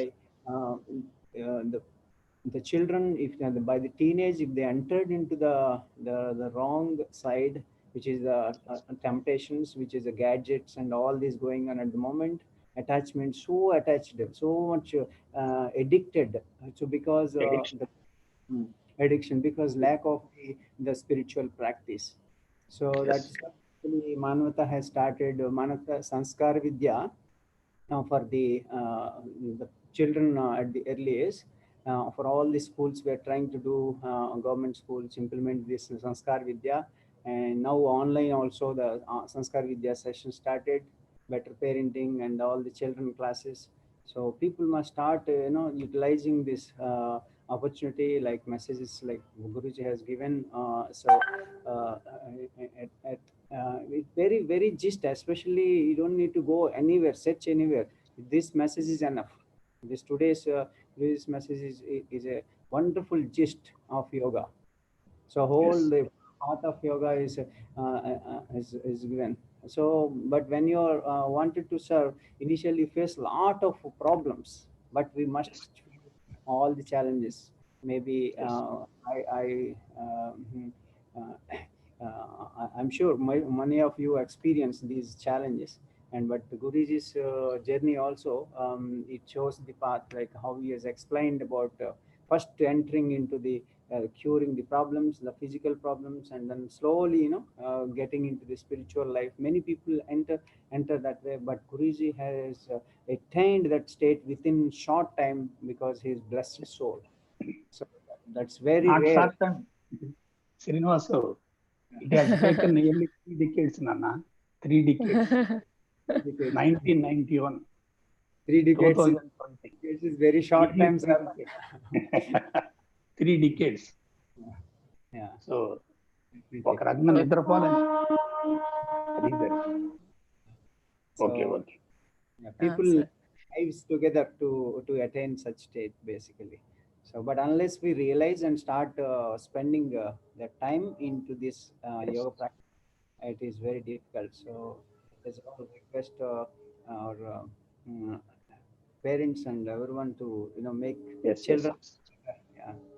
Thank you very much, Guruji. One more time. Okay. Namaste. Thank you, sir. Manavata. Namaste. Manavata, actually, it is basically, first of all, before bringing the divinity, first we have to bring the humanity first. It's missing a lot.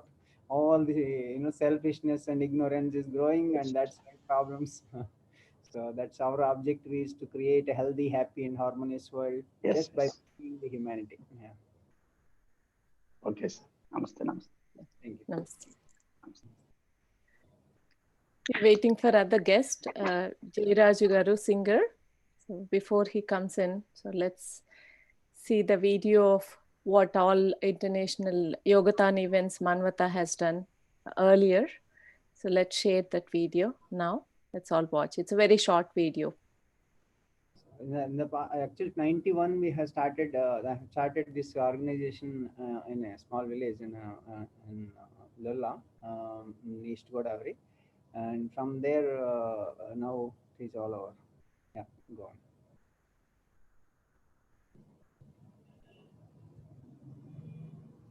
This audio, please.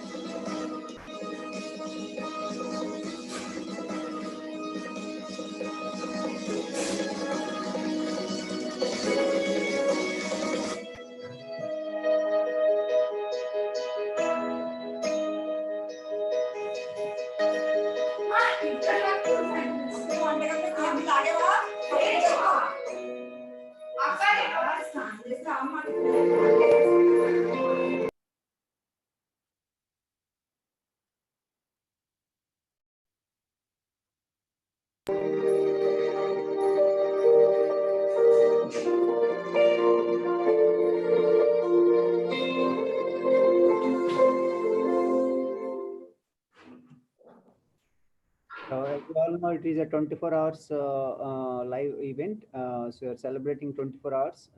So idea is the whole day. It's an auspicious day of Amasya and on Sunday, and everyone can participate. We should inspire more people to adopt yoga and the spirituality and to transform and help them, inspire them. And thank you all of you, and inspire everyone of all your friends and to join these sessions and utilize this opportunity. A whole day wonderful great personalities are giving their messages. So this is a wonderful opportunity for all of you and to share this experience and to inspire all your friends. You all can make a difference. We all can make a difference. Just share this live video link and also the Zoom conference link so they can join live. So it's copied already in the in the chat window, so you can share with this, and throughout the day you can experience wonderful inspirational messages and also the practices. Learn so many wonderful yoga practices, techniques throughout the day.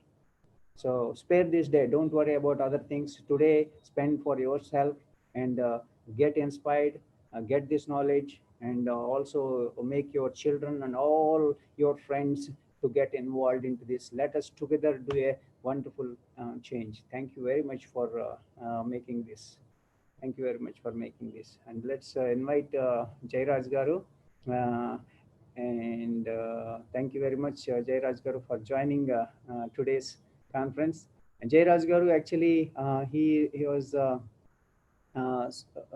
one of the chief guests in our JNTU event, the Yogathon event in a few years ago in Hyderabad. And he has inspired all the participants with his wonderful message through his songs. He's a great poet, great singer, And yeah, so we are so blessed to have him here, and let Bhavani garu take his introduction. Yeah. Thank you. Jairaj garu, yeah, a very inspirational writer. When you just really, now we have calmed down. If you listen to his songs, even the language, if you have a language barrier, you still feel really motivated and still wants to do yoga or something else activity throughout the day. That's what I just heard about his songs and heard about him and all the information.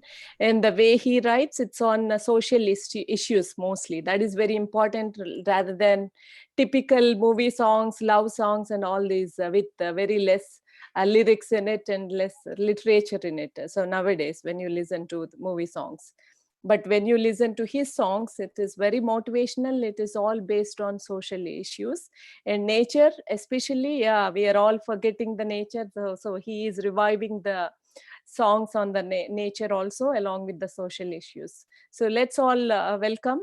Let's clap. At least now we can see them. So let's start the clapping in the video.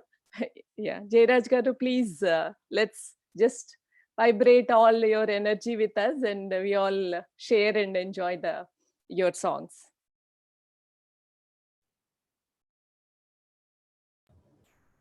నమస్కారం జయరాజ్ గారు, మీరు last time మానవత song పాడారు, so you can unmute and then start.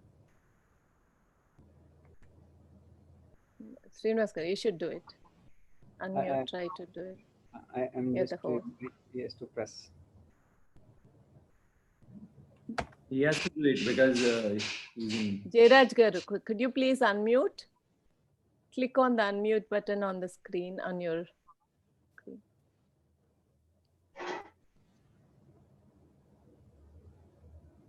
Yes, now.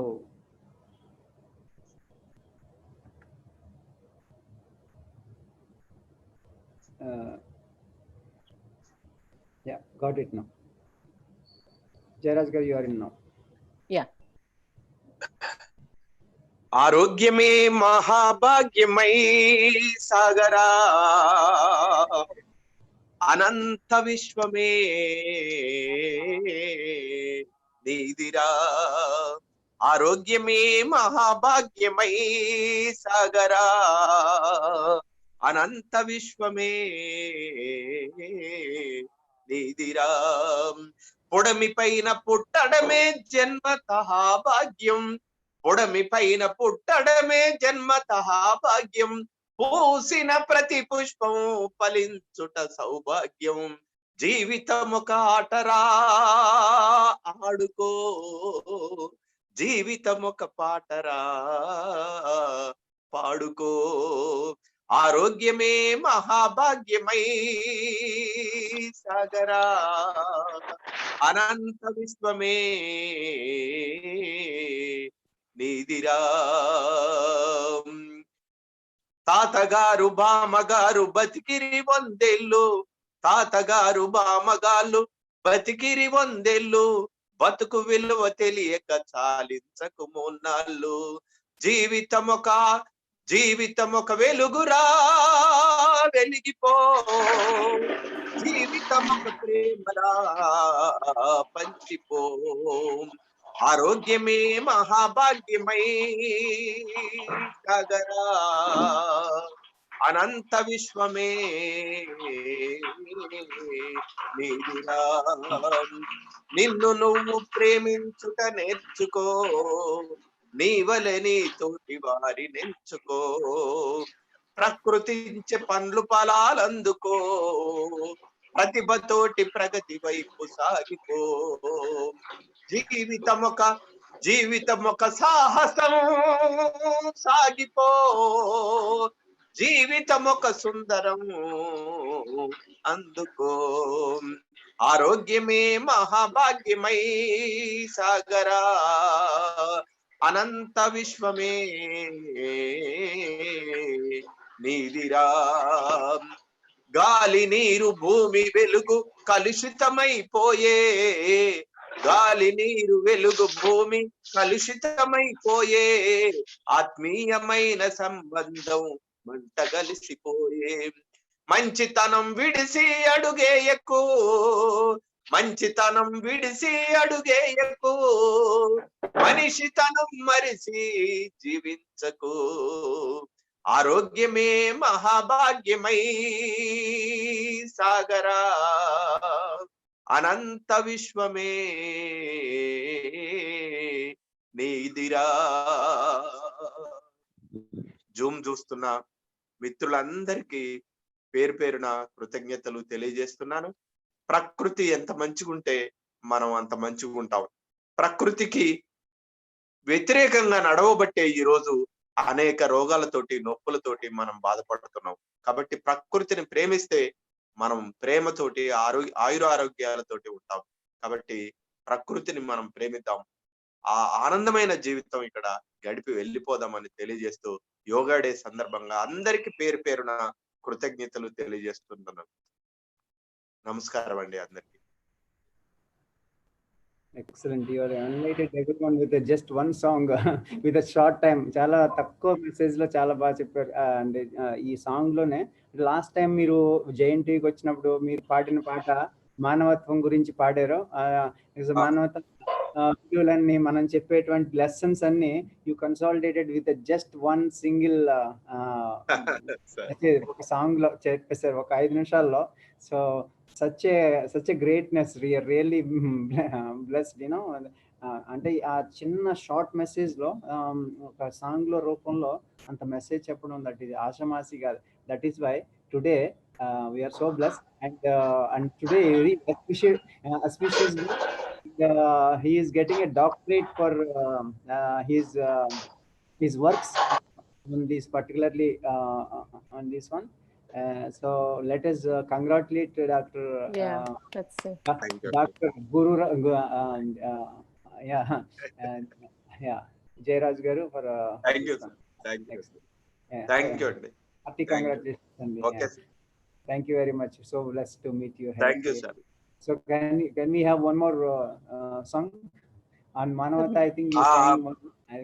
ఎంత చల్లనిదమ్మా ఈ నేల తల్లి, ఎంత చక్కటిదమ్మా మముగన్న తల్లి, ఎంత చల్లనిదమ్మా ఈ నేల తల్లి, ఎంత చక్కటిదమ్మా ననుగన్న తల్లి, పచ్చ పచ్చని పట్టు చీరల్ని గట్టింది, పండు టాకుల వంటి రెవికల్ని తొడిగింది, కొండ కోనలనేమో కొప్పున ముడిసింది, పొద్దు పొడుపునేమో ముద్దాడబోతుంది, ఎంత చల్లనిదమ్మా ఈ నేల తల్లి, ఎంత చక్కటిదమ్మా ననుగన్నా తల్లి, వాన జల్లుకుని ఒళ్ళు కదిలిందమ్మా, నల్ల మబ్బుల్లోన నెలలు పడ్డాయమ్మా, ఋతువుకు నువ్వు బాలెంత ఓయమ్మా, రతనాల పంటంతా నీ కడుపు పంటమ్మా, ఎంత చల్లనిదమ్మా ఈ నేల తల్లి, ఎంత చక్కటిదమ్మా ననుగన్నా తల్లి, ఆకాశమే నీకు ఆత్మ బంధువంట, సుక్కలన్నీ నీకు అక్క సెల్లెల్లంట, సందమామ నీకు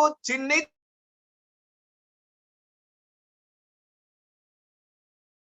తమ్ముడంట, సూర్యుడేమో అమ్మాయి నేల తల్లి, ఎంత చక్కటిదమ్మా మముగన్నా తల్లి, ఎంత చల్లనిదమ్మా ఈ నేల తల్లి, ఎంత చక్కటిదమ్మా మముగన్నా తల్లి. Thank you sir. Thank you sir. Thank you very much sir. Thank you very much. Okay. Manavata song last time paadaru kada, so that is inspired so many children.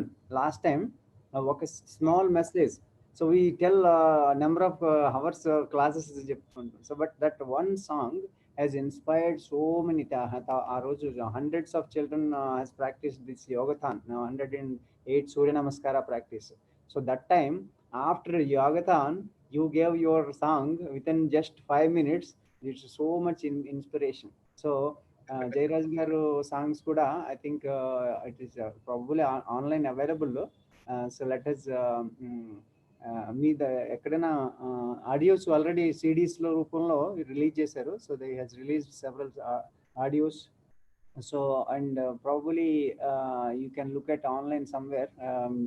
Jayaraj garu, can you find any location to listen to your ఇప్పుడు nature మీద philosophy of nature అనే దాని మీద 135 stories తోటి ఒక అద్భుతమైన nature మీద చిన్న చిన్న కథలు, చిన్న చిన్న ఒక అంటే నేచర్ కు మనకున్న సంబంధాన్ని తెలియజేస్తూ ఒక అద్భుతమైన బుక్ ఇప్పుడు హిందీ, ఇంగ్లీష్, తెలుగులో తెలుగులో ఆల్రెడీ 2వ ముద్రణ కూడా వచ్చింది. మిగతా ఇంగ్లీషు, హిందీ కూడా వర్క్ జరుగుతుంది. నా పాటలు జయరాజ్ సాంగ్స్ అని కొడితే యూట్యూబ్ లో చాలా పాటలు వస్తాయి. మీరందరూ ప్రకృతిని ప్రేమించండి, ప్రకృతిలో భాగంగా నన్ను ప్రేమించండి. మనందరం కలిసి ఆత్మీయంగా ఈ ప్రపంచ మనుగడ కోసం, ప్రపంచ శాంతి కోసం మనం పనిచేద్దాం. షూర్ అండి. సో అండ్ మీ వర్క్స్ బుద్ధ మీద పాడిన పాటలు సిడి లాస్ట్ టైం మీరు ఇచ్చారు. So that is really wonderful. మీ మానవత గోశాలలో రోజు మీ సాంగ్స్, ఎస్పెషల్లీ బుద్ధ సాంగ్స్ రోజు ప్లే అవుతూ ఉంటాయి అక్కడ ఇక్కడ వనపర్తి దగ్గర కొత్తకోట ఆశ్రమంలో గోశాలలో పెడతా ఉంటారు అన్నమాట మీ సాంగ్స్, రోజు Buddha songs. It's really wonderful, చాలా inspirational with such a message. Everyone అంటే ఆలోచిస్తారనమాట, ప్రతి వాళ్ళు ఎంత చెడ్డవాడైనా ఎస్ ఆ బుద్ధ ప్రెజెన్స్ ని తీసుకొచ్చారు అక్కడ. అంటే బుద్ధ ప్రెజెన్స్ తో ఈవెన్ నరహంతకుడు కూడా తయారైపోయాడు. అట్లా అక్కడ ఉండేటువంటి పరిస్థితులు ఇన్హ్యూమన్ గా ఉన్నప్పుడు కూడా వాడు ట్రాన్స్ఫార్మ్ అయ్యే సిచ్యువేషన్ మీరు ఆ సాంగ్స్ లో క్రియేట్ చేయడం, it is really great Jayaraj గారు. థ్యాంక్ యూ అండి. Thank you sir. Thank you. So blessed. Okay sir. Thank you. Thank doctor Ramachandra గారు ఫర్ ఇంట్రడ్యూసింగ్ యూ. అవునండి, అవునండి, అవునండి. నేను వస్తాను సార్, మీ అన్ని విజిట్ చేస్తాను, మనం కలిసి పనిచేద్దాం. మీరు తప్పకుండా రావాలంటే ఇప్పుడు ఎస్పెషల్లీ ఈ టైంలో చిల్డ్రన్ ని చాలా డిప్రెస్ అయిపోయి ఉన్నారు చాలా మంది. మీ సాంగ్స్ తోటి మళ్ళీ వాళ్ళని యాక్టివేట్ చేసి నేను వస్తాను. ఆ గ్యాడ్జెట్స్ బయటికి తీసుకొచ్చి మానవత్వంలోకి, ప్రకృతిలోకి తీసుకురావాలి. థ్యాంక్ యూ అండి. థ్యాంక్ యూ అండి. నాకు అవకాశం ఇచ్చినందుకు మీ అందరికి థ్యాంక్స్ అండి. ఎవరి దగ్గర నుంచి ఏమైనా క్వశ్చన్స్ ఉన్నాయా లాస్ట్ టైం బిఫోర్ జయరాజ్ గారు? Anyone has got any questions?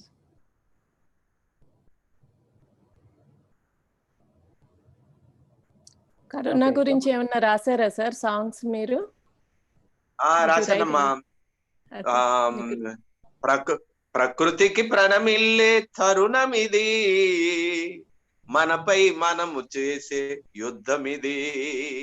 Very good. కాలం గతి తప్పిన ఫలితమిది, కాలం గతి తప్పిన ఫలితమిది, కరోనా లాంటి వ్యాధు నిన్నో మరి. ఇలా కాలం గతి తప్పటం వల్ల మనం చేసిన, మానవుడు చేసిన పొరపాట్ల వల్ల జరిగిన ఇది. కాబట్టి దీన్ని రెక్టిఫై చేసుకుందాం. ఖచ్చితంగా రెక్టిఫై అవుతారు మనుషులందరూ. వాళ్ళ మీద మనం విశ్వాసం ఉంచుదాం. ఒక మంచి నేచర్ కోసం పనిచేద్దాం అమ్మా. థ్యాంక్ యూ అమ్మా, నాకు మంచి అవకాశం ఇచ్చింది. థ్యాంక్ యూ అండి. ఇలాంటి వాళ్ళు సోషల్ సమాజానికి చాలా అవసరం ఇప్పుడున్న పరిస్థితులకి. థ్యాంక్ యూ అమ్మా. Thank you. థ్యాంక్ యూ అండి. ఓకే అండి. So one of the questions by audience actually Tejaswini about taking the bath after yoga, how much gap should be there? So minimum 30 minutes gap should be there after yoga. So before starting yoga, you better take bath. That is the best way. And today again, because of Surya Grahanam, the eclipse.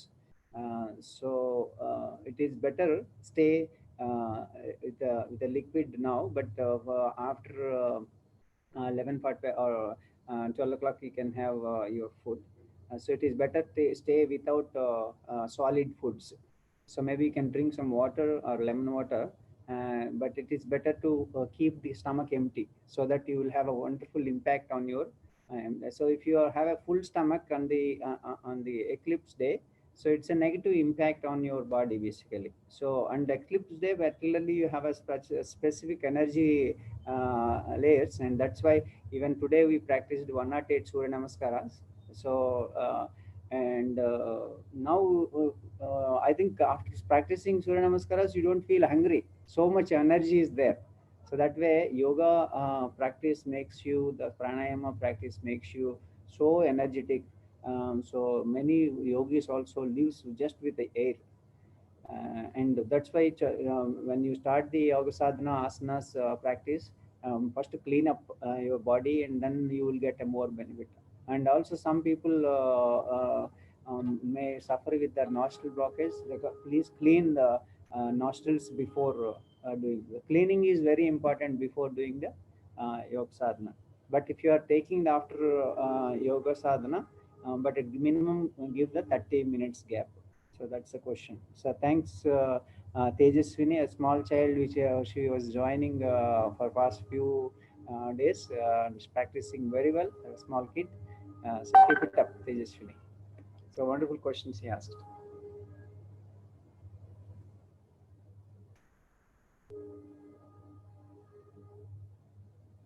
Before other guest starts, I would like to actually have a remembrance of, we want to play a video. We couldn't find enough time in yoga field. A lot of people have given to the world sharing of yoga with their own life experiences, and they taught so many people, and they have trained so many people. And one of them is from Tamil Nadu. You could, why I'm explaining to you, maybe some of you might be aware of these iconic figures in yoga field in modern world. But if you don't know, please look into this on YouTube. Links they have, and you can learn a lot of information from their websites, and a lot of videos on YouTube.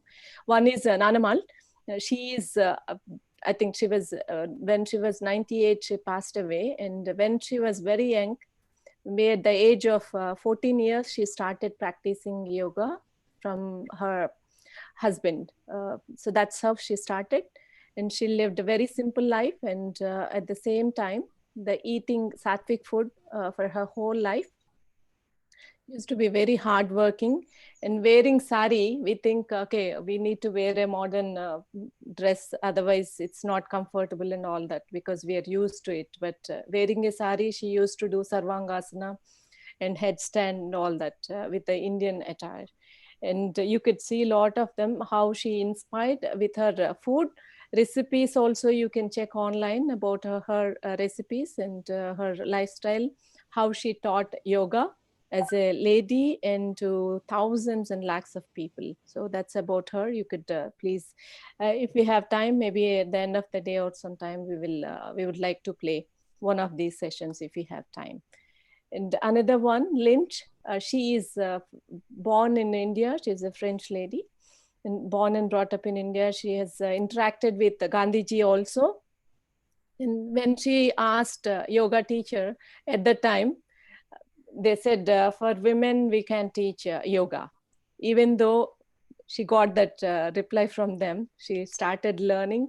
And she's very, very inspiring lady. If you see her videos, and you feel like, we don't need to tell you do yoga, you feel like doing yoga, because 1 or 2 years old, if she could do it, why can't we do it? I think none of us are reached 100 here, not even 70 or 80 here in the audience group. So she used to teach thousands of people, even at that age. That is very, very inspiring. We think, okay, after reaching 40 or 50, we can do yoga, we cannot hike, we cannot exercise, and all these we are getting inside our mind. But if you look at these iconic figures, how they have contributed, their life is an example for all of us. So that is a very inspiring thing. Even though she got, I think, 4 or 5 surgeries, because she's a big dancer also. So that is another inspirational story. Now, another guest is already joined. So I'll share another 3 more yoga contributors later on. So we will continue the session. You can unmute. She is Mohini Ghosh, and she will be leading the session. I will introduce her. So I have trekked with her, and I have traveled with her so many places. You can look at her. She is very, very energetic. We'll all get inspired with her physical and mental also. She has done a lot of personality development classes. She does a lot of workshops. She is an educationalist for past 40 years. and a lot of people invite her just to be her presence about the social developments and social studies and about yoga and spirituality, along with the education and modern communication skills and all that. And let's welcome Mohini Ghosh, and she will be teaching the power of word and power of silence. So that is her topic today, and we'll learn a lot and we'll get some vibrant energy also from her. So thank you, Mohini ji, for accepting, honoring our request, and Manavata, our founder, will say a few words welcoming you. Thank you, Bhavani. Thank you for the welcome. Thank you very much, Mohini ji. It's very blessed. We are very blessed to have you here. And today is a very auspicious day to get introduced to yourself. It's wonderful. Thank you very much for joining the Manavata 24 Hours International Yoga Day celebration today. So yeah, please. Thank you so much. Thank you. Thank you very much. I am privileged to be among you, and I think I feel honored so much that I have a chance to address so many people at the same time. I'm very in awe of all the work that Manavata is doing. I wish I could participate a little more. I'm going to try and do that. And I would like to start the session whenever you would like me to. Thank you so much. Yeah, you can start. All right. Hello, everybody. Today, I would like to talk about the spoken word and silence. Both are equally important from what I understand. I think we are not aware of how powerful we are. We don't understand whatever we may say, we actually put energy into motion and things come true. We are so powerful. It happens sometimes by chance, but then we don't register that we are that powerful, that we can actually direct events by the power of our word. So today, I would like to link this understanding with the chanting of mantras in our culture. In India, everything is God. The sun is a god, the rivers are mother gods. And look around, we worship trees, we worship the rivers, we worship the moon, we worship the sun. So we, by our culture, have always understood that we are a part of nature, that God lies within us. Atma is a part of Paramatma. So we are projections of the source. And therefore we are so powerful. And therefore we are goodness itself. Most of us don't understand this, but I think if we think over it, and we are going to practice meditation, which in other words is actually a connection with ourselves, our souls, our spirit, and therefore we must understand that we are God. There are loads and loads of literature in Indian culture, the Vedas, the Upanishads, all of them are there to make us understand this truth, that we are not wicked people born in sin. We are an expression of the Almighty, and therefore we have elements of all the goodness that is possible. Things go wrong when we become powerless, when we become products of our circumstances, not understanding how well we can direct our own lives. So I would like to speak about the mantras we chant. Today is a very unusual, exceptional day, the total solar eclipse. And the recommendation is, let's say, prayers. Prayers are the most powerful things that we have. Our tools, prayer is the very powerful tool that we have to help us control our minds, our bodies, our souls, our spirits. So I would talk about meditation, which is one of the tools. When we pray, we are actually talking to God, saying all that we wish to say. But when we need to listen to God, we need to meditate, because that is the time our soul spirit speaks to us, and that is God speaking. Meditation can be of many kinds. All of us could find out which method is the best suited to us, because our body chemistry is different, our mental makeup is different, our samskaras are different. There will be matching vibrations, and we will recognize that method as the one best for us. So as a first step, we should try and explore various ways of meditation. Today, I will try out a session of Vipassana a little later. And Vipassana is only one of the things that we can do as meditation. And you can explore the net, which is the encyclopedia of all kinds of knowledge. Explore it. You don't need an external teacher. You need to be your own teacher. So find out what is most suitable for us, and let's practice that. Regularity is important. You may shorten or lengthen the time, but regularity is very important for us. So let's practice today in a little while, and then we can use this as a first step. Explore a little more slowly. We can add to the time. Today we will do it just very briefly for 5 minutes, followed by chanting. And then we will recollect what is the effect. So it's going to be like an experiment on ourselves. And you should be aware of what is happening. What happens generally is we are more aware of the outside world, what we see, what we hear, what we think, what we touch, where we go. But we need to reserve some time to go inwards. That is why we shut down all our senses of hearing, seeing, all of it. Sit peacefully without moving and focus on our inner self. That is how we get in touch with our spirit, our soul. So let's begin in a little while. Let's sit cross-legged.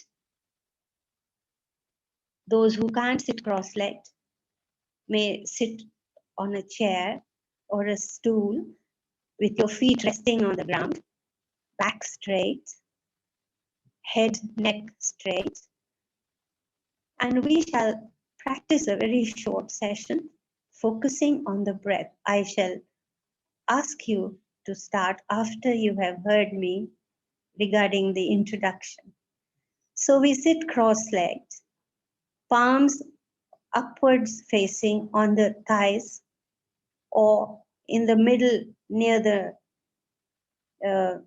center of the body, left palm over the right palm, thumbs touching, straight back, straight neck, straight head, and we will then close our eyes.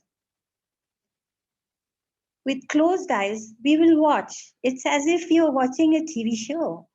Your mind is still working. You may be thinking of so many different things. The thoughts come and we will let them go. We will watch just as we are watching a TV show. We will watch our mind and its thoughts. No judgment. Is it good? Is it bad? Oh my God, what am I thinking? No. No remarks, no assessment, just watching. Thoughts will come, and by their very temporary nature, they will pass on. They will go away. So initially, we will find we have a lot of thoughts coming into our mind. Then as we close our eyes, we will focus on the nostrils, on the nose. The first 3 breaths we will take from the nose and exhale from the mouth with a sound, forceful exhalation as if we are blowing out a candle. So let us try that. First 3 breaths are inhalation from the nose and exhalation from the mouth. Let's begin.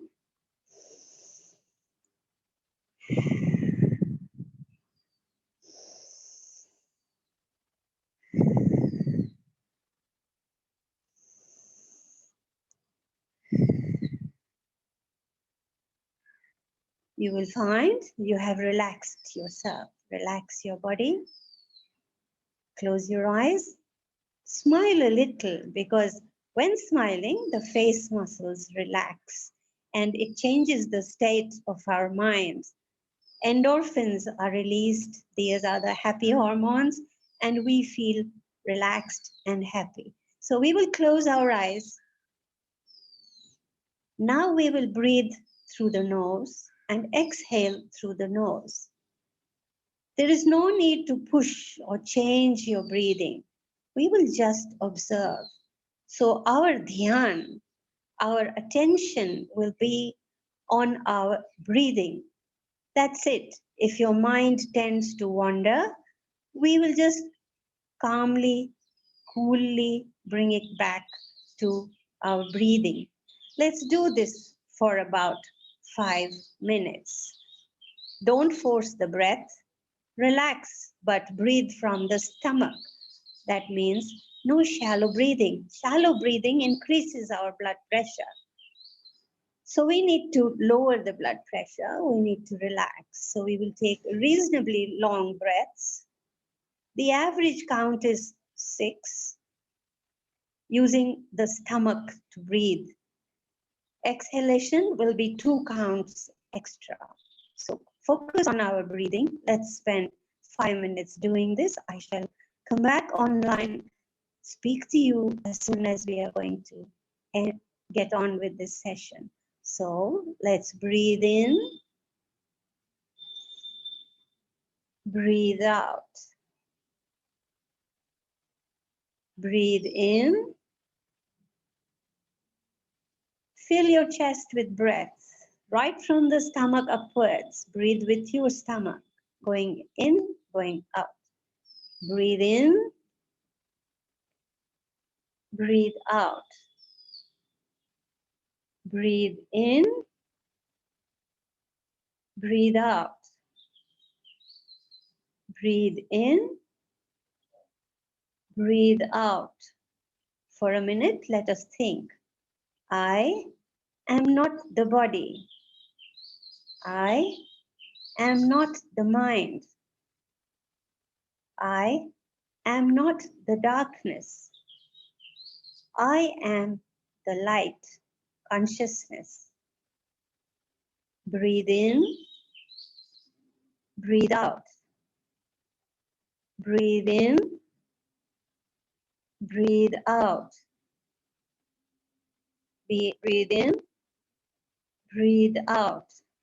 Focus on your nostrils as the breath goes in and out. In and out. Relax, just relax. Relax your whole body. Breathe in, breathe out. Breathe in, breathe out. Breathe in, breathe out. Breathe in, breathe out. Breathe in, breathe out. Breathe in, breathe out. I am not my body. I am not my mind. I am not the darkness. I am the light, consciousness. Breathe in, breathe out. Breathe in, breathe out. Breathe in, breathe out. Breathe in, breathe out. Breathe in, breathe out. Breathe in, breathe out. I am not my body. I am not my mind. I am not darkness. I and the light, consciousness. Breathe in, breathe out. Breathe in, breathe out. Breathe in. Join hands. Rub your palms together. Place your palms on your eyes. Rub your hands across your face slowly, gently. Come down to joining hands. We will do this twice more. Rub your palms together. Place your palms on your eyes. Rub your hands around your face. Join hands. Once more. Rub your palms together. Place them on your eyes. Rub your hands on your face. Join hands.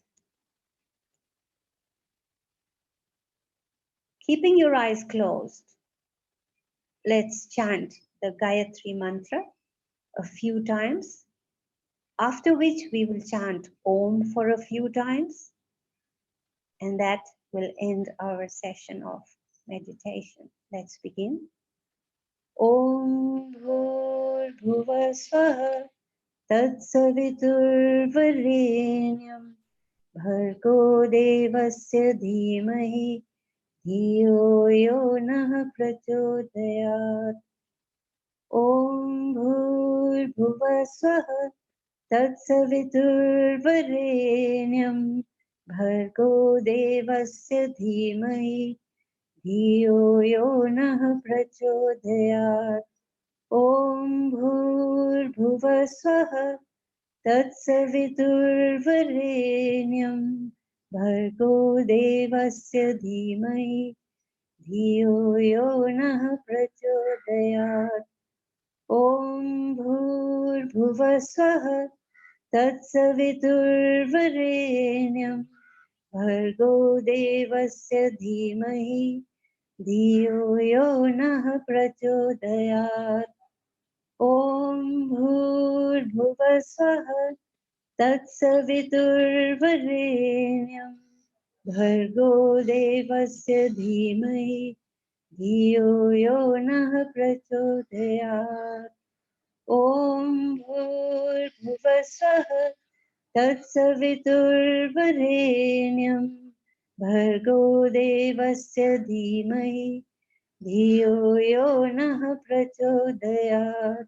Om Bhur Bhuva Swaha Tat Saviturvarenyam Bhargo Devasya Dhimahi Dhiyo Yo Nah Prachodayat. Om Bhur Bhuva Swaha Tat Saviturvarenyam Bhargo Devasya Dhimahi Dhiyo Yo Nah Prachodayat. Om. Let's do Om chanting for a little while. Let's join. Om. Om.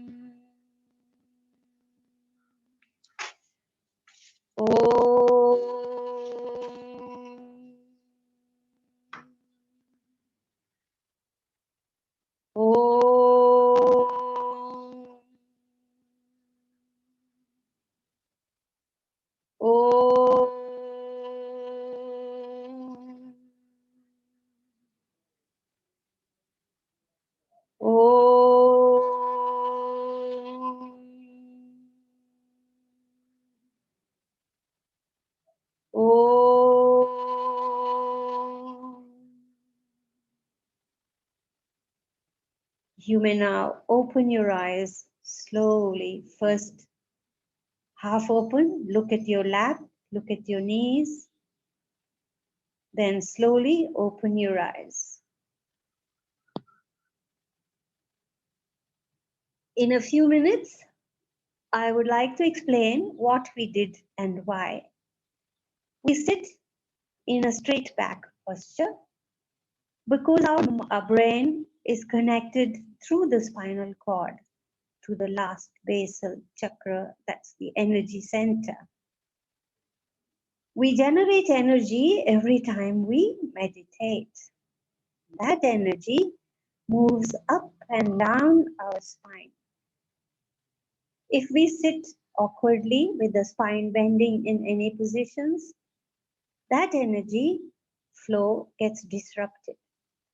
So in order to make complete passage, clear passage for this energy flow through our body, we sit straight.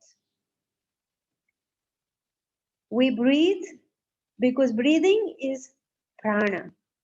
We are breathing in cosmic energy, which gives life to us. The breath stops, the body dies. Therefore, it's important to breathe properly. Most of us are under stress and we take short breaths. The blood pressure is constantly above normal. We are unable to relax. This strains our body and mind, and we tend to get ill after a while when this stress accumulates. Therefore, de-stressing, rejuvenating is important. Doing this daily becomes important. Whatever time we spend on ourselves is worth spending. It is an investment for good health, harmony, and peace of mind. We rub our hands together to collect the energy we have generated. We put it to our eyes because eyes are the window of the soul. We rub it over our face, and traditionally, when we do a session of meditation, we rub our hands all over our body, on our arms, on our chest, on our abdomen, on the shoulders, on the neck, on the legs, so that we redistribute the energy we have generated. And it is for general health and well-being. Staying silent is important. If you observe yourself, how much we talk, and unnecessarily so. Speaking depletes energy because words are vibrations. So if we really want to not waste our precious energy, we must reduce talking uselessly, talking meaninglessly. Speak only when it is necessary for us to speak.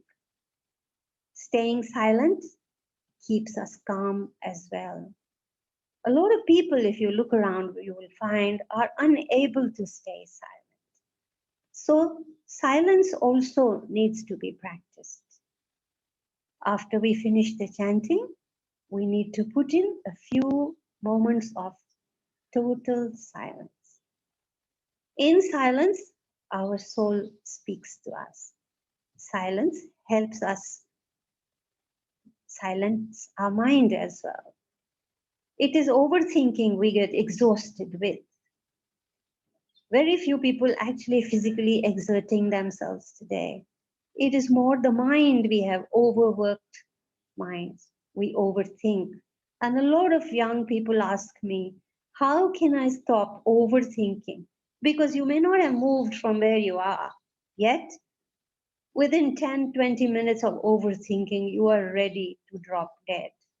You have exhausted yourself, your energies. Keep these in mind. It will help us live healthier, happier. And when we are happy, we are able to make others happy.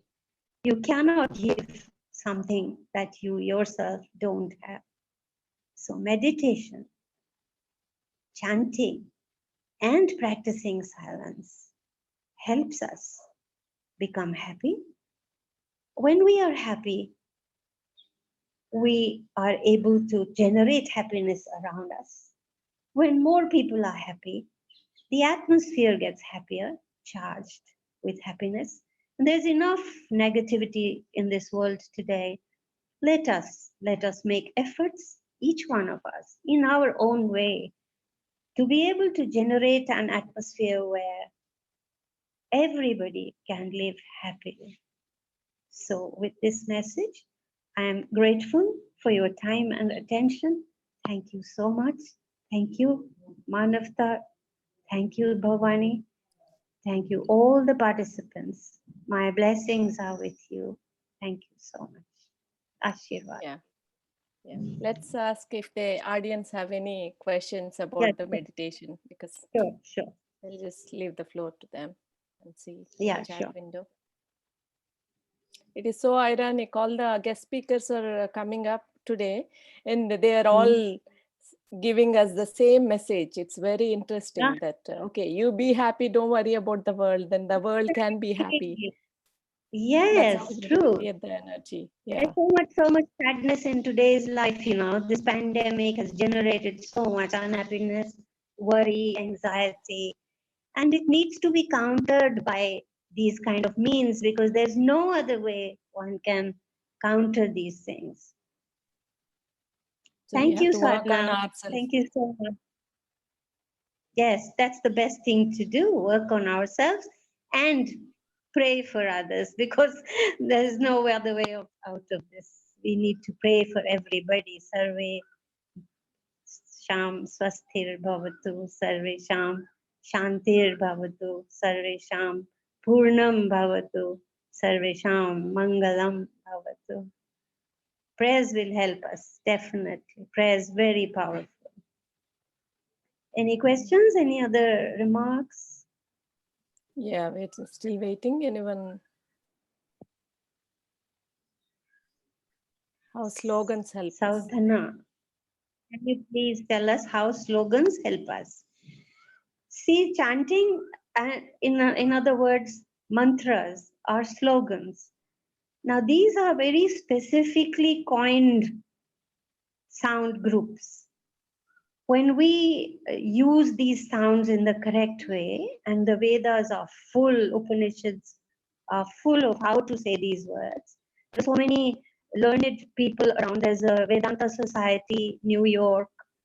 There are Vedanta societies, so many places. In India, Belur is the center for it. There are others, groups online also, who can help you learn the correct pronunciation. Why should it be correct, or it should not be erroneous? Is because each syllable has a particular significance. This is again vibrations. When we speak them, we are generating vibrations. And you have seen Earth's vibration is an earthquake. How powerful it is? Breaks down buildings, splits the earth, things can happen so powerfully, destruction can take place. But let us see the same power we have in our chanting. Therefore, slogans and chants are powerful, need to be learned if you wish to make a change in this world. Prayer and chanting is the only way we have. We cannot go out and push everybody around and say, do this, don't do this. We need to learn. And because prayer is so powerful, chanting is a part of prayers. So slogans are actually chants. Chants are collections of very powerful sounds, combinations for a particular purpose. You will be surprised. There are mantras for skin infection cure. There are mantras for lowering blood pressure. There are mantras for all sorts of ailments in the body and the mind. So you could explore more and learn more, maybe. Very simple ones. Even if you learn just 2 or 3, even if you learn just 1, you could practice it sincerely, and they will be very powerful in changing your mind, body, and your environment. Thank you.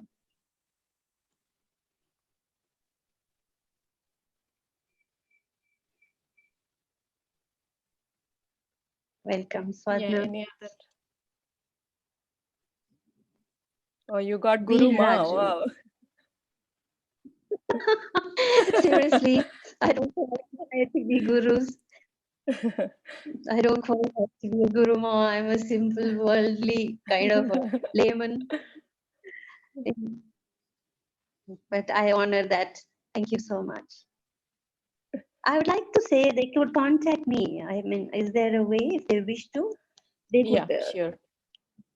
later on, if ever they wish to speak or send a message or get a query done, we could do that. You I'm want to open share to it. your you want to share your phone number and Maybe yes.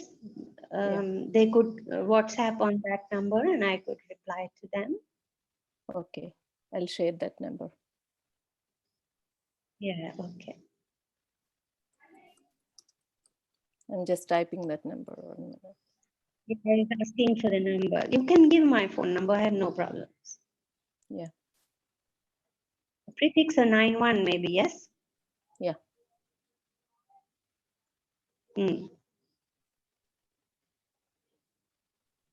Direct us to any of, what was that message? Videos. I don't have any such videos, seriously. I have just done a session before this, maybe, yeah, it might be on Facebook, a recording of that session, which is a little similar to this one, shorter also. Other than that, I have not made any videos. On public demand, maybe I could put up some. Okay. If that's going to be helpful, I could do that. Yeah. Okay. Thank you very much, Mohini, for accepting. Nice to see you after a long time. So after Thank this, you, Bhavani. My pleasure. Yeah. And privilege. Yeah, we would like to have Thank more you so sessions with Manavata. Actually, it is very inspiring and very calming with the logic behind it. Instead of blindly, okay, somebody says you do the meditation and just you do the meditation, but why you do it, Yes. how you do Right. it, what is the impact? Why we need to. You're right. We need to answer all that. It has to make sense to people. Just following is not possible. So thank you so much. I'll be happy to join in as and when you require me to. Thank you, everybody. Thank you, Manavata. Bye. Have a nice day.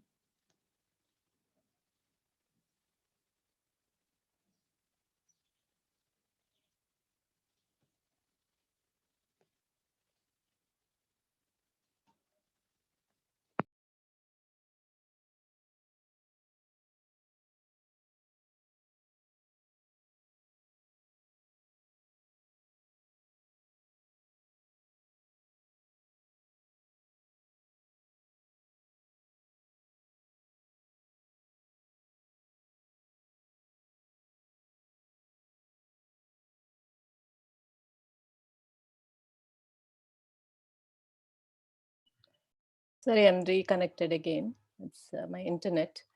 So our next speaker is JD Lakshminarayan Garu.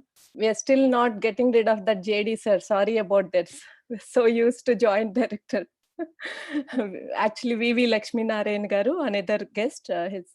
He was an ex-joint director of CBI and very honest person and very motivational speaker. And he has extensively traveled around India, a lot of places and motivated farmers and looking for alternative solutions for how to live naturally, and even the education fields, how to have an ethical sense and stress-free society, also motivate a lot of youth how to be a responsible person and a very calming person, and how to learn the education in a better way.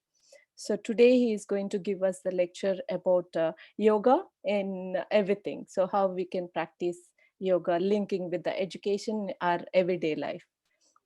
Thank you, Lakshminarayan Garu. We can start the session. And yeah. Namaskaram. Namaskaram, Srinivas Garu, Bhavani Garu. Thank you. A warm International Yoga Day wishes to all the members who are participating in this webinar. And as you mentioned, you can call me JD, because now JD is not Joint Director, it is Janata Dost. Wow, very good. I have friend to all people. That is how people call me now. And our foundation is also called Join for Development Foundation. It is again very JD good, Foundation. It is Join for Development Foundation. So we are doing a Very lot good, of work in the agriculture, rural development, and also education. and also environmental issues we are dealing with. So today being the International Yoga Day, it's a right time that we all discuss. And basic thing is we need to spread happiness in the society. The ultimate goal of any individual is, as per me, is to live happily. But unfortunately, the happiness index parameters, if you compare, we are not doing well in the international scale. Out of 156 countries whose happiness index has been measured, we are at 144. That means there are only 12 countries who are, there are 143 countries which are more happier than us. So how to make our life happy and how to make others happy, that should be the overall goal of all of us. Whether we spread it through yoga or whether we spread it through any other method, the ultimate goal should be living happily. So of course, yoga is one of the best ways that keeps a man grounded and also keeps him happy, and also he makes him spiritual. So all these things are very, very important. I have just made a study, or I was reading a book which talks about why we are unhappy. Because we are leaving our USP and we are trying to associate ourselves, or we want to do something which is not our USP. So let me talk about the USP of various countries. USP is the unique selling proposition. I mean, if you think about a country, you immediately you get an idea or you remember that country in that particular manner. That is called USP. If you take US, for example, the USA's USP is to see that all the policies of the government make people happy or make people more independent. This is what is the USP of USA. If you take UK, the USP of UK is to make the Queen more powerful. Whatever UK does, it sees that the power of the Queen is retained and also the power of the Queen goes up. But when it comes to India, the USP of India is spirituality. So if you think about India, or if anybody talks about India, the first thing what gets into the mind is the spirituality. That is Adhyatmikata. So when we leave this USP and we get into materialistic world, then that's why whatever is happening in the society, why we are not happy, the main reason is we are leaving the spirituality. So spirituality, always people think it is a post-retirement subject. So people who retire from their service after 60 years, that is the time they should get spiritual, and they should attend temples, and they should attend pravachanas.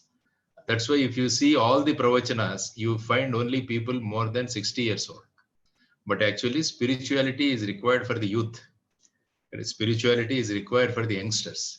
When these elements of spirituality gets imbibed when they are small or when they're young, then their life becomes spiritual.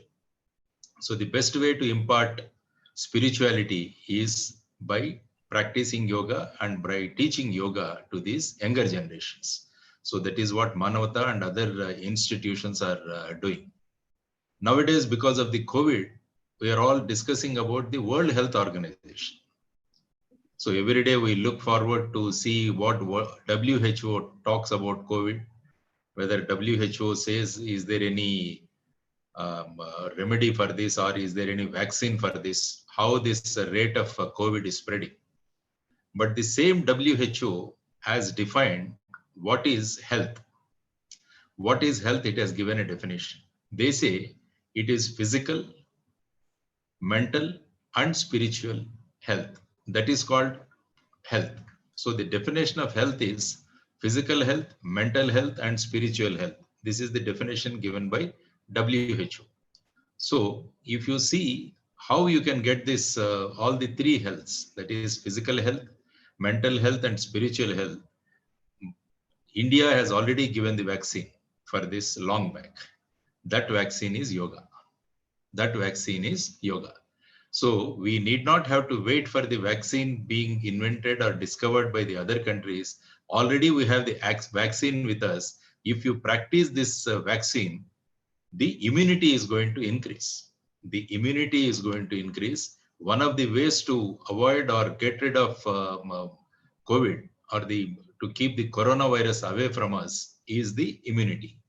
So on this International Yoga Day, let us remember that our forefathers have given this to us in the form of yoga.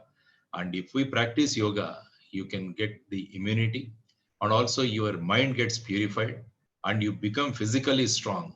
And these are the three qualities which are required to make you happy. So if one wants to be happy, they need to practice yoga. But what is happening is, again, lot of efforts are being made in the country to spread the message of yoga.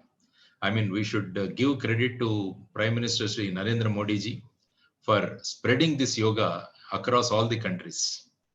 When he made a proposition, after coming to power, the first thing he made an international appeal is to have this International Yoga Day on June 21st. Immediately, all the countries have accepted this. I think 180 nations are practicing or have adopted this Yoga Day. And in fact, some countries have given decrees also. They say that this yoga has to be followed because it has so many benefits. That's how so many countries have made it compulsory for the people to practice yoga. So that's why this is the 6th International Yoga Day we are celebrating. On this yoga day in the year 2014, I was at New York Times Square. And because the International Yoga Day was observed there, and Sri Ravi Shankar Garu has participated in this World Yoga Day in Times Square on that day. So that is how the first International Yoga Day I could witness it. And the response and the enthusiasm with which people participated all over the world is mind-boggling. That means they have accepted India as the Vishwaguru.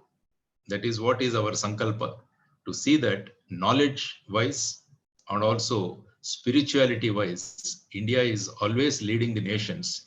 And the celebration of International Yoga Day has confirmed it, has emboldened it. So we all should be thankful to Sri Narendra Modi ji. And also nowadays we are always discussing about the problem between India and China. So that is what is everyday discussion. We look forward to see the messages or the news about what's happening in the border, what's happening in Ladakh. So there is a lot of tension, a lot of this thing in the entire country about what is going to happen, which decision the government is going to take. But I always say we have a person at the helm of affairs who practices yoga. And because of yoga, he is going to take the right decision. You need not have to worry. You need not have to worry, and he is going to take the right decision for the benefit of the people. There is no doubt. See how different countries think. When India started spreading the message of yoga and the International Yoga Day, what China started thinking, they immediately established 3 factories to manufacture yoga mats. So how different people think about an issue, that can be made out from this. You see the market, you always find a made in China yoga mat available for you to do the Indian yoga. So that is how countries are so mixed with each other, so dependent on each other. So after the liberalization and after the globalization, I mean, the world has become a global village. So let us not think that always we are all one family. All the countries are one family. There is always a possibility of in the family also, there is always difference of opinion between brothers or sisters. So that is how something is happening in the border also. So I think very soon, better sense prevails in China and things will become normal. And also, again, everybody will get involved in the economic development of the nation, which raises our economic power, and in fact, which increases our comfortable levels and also per capita incomes, by which people will be happy. And happiness is what we want to spread in the society. It is how I look into.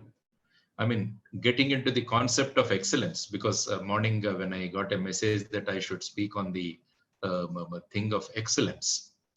So I always tell the youngsters, never try for success, always aim for becoming excellent. When one becomes excellent, success is a byproduct. Success is bound to follow you. So when you keep your goal as success, there is always a tension or pressure in you. But when we keep excellence as your goal, there won't be any tension. There will be an enjoyment in you. Everything you do, everything you learn, you do it with a lot of enjoyment or with happiness. Whenever you do something with happiness, there won't be any stress. Many youngsters ask me, sir, there is a lot of stress in us. We are getting stressed. I always say, whenever you do a certain thing without involving yourself fully, it leads to stress. If you do something with your wholeheartedness, if you put 100% your heart in that, then there won't be any stress, and finally it leads to happiness. So how to put your mind 100% in what you are doing? That's what yoga teaches us. Yoga teaches us how to control your mind and how to make your mind concentrate on what you are doing. Then there will be happiness. So if you see, for everything, the ultimate solution or the ultimate vaccine is yoga. So on this yoga day, let us spread the message of yoga. And it is not just yogic postures that we do. Many people, they get confused. It is dhyana and pranayama and your yogic posture. All these three things put together, it constitute what is known as the yoga. Yoga means getting things together. That is what is yoga. So you put all the things together, then you attain the excellence. So if somebody wants to have an excellent performance, maybe in your office, maybe in your home, or any field you are in, so the best way to become excellent is by practicing yoga. So that is how I always look at it. And also we should thank Patanjali for giving this Ashtanga Yoga for all of us. He is a Vishwaguru as far as the yoga is concerned. Subsequently, many yogas have come, like Hatha Yoga, like Power Yoga, like many other yogas, Iyengar Yoga, that is also yoga, because I met Mr. Iyengar in Pune. He is an amazing personality. I mean, you should see him at the age of, I think he was almost 80 when I met him, but still he was very fit. I mean, his whole body, he can move whichever direction he wants, whichever shape he wants to get the body, he was doing it. So these are different types of yoga, but the main thing is the Ashtanga Yoga as proposed by Patanjali. And also we should thank Swami Vivekananda also for spreading the message of yoga. In his address to the World Parliament of Religions and also the subsequent speeches which he has delivered in various countries, he invariably brought this concept of yoga of India. So many people have become familiar or conversant with yoga with the message of Swami Vivekananda. And of course, Bhagavad Gita talks about yoga only. Bhagavad Gita is full of yoga. It talks about yoga and how yoga is important. It talks about Jnana Yoga, Bhakti Yoga, Karma Yoga, Raja Yoga. All these things have been taught in Bhagavad Gita. So if you see the sum and substance of all these scriptures and also the lectures of various people, everybody has given a lot of importance and priority to yoga. That is because it makes a person excellent. It makes a person spiritual. It makes a person successful. It makes a person a role model. It makes a person healthy. It makes a person physically fit. It makes a person with lot of immunity. So there are so many benefits because always we are in a materialistic world. We always talk about the cost benefit. If I do yoga, what is that I am going to get? So these are various things what you are going to get. So we need to tell a person in his language, then he understands. So this is how yoga is going to help all of us, and yoga is going to help everybody to become fit. And also especially the youngsters I am talking about, the lifestyle has changed in the youngsters. Their food habits have been changed. So because I see youngsters moving outside at 12 o'clock for midnight biryani. This is what is the nowadays fad. They eat at 12 o'clock. And I don't know how their body, this thing is accepting all these things. So because of the, lot of people have lot of medical ailments, mental ailments, and they cannot take stress also. So that's why we see so many youngsters committing suicide at the drop of the hat. If you see Sushant Rajput, who has committed suicide recently, we need to take it as a case study. Why an youngster? A brilliant youngster. And he got, he was, I think, All India 6th ranker in a talent examination. He also studied in a reputed institution, and he made a name for himself. Ultimately, at the age of 38, this man has committed suicide. I was wondering, because I liked his film, MS Dhoni, An Untold Story. It's a wonderful movie, because I like MS Dhoni, well, because of his commitment, because of his discipline, and the way he has come up in life in a hard way. So he has, the character of MS Dhoni was played by Sushant Singh Rajput. But he imitated Dhoni, but he could not imbibe the qualities of Dhoni. Had he imbibed the qualities of Dhoni, he would not have committed suicide. So this is what is the problem with the youngsters. So youngsters, we need to take yoga in a big way to the youngsters. A lot of institutions are doing. Of course, Manavata is also doing its bit to inculcate yoga in the youngsters especially. And also because India has a demographic dividend. Almost 75% of India's population is going to be below 29 years. If we can inculcate the yogic concepts and also the yoga concepts in the youngsters, so that will become. The moment you introduce yoga in schools, people come, it is non-secular. I don't know what is this theory. Yoga never talks about a religion. Yoga talks about a practice. But I don't know, see how the people's thinking is. The moment you talk about yoga, they say, no, it is not secular because the Indian constitution says it's a secular constitution. You can't introduce yoga. So these are the type of mindsets that we have in this country. That also needs to be. So this thing is, let us do our bit to inculcate or to make youngsters to practice yoga. And also we should make him practice, and also we should see that they become role models in the society. And also in this particular this thing, we need to discuss about Ashtanga yoga also. It is not just yoga and pranayama and dhyana. There are 8 ways which we need to follow, or 8 paths which we need to follow. That shortly we'll discuss. Because just by practicing these 2, it is good. But if you want to become excellent, you have to practice all the 8 margas which Patanjali has told us. The first one is called Yama, because he said Yama, Niyama, Asana, Pranayama, Pratyahara, Dharani, Dhyana, and Samadhi. These are the 8 ways through which this is called Ashtanga Yoga of Patanjali. First, let us take Yama. Yama, it talks about ahimsa, that is, you should not you should be away from cruelty, and Satya, that is the truth, and you should know what to accept and what not to accept. This is what Yama teaches us. So you should be ahimsa, Satya, and aparigraha. These are the 3 things which constitute Yama. Next is Niyama.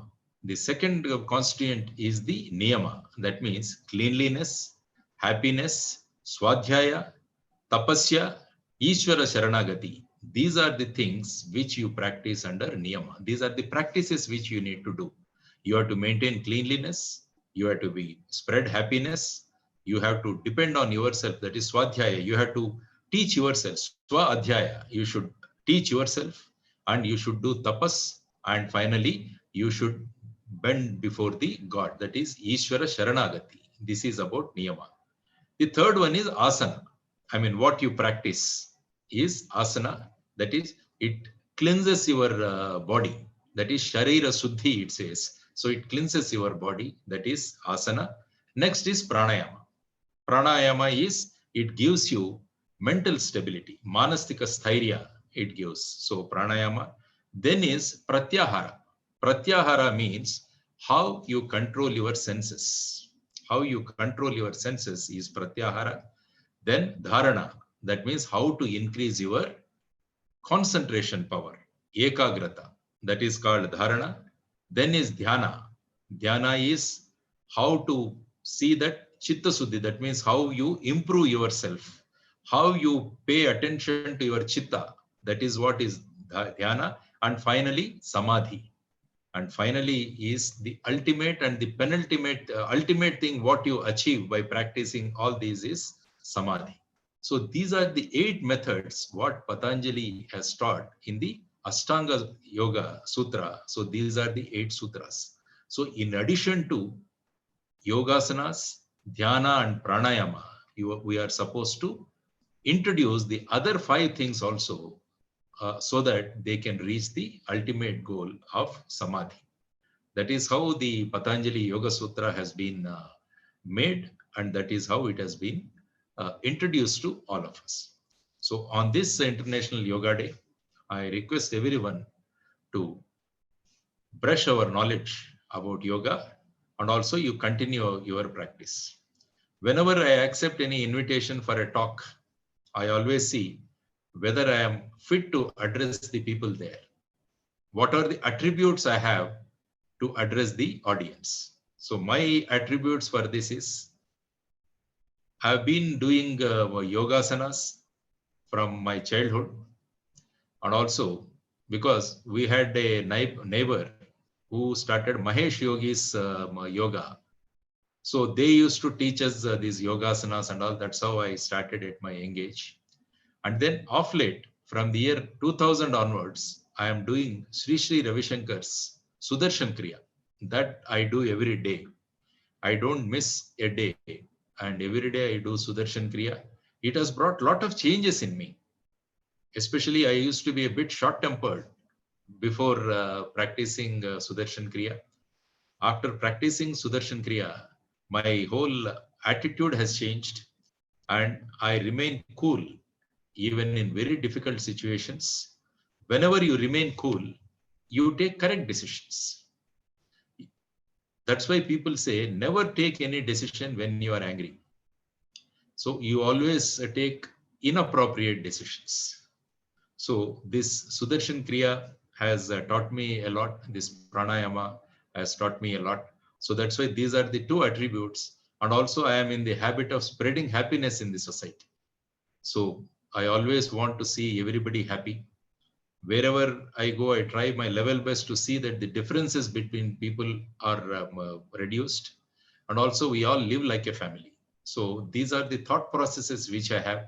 So I thought I am eligible to talk to the audience in today's Manavata organization's this webinar.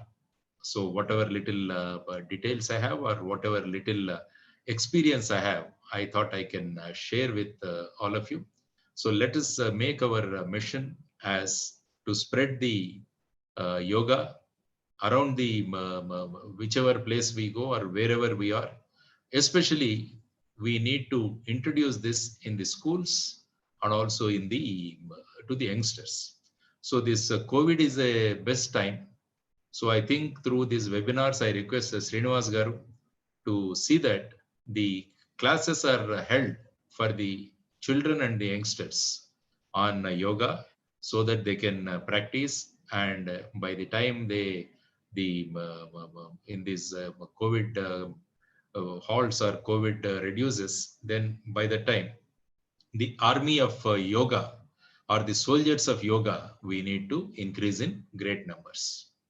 So this is what is my proposition to you, so that again India can become Vishwaguru through the message of yoga. So thank you very much for giving me this wonderful opportunity to express myself and speak to all highly motivated people in this group, and also people who want to see India as the Vishwaguru and also spread the message of happiness. Once again, best wishes to all of you on the eve of International Yoga Day. Let us spread the message of yoga and let us spread the message of happiness. Thank you very much. Jai Hind, Bharat Mata ki Jai. Thank you very Thank much. Yeah. Lakshman. Very, Yeah.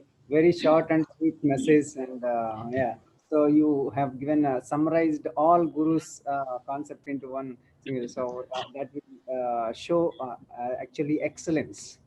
So the mainly the particularly subject I have particularly selected excellence is yoga in Bhagavad Gita. Yoga karmashu kaushalam.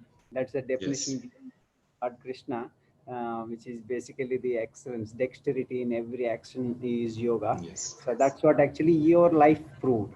So that is why I think that's a right subject for you. So for the youngsters and the for all the people involved, so inspire them, especially how this yoga works in day-to-day life. The people, as you rightly said, many people think that it's only just a physical exercise. It's a wrong understanding.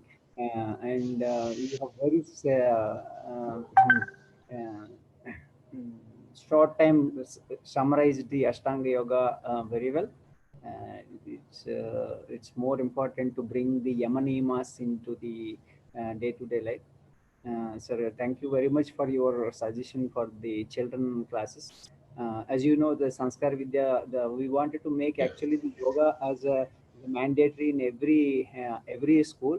We're trying our best to reach out. Yes, on the online also now we are conducting during the COVID morning and evening classes. Around that, We have to train the parents also, Srinivas. The main problem for the society is the parents.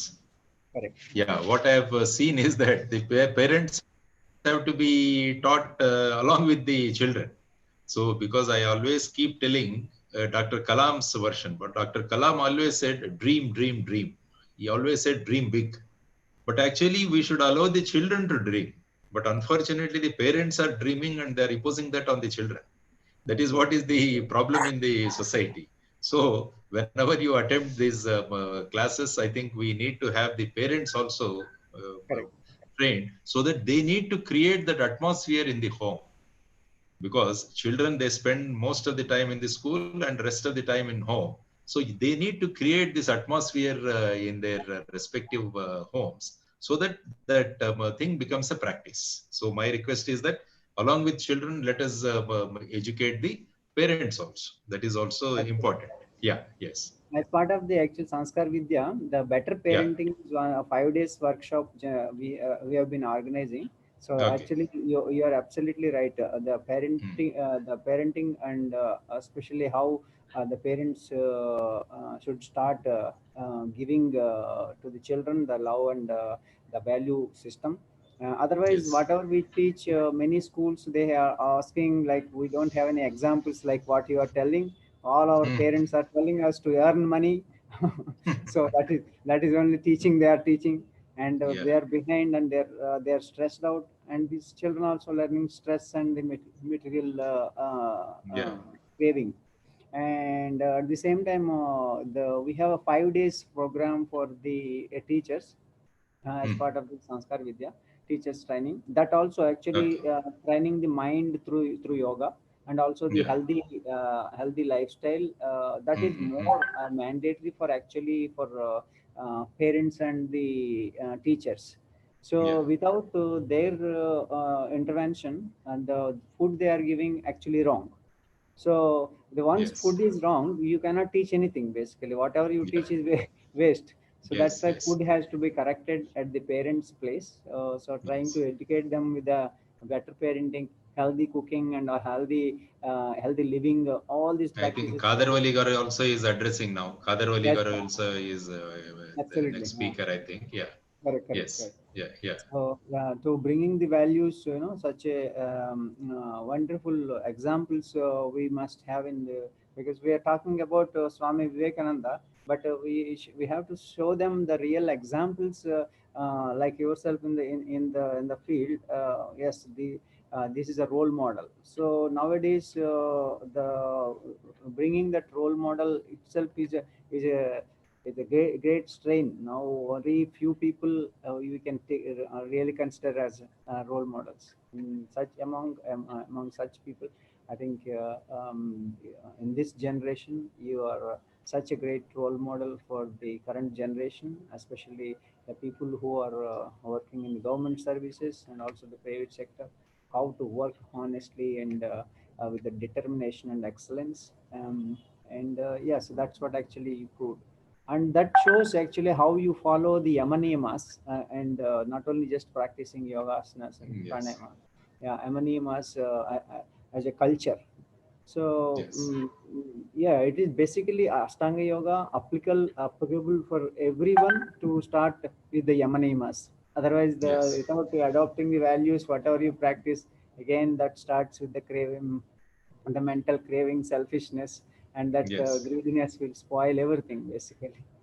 Yeah, so that's a great message. Any questions from any audience? Yeah, please. I think one person motivated, sir.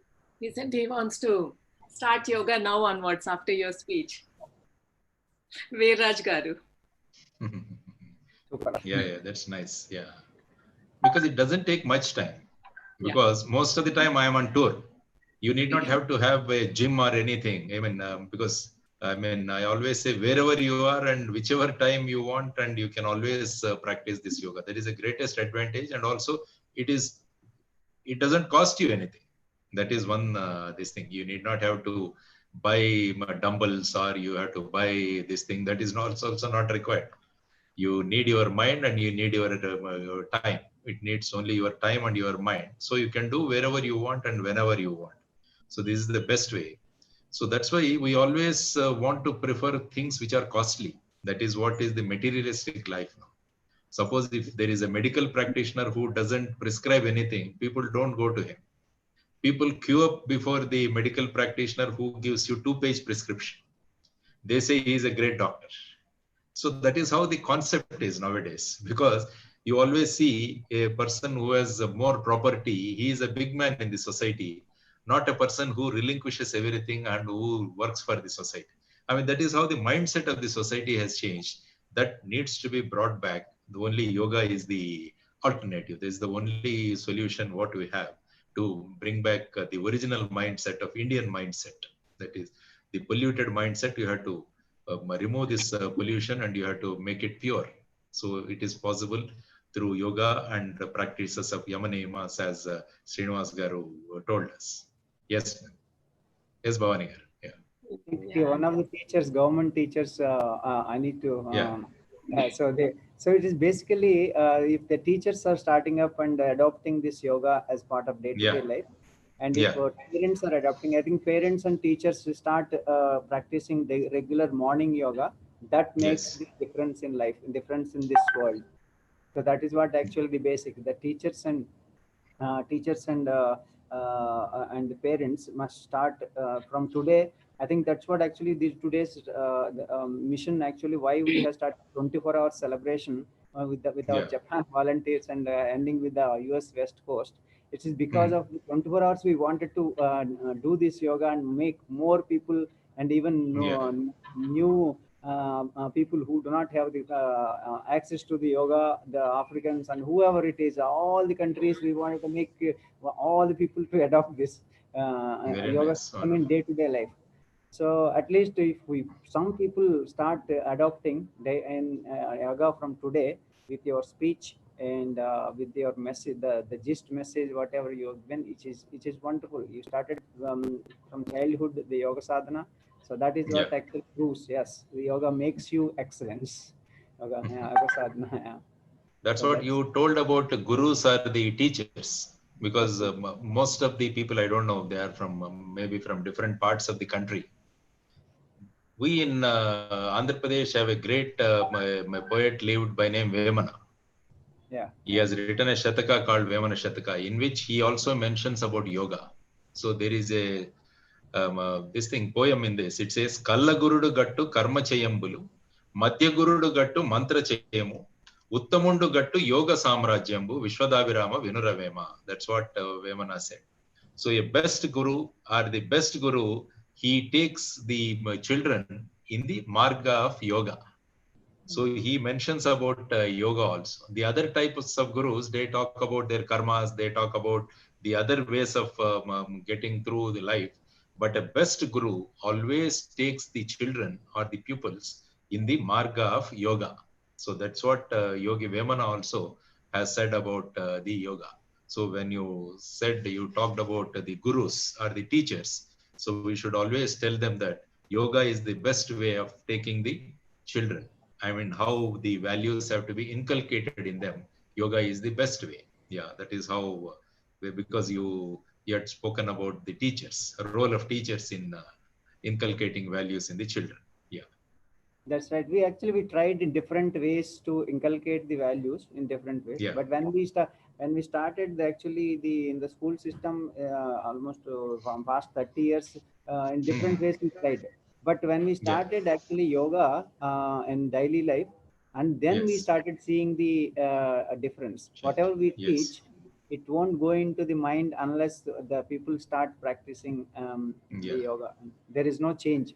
But yoga can make a very great and positive change that we have seen in children and parents and families.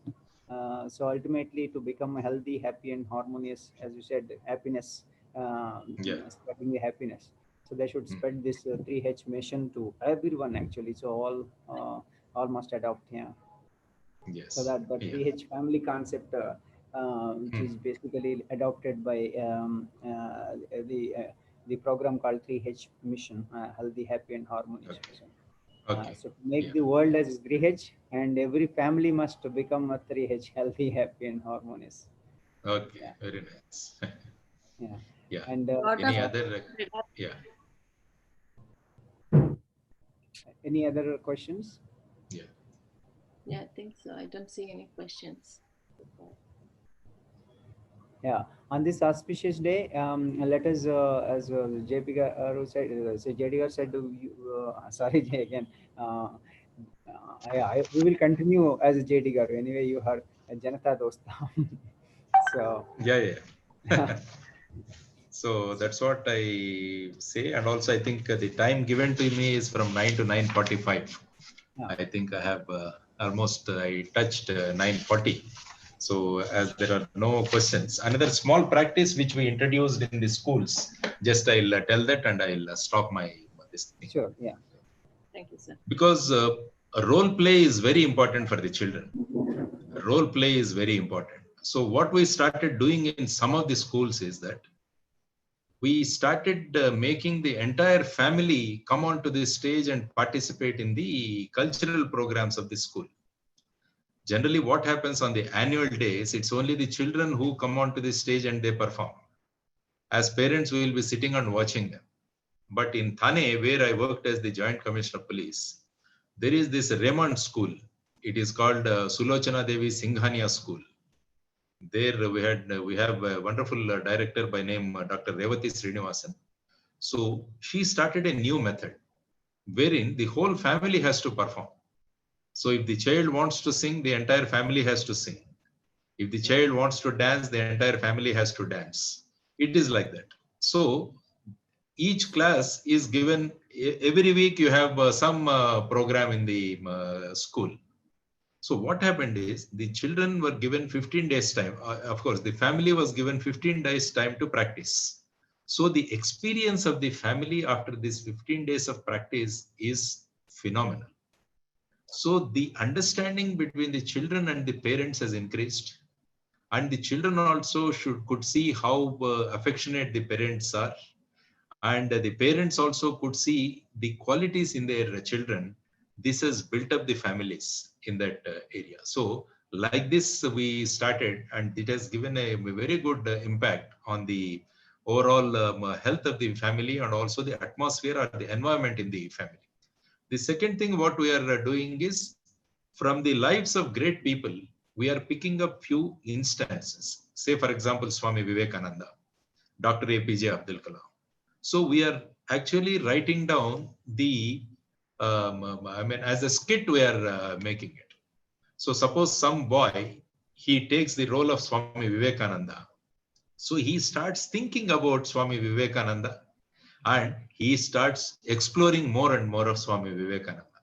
If somebody plays the role of Dr. Kalam, then he goes and picks up. He thinks Kalam is he. So that is how the value inculcation can be carried out. So this role play is very, very important. Otherwise, these youngsters are thinking that the entertainers, the film star are the role models. That is the unfortunate part of it. So we need to replace that with the actual heroes, real heroes of the society. Maybe Swami Vivekananda, Dr. Kalam. There are so many people who have brought change in the way you look at the society or your impression about the society. So these type of small exercises are yielding very good results. And also there is another organization called IMCTF. It is based in Chennai, started by Sri Gurumurthy Garu, the famous economist and the chartered accountant. So they do Matru Vandana, they do Pitru Vandana, they do Vriksha Vandana, they do Veera Vandana. Like that, there are 6 practices which are being inculcated or introduced in the schools, so that at different times they do this Vandanas. So that also inculcates a lot of value system in them. So this is another practice which is going on. So my request to all of you is, especially Srinivas Garu, is that maybe after some time, let us have meeting of all such people wherein you can have a collection of all good practices in various schools. Various schools, what are the good practices, so that let others also pick up. It's like going to a garden and picking up flowers and making a garland. So let us pick up good practices from different people and let us expose people to that, so that let them pick up whichever is good for them. Ultimately, spreading goodness is our aim or the intention. Yeah. Thank you very much. Now it's 9:45. So I have finished my time allotted, because time is very precious, and also you have chalked out the entire day very meticulously. And I mean, the time we need to respect time also. Thanks once again, Srinivas Garu and Bhavani Garu, for giving me this wonderful opportunity for interacting with motivated people, and also people who want to spread the message of happiness. Dhanyavadalu, namaskaram. Thank you very much, sir. We are so honored to have you always. Thank you, sir. Thank you. Thank you. Because I have a few more webinars, so I may not be present, because I have 2-3 sessions today. So I'm addressing some youngsters who are working for the farmers. That also I have a session now. So I'm getting a lot of people to get into the agricultural mode. So that is another ambition of mine. Yeah.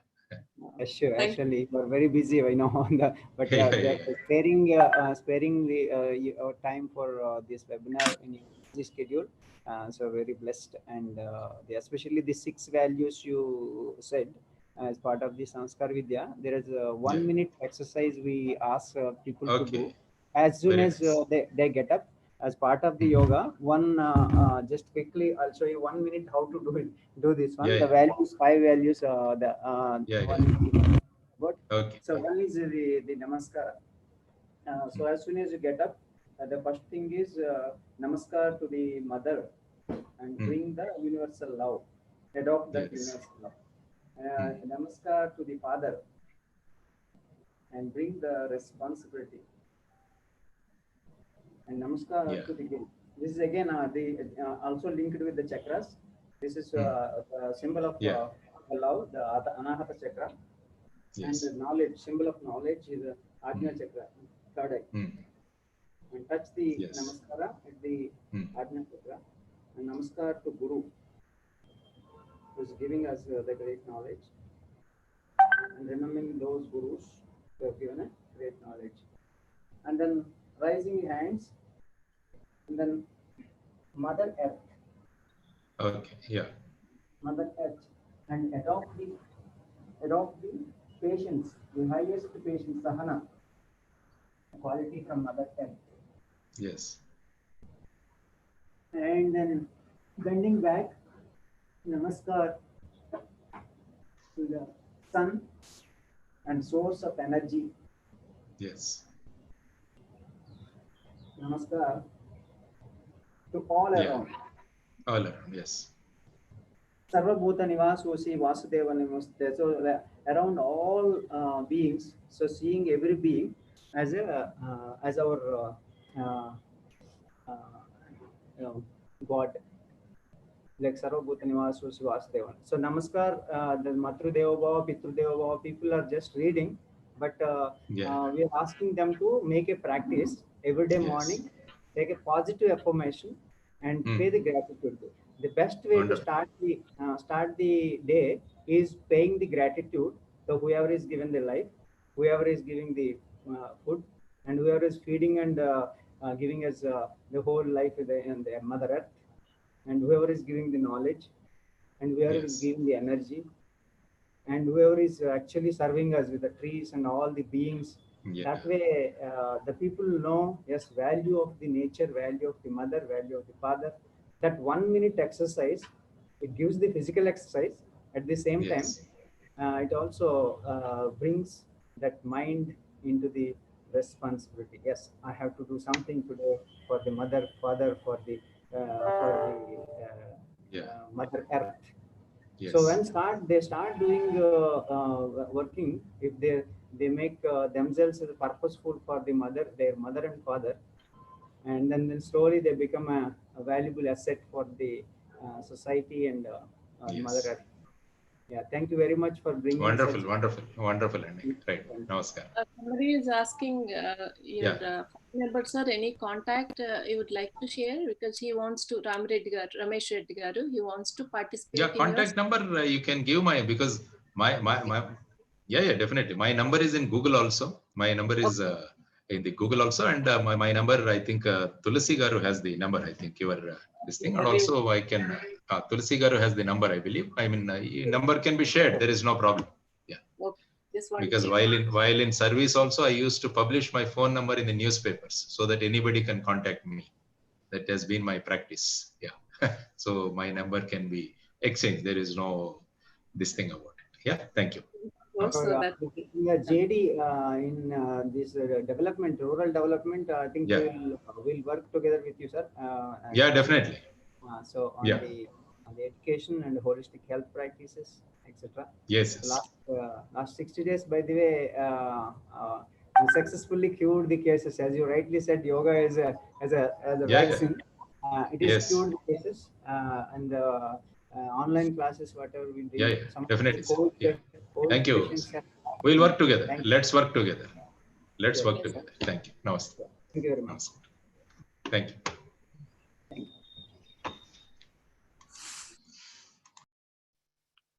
Okay, let's do now. Our next guest speaker is like around 10 o'clock. So we all think about, we don't have time, not even 10 minutes. So we have hardly 9 minutes for the next guest speaker. So I thought what we can do within 10 minutes. Let's say PM Modi ji, he is running the whole country. So you can imagine he has 1 hour time to practice yoga. So I think we do have at least 10 minutes for ourselves to practice yoga. So let's see how much we can do within 10 minutes. Just small pranayam. So far we have done asanas and we have done meditation also. Let us just practice 2 types of pranayams. How we are going to do, I'll just show you the demo. We could all practice together.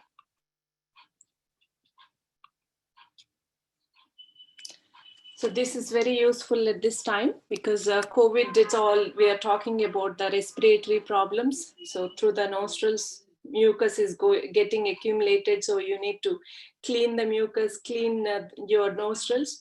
So I thought this is the very good way to practice. Nadi Shodhana, I will just explain very simple way. This is the Nasika Mudra you need to practice like this way, and here closing. So instead of that, if you are doing for the first time, just do with the finger hand. So the first one, okay, thumbnail. Close right nostril, just closes.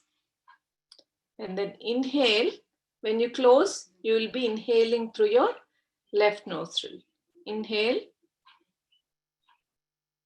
And again, close.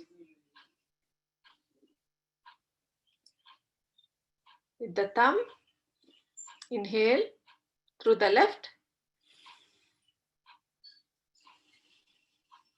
Exhale through the right. Again, inhale. You watch me doing, then we are going to do it by closing our eyes. So that way you will go in, do the inward journey rather than practicing on the practical way. Okay, let's inhale through the right. Exhaling through the left, very, very slowly. Then inhale through the left.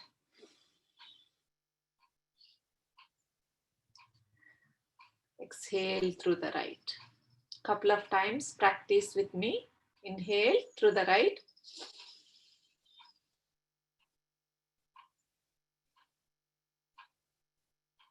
You're exhaling. Again, inhale through the left.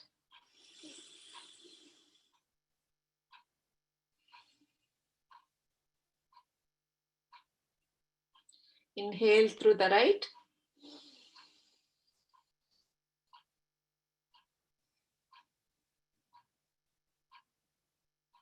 You should feel the breath. You should feel the sound of breath, how you are inhaling, how you are exhaling also. When you inhale, then you should feel the breath as well as sound of breath. Again, practice couple of times. Then we are going to close and practice it together. Close your right nostril. Inhale.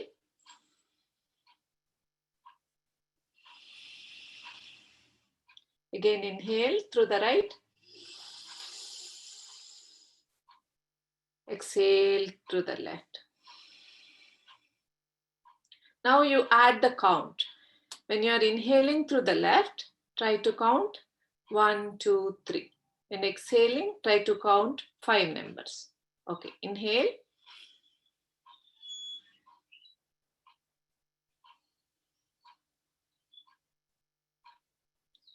Again, now all of you please close your eyes and let's practice for 5 minutes together. Close your right side, right nostril. Inhale through the left. Exhale through the right.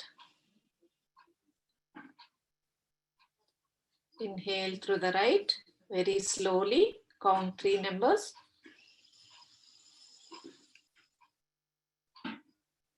Exhale through the left. Inhale through the left.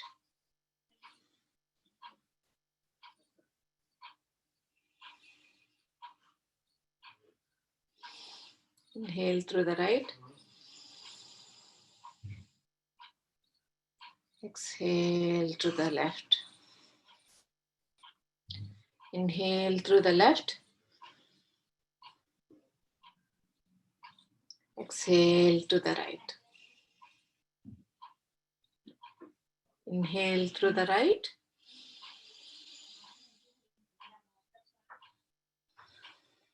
Exhale to the left. Do it on your own.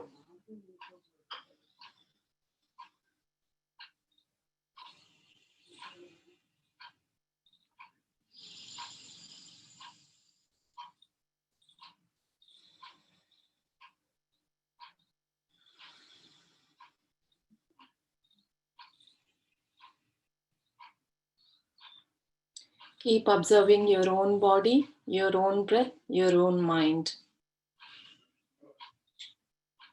Leave everything for now. Live in the present moment. Just focus on your breath only now, because we are in the pranayam session. So let's learn it together within 10 minutes, how we can get the impact of yoga, practicing yoga within 10 minutes. You can just start doing on your own. Continue.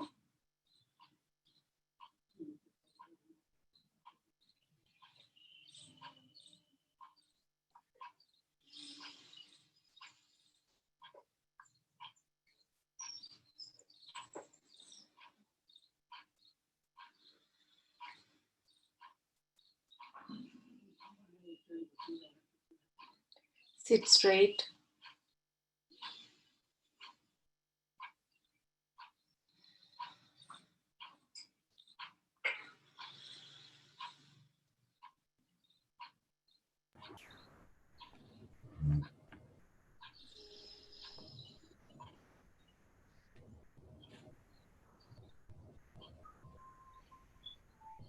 This Nadi Shodhana will control our body temperature,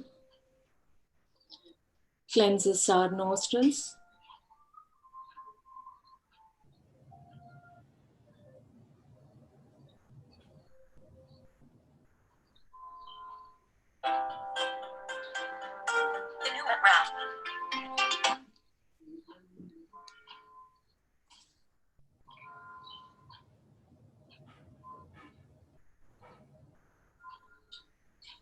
keep breathing.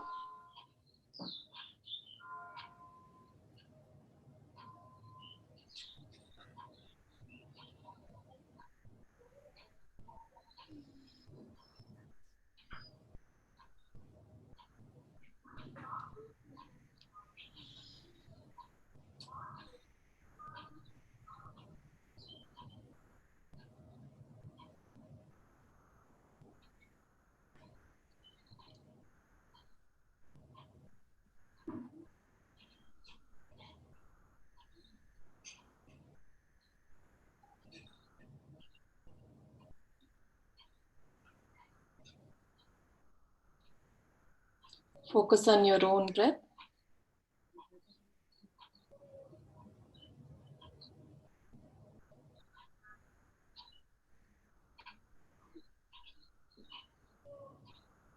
Now, slowly, could you please stop the video for a moment? We can play it after 2 minutes.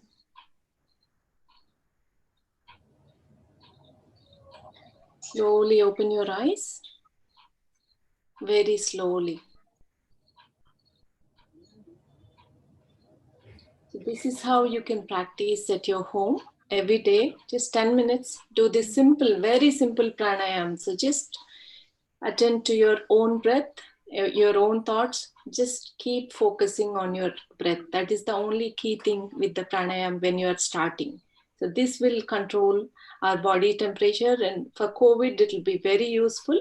And I hope you'll all practice. You learn this technique, Nadi Shodhana. So thank you very much. I'm Bhavani. And our next guest speaker, Dr. Kadarvalli Garu, is on the line. So, namaste, sir. Namaskar. Namaste. Namaste. Namaste. Namaste. And, Namaste. we're really honored to have you here, sir. This is your second session with us. Yes. And we are excited to hear how sattvic food is going to affect our yoga practice, our daily life also. We would like to have a small snippet of COVID. A lot of people are really getting scared at this point. A lot of cases are increasing nowadays. So they wanted to know, our audience. A lot of people even asked me when I said Kadarvalli Garu is joining our sessions. They were asking, so what kind of, there's 4 days if we can practice, how we can get build up the immunity, and how we can do aftercare when you get a COVID, aftercare before even getting a preventive care for COVID also. If you could share with this yoga session also, sir, so that everybody Yes. can practice and share your knowledge. Thanks for honoring, and you can start the session, sir. Thank you. Thank you. Thank you. Chappan sir, you want to say something? Thank Srinivas you. Garu. So warm welcome to you. Thank you. Thank you very Yes. much for joining, sir. Yeah, please start. Namaskaram. Andariki namaskaram. Good morning to everyone and everywhere, all over the world. Good morning, good evening, good night, whatever time it suits you. Basically, on this June 21st Yoga Day, there are many dimensions to the definition of yoga. It all begins with combining two states, recognizing and realizing the balanced condition. That is the definition in all dimensions. So, as all of the people now are sensitized all over the world, that yoga basically is connected with realizing God. It's not that you would see God with Vishnu or Shiva or Allah or things like that. See, these are all the concepts that we have developed, and the God in its true sense and true form is Nirguna. Nirguna means there is nothing that you can describe. And what all we know, our consciousness, our dimensions, all that we are aware of is something can be described. So now to recognize and realize the undescribable, and we are all describable in some form or another. Even our consciousness, everything is describable, which is we are aware of it. And something which is beyond all that, we need to feel, recognize, realize, whatever words that you want to say. So that is yoga. So something, two completely different kinds of things get together. And various levels are part of this issue. So there are now in this describable awareness, there are many more diversified conditions. Very, very different conditions. And that's how nature is multifarious, completely, absolutely, unimaginably, very, very, very different from each and every minute, every second, in every dimension. So the most important two things are dvandva, we call good and bad, beautiful and ugly, all this dvandva stuff, good and bad. Let us just say till now Bhavani was explaining about deeply breathing in and breathing out. So we are there, air is there everywhere, all around on this planet. So we are taking in and getting it out. What is happening there? Basically exchange of, on a molecular level, carbon dioxide and oxygen. So there is a moment wherein you take the breath and hold it there. If you don't hold, what happens? There is no time for the oxygen and carbon dioxide to be exchanged. And it is that time that you want to give. Bhavani was just telling, watch the breath, watch the breath. So the air is going on and air is coming out. That seems to be no difference. But then what goes in is cold air, what comes out is hot air. So you see the difference. One is cold, one is hot. And the content of the air coming out is saturated with carbon dioxide, and the content that is going in is less in carbon dioxide. But most often, many of yoga masters keep telling you will fill your body with more oxygen when you take deep breath. But actually it is the other way around. It is that we are filled with our body in the metabolic waste, and the air form of it is carbon dioxide. And actually carbon dioxide is the ultimate bad thing for our life form. So it has to be exhaled, it has to be removed on a constant basis. And how do we do that? It is through exchange of oxygen. So again, good and bad. Oxygen does burn the glucose and produces carbon dioxide. Where does this carbon dioxide come from? It is coming from the food. The food is digested and pumped into the blood as glucose. So you see the connection to the carbon dioxide. The glucose is the source of the carbon dioxide. It is the oxygen that goes into our blood, which is held by hemoglobin, that is the red blood cells, which is carried through each and every cell. And the metabolism takes place, the energy transfer happens through pyruvic acid cycle. The pyruvic acid gets to carbon dioxide. So glucose, 6 carbons, pyruvic acid, 3 carbons, then carbon dioxide, 1 carbon. That has to come out. Who is doing this trick? The oxygen. So that is why when the thing goes in, we are getting the energy. And where was the energy? Transported from the light into the glucose molecule. So you see, that's why you do first thing is Surya Namaskara. You come into the sun, the early morning sun, the orange color, and that's when many other chemical reactions takes place so that this transfer of carbon dioxide happens properly. So most often, all the yogic masters keep telling, fill in with oxygen, fill in with oxygen. But that is not the point. The point is to get the bad one out. So now there is exchange. Where does that happen? It happens in the lungs. Does that mean only lungs are breathing? No, each and every cell is actually removing and sending the carbon dioxide to the blood. So every drop, every molecule of the hemoglobin is doing this wonderful job of oxygen and carbon dioxide transfer. But overall, the machine, the pumping machine is the lungs for the air to be pumped in, air to be pumped out. So that's why every yoga master concentrate on the breath, and it is there the real yoga is happening between oxygen and carbon dioxide. When that happens, the energy is transferred to all the body cells, and this is exactly what yoga is. Transfer.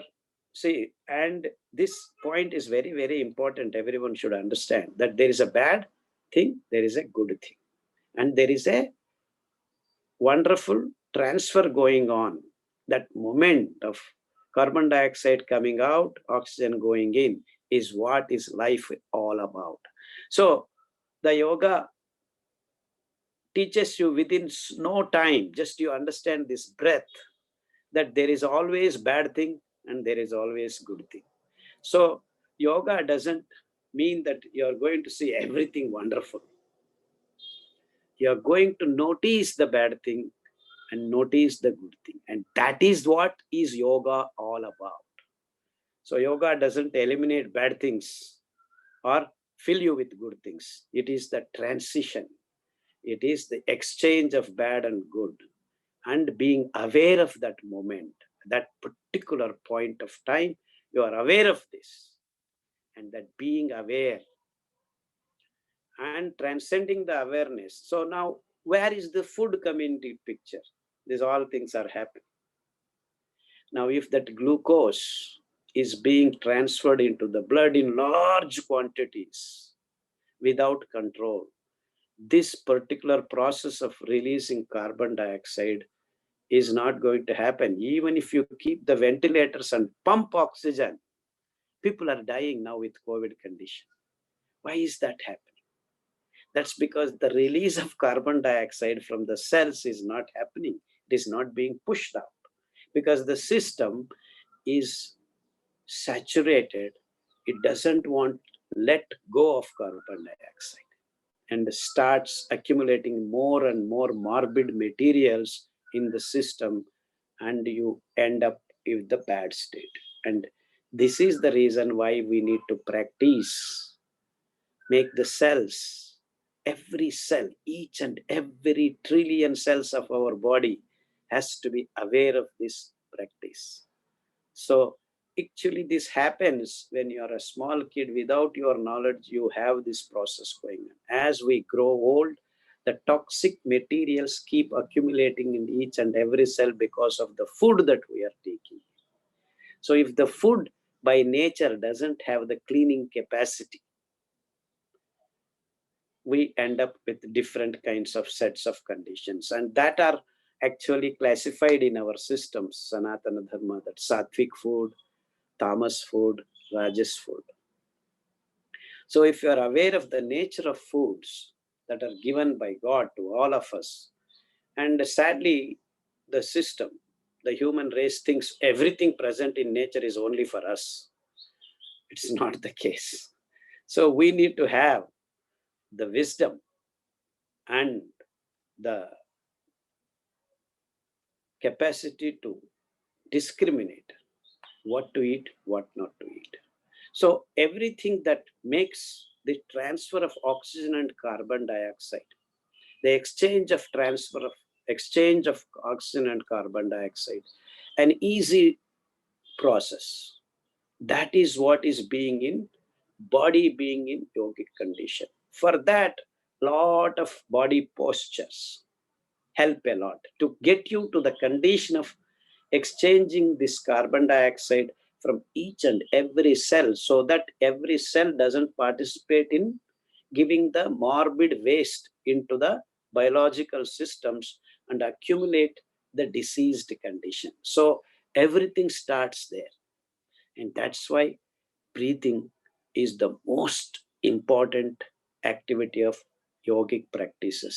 Whatever circuses we do in the form of yogasanas, they get you to a state where the body is primed, and then you start pranayam, and then different sets. So people understand this molecular level of yogic practices. And then there are sadhakas. We go transcend from this level of material to non-material.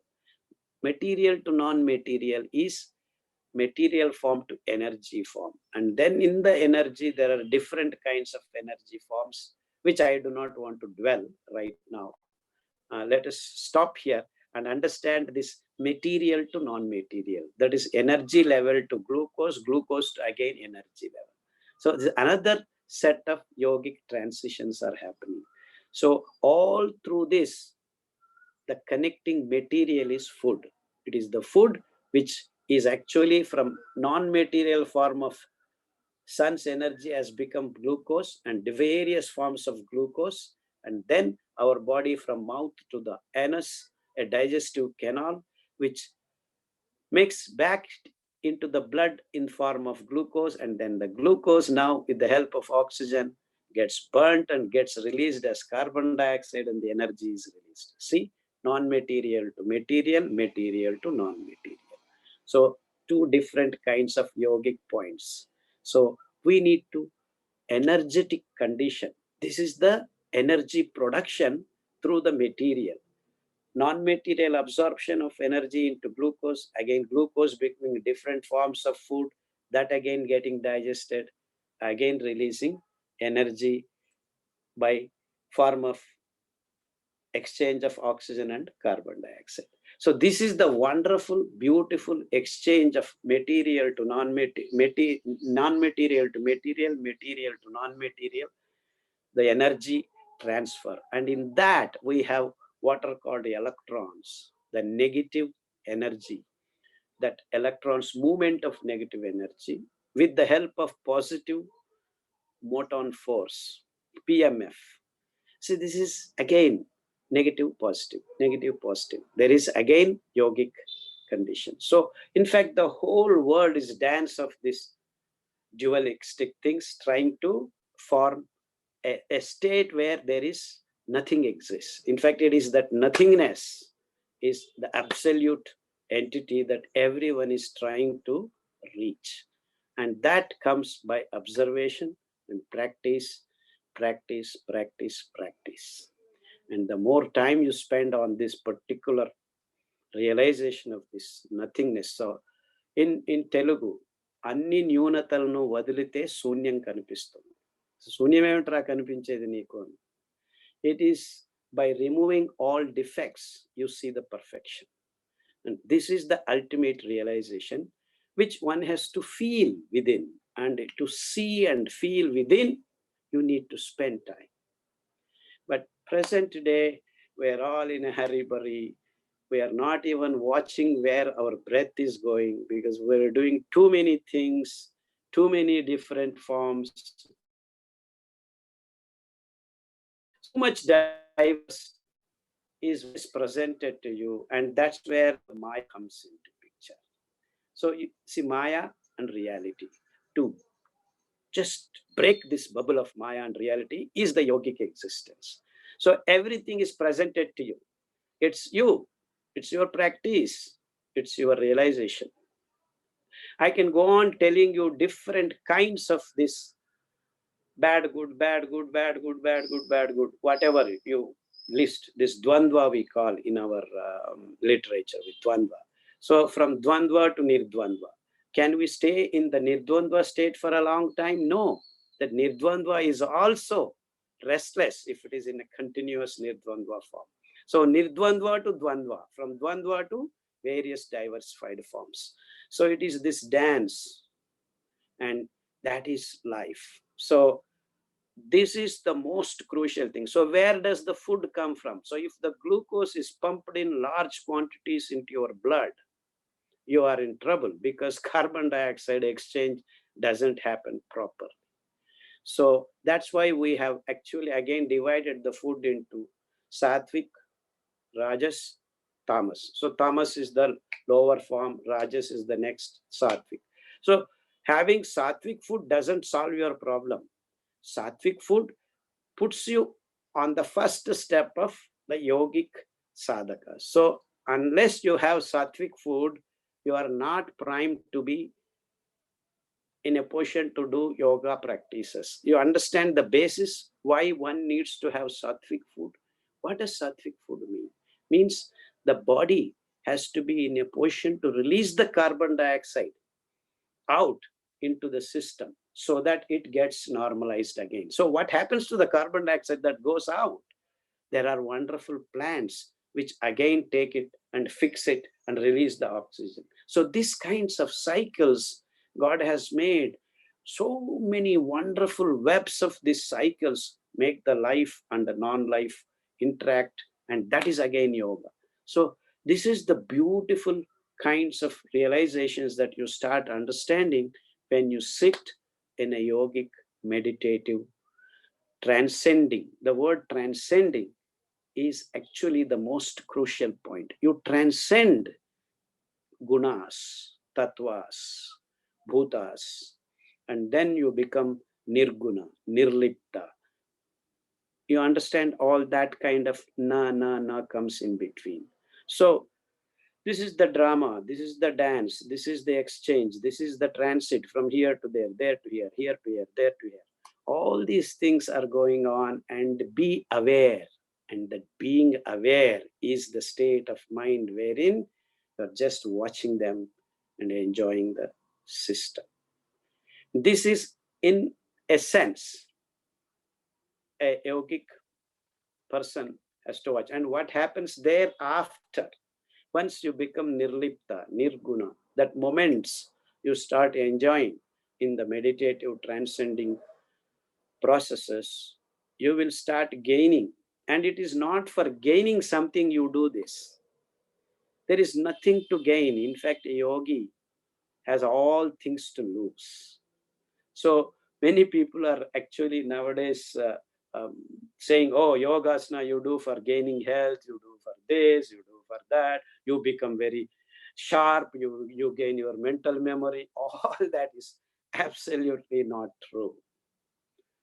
They are all absolutely not connected to this. And if you are thinking, I will do this, I am going to be having a lot of memory, I will be efficient and this, that's not what the guri, the objective of yoga is not that. They all happen by the way. And don't ever think of they being the objective of your yogic practice. The yogic practices will take you to different domain, and these things so happens as byproducts. So don't have your objective for byproducts. The real product is going to appear and present itself when you keep practicing. So we all have to understand the basic material to non-material, and the material that you supply into your body becomes the most important thing right now. And we have to understand what are the foods that have this capacity to keep our body clean by themselves.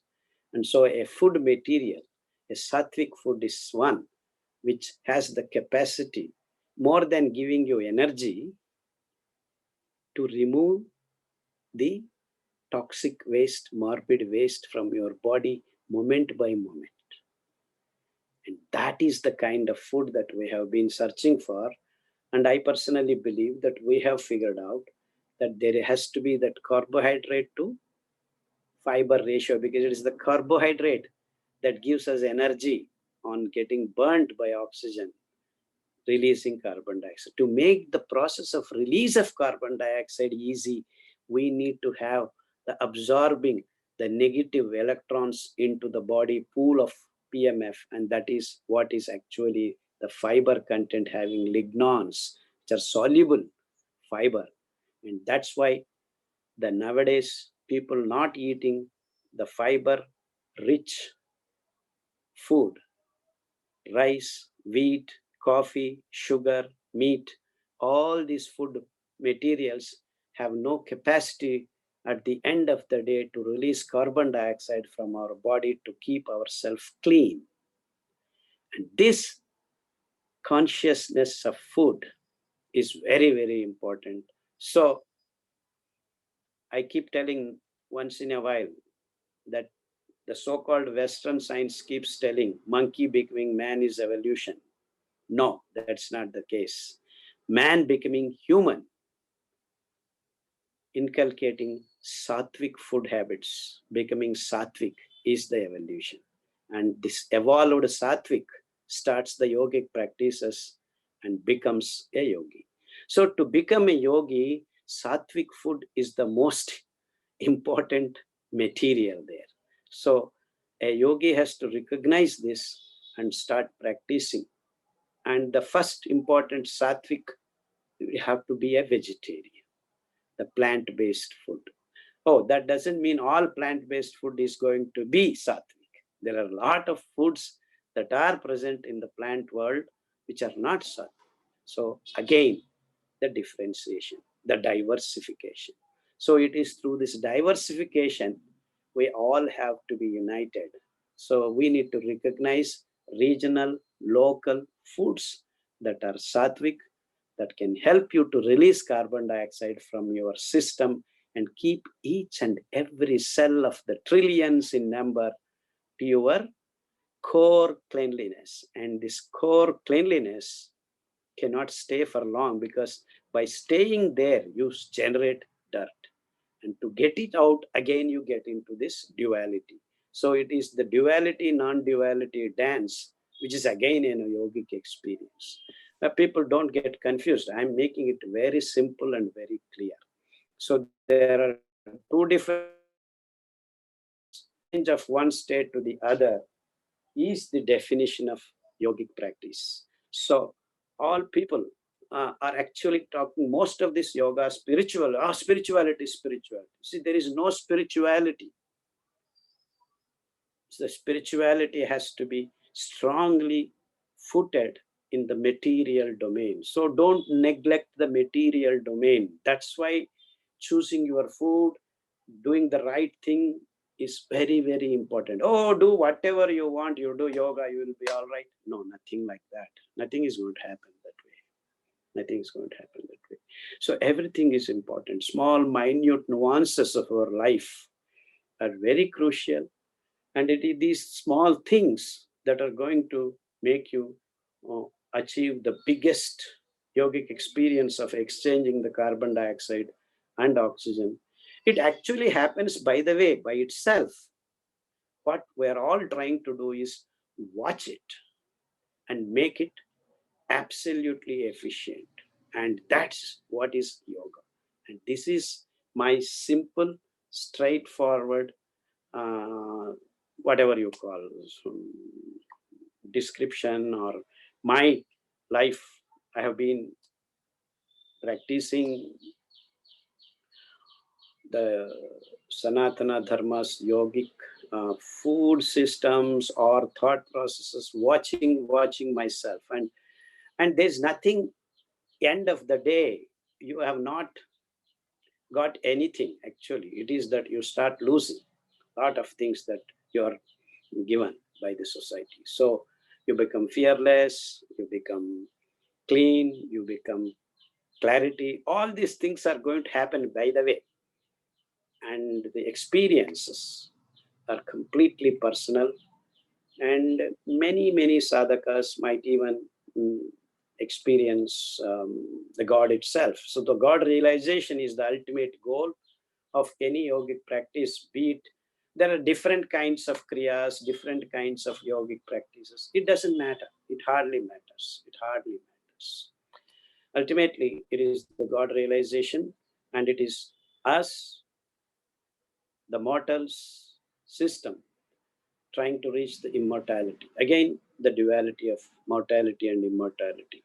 And it is the transition, it is the exchange, and it is that state that we all need to aspire and look for, and we need to conduct accordingly on this planet, which basically translates into a single sentence: Sarve Janaha Sukhino Bhavantu. Sarve Janaha Sukhino Bhavantu. Thank you all for giving me this opportunity, and we'll again and again meet and exchange more information. Information, no information, exchange of information, and that is actually another way of practicing yoga. Okay, thank you all. Namaskar. Srinu garu, Manavata garu, Bhavani garu, andariki namaskaram. I'm taking leave of you. Thank you so much. Thank you, Dr. Kaligar. So it's a wonderful information, especially in yoga. The most important subject you covered the very first thing is food. As the first thing, the food people are neglecting. In the Bhagavad Gita, in the yoga itself, what is yoga in Yukta Ahara. Yuktahara viharasya yukta cheshtasya karmashu. Yukta swapna bodhasya yogo bhavati dukkha. All the dukkhas can be removed only through this. First starting with yuktahara vihara corrections. Lifestyle corrections. Sixth chapter Bhagavad Gita. That's one of the most crucial, important sloka. Absolutely, sir. That all the yoga practitioners, yogic masters should be aware of and should be taught. Yeah, absolutely. Thank you. Thank you, very sir. much, Kadrigar, for enlightening all of us. Thank you all. Any questions, maybe you can post later on. Kadrigar can answer in next sessions. Thank you. Thank you very much. Okay, sir. We might be having another session. So thanks for honoring our request, sir. Yes. Thank you. Thank you all. Thank you all. Thank you very much. Okay. Now. Yeah, I will stay along for some time. You go ahead with your future. Okay. Yeah, thanks again. I just want to summarize it, sir, how we can get rid of stuff. Actually, that is the essence of your message. So we all accumulate so much stuff, either materially or mentally also. Yes, so emotionally, in different forms, yes. We want to go back to how we were born with the, good feelings Nirguna. and happiness. Nirlipta. Live in the present moment and all that. So this will happen with these are the aids for us, tools for us to go into that state. Because of the society or because of our external influences, we have these accumulation, how to get rid of it. But we don't need to expect too much. Yeah, kashayas and sattvic food, that is the fiber rich content foods that are very important. Yeah, kashayas and fiber rich foods. Yes. Yes, sir. Yes, sir. And we better not to even compare with others, even this practice also. Okay, he's getting good sleep, he's becoming free. So this comparison, we have been really grind out in our brain. Wherever you go, all over the world, that's where we are suffering. Either it's a materialistic or this experience also. Okay, are you able to do it, meditation? I can do it. But it's a personal experience. Every one of us is different. It's a unique. You can't be like same everywhere all the time. So just instead of comparing, just self-study and then observe yourself and compare with yourself how efficient, how peaceful you are by each day. So that is the message. Thank you very much, sir. Our next session is starting by UK team. So we are handing over to UK team. Manavata UK team is going to start their session. For a UK team also, one of the important messages Kadri Garu has given, I think the many people have joined. The summary is eat local non-violent food. So one of the basic principle in yoga is non-violence. So what he has given is the eat local vegetarian food locally seasonal, local and seasonal. The another aspect from his words is basically the non-violence is a key message there. Because when you eat local, there is no transportation, pollution free. At the same time, you also save the environment. You can gain the seasonal means, the one which is grown naturally, probably most of the stuff, whatever the naturally available. Of course, there is very few, but that is very, very important, what Kadir message, being close to the nature and respecting Mother Nature. Yeah, thank you, Dr. Kadir. So we have finished Japan team and India team and handing over successfully our 24-hour celebration with Manavata. So please take over and you can start the session from UK. And also we should thank our Singapore team, Uday, and all the team members. And thanks for making things happen and spreading the words. Yes, thanks.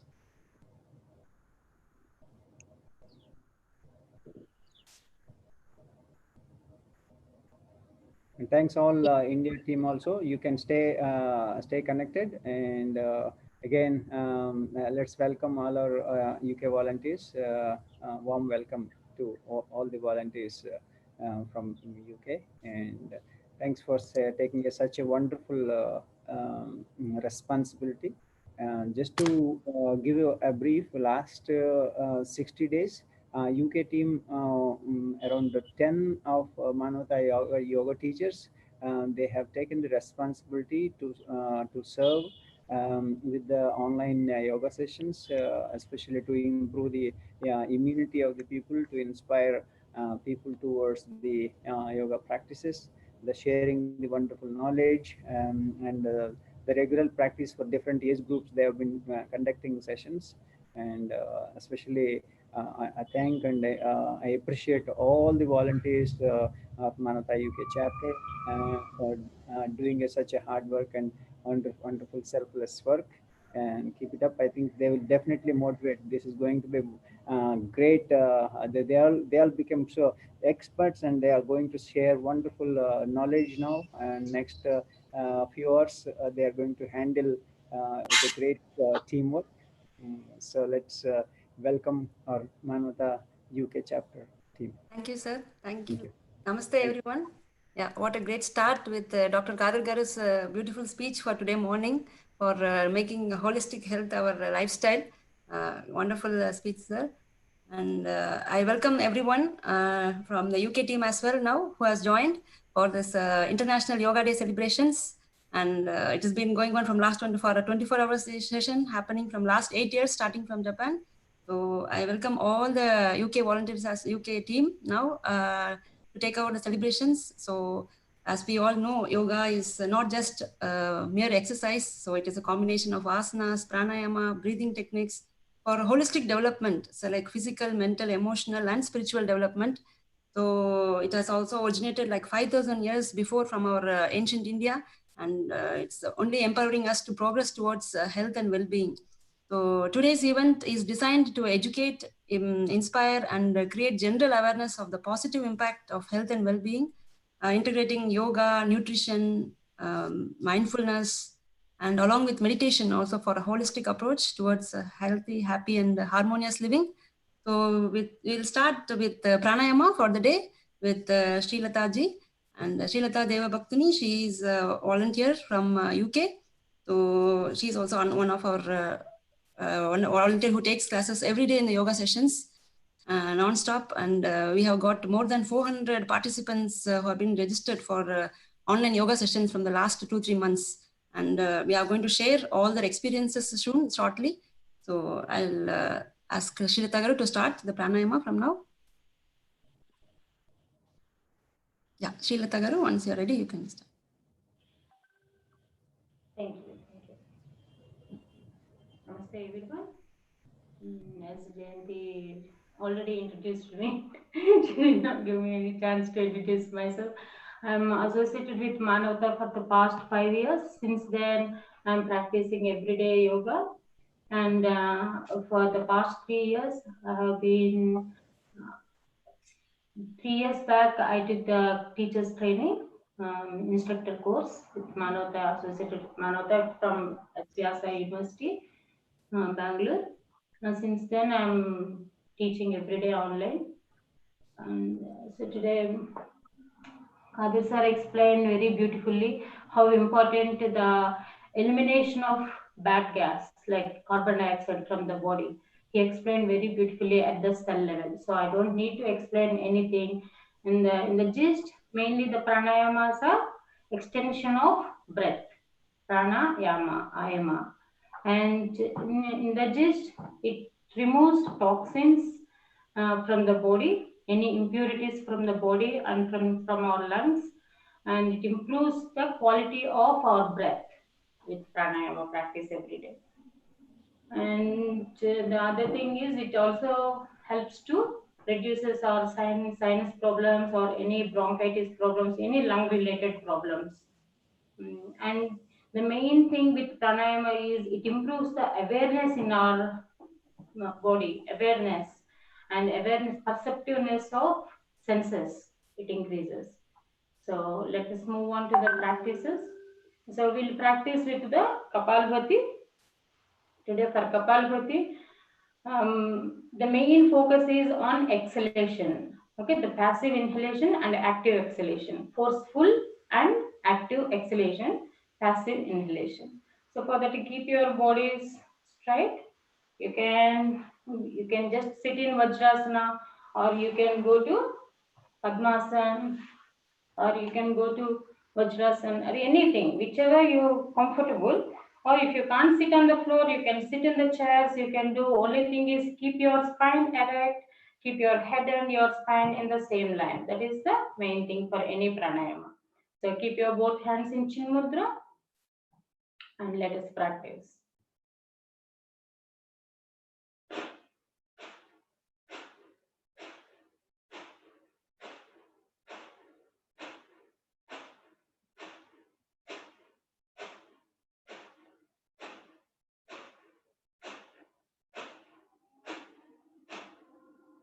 See here, you can feel the contraction of abdominal muscles, where you can see is that when the contracting, your abdominal muscles are contracting, it pushes your lungs upwards. So the more of the carbon dioxide, accumulating carbon dioxide comes out. Okay, concentrate, aware, be aware what you are doing and do it. Okay, that is to.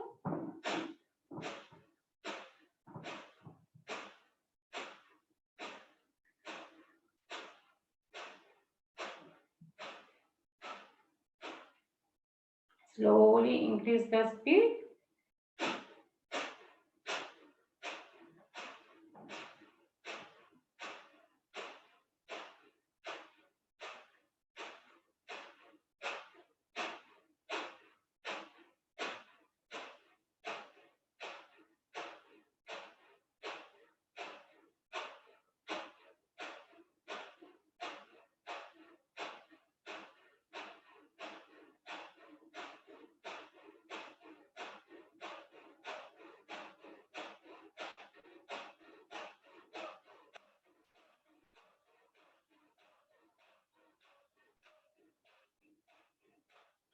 Same way, slowly reduce the speed.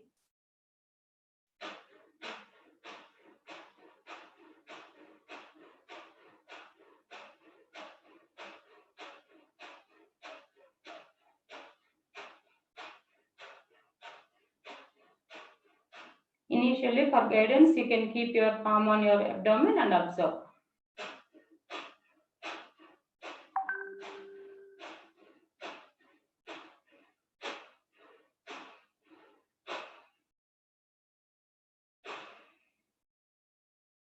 See, at the end, when you come slowly to the stop, you can feel the automatic cessation of your breath. There is no urge for breathing.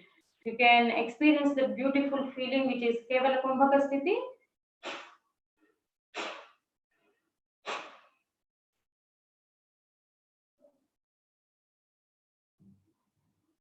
Such a beautiful feeling. There is no urge for breathing, no thoughts in your mind.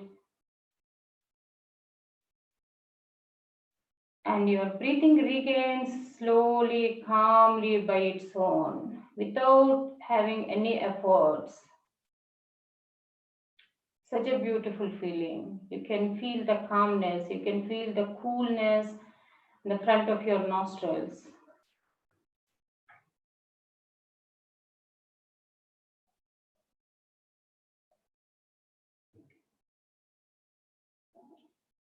Okay, once your breathing becomes normal, take a deep breath.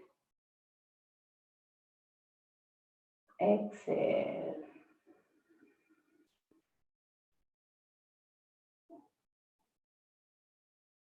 Okay, let's move on to the next cleansing pranayama, which is Bhastrika.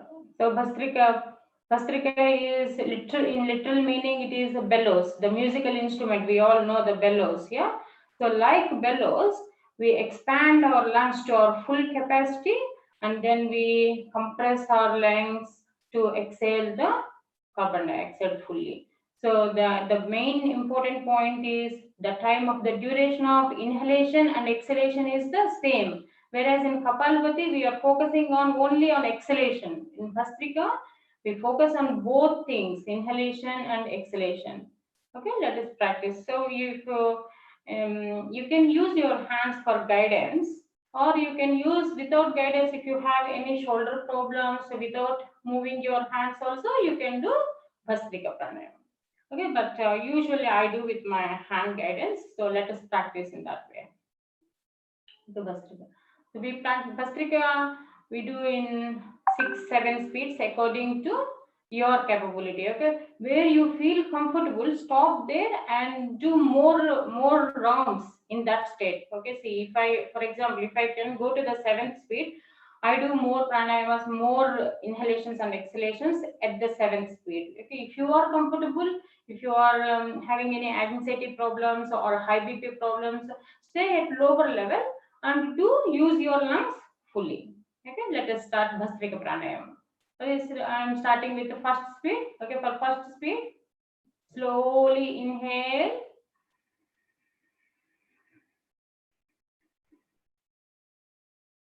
Exhale.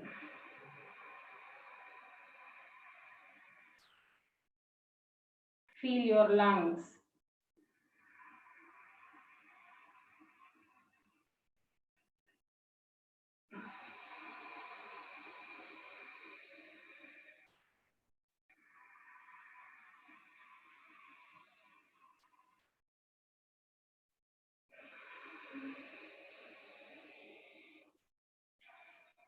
So we move on to the second speed. Slowly increase the speed of your inhalations and exhalations.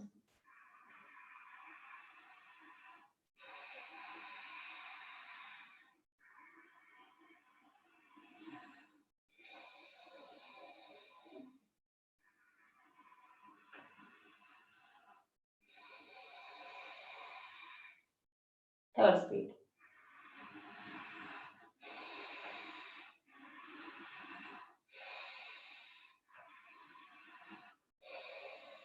Fourth speed.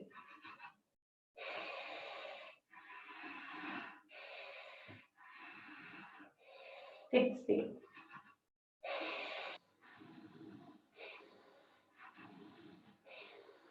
Sixth speed. Seventh speed.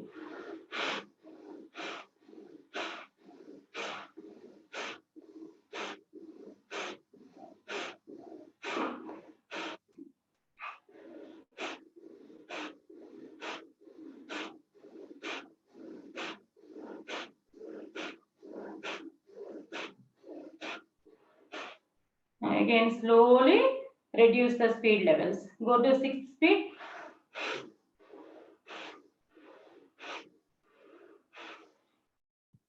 Fifth speed.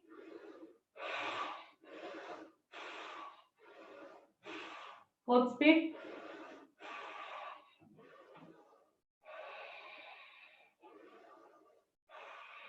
Third speed.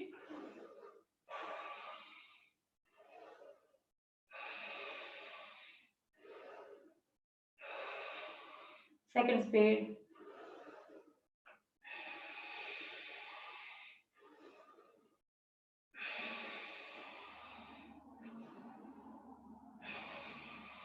First speed.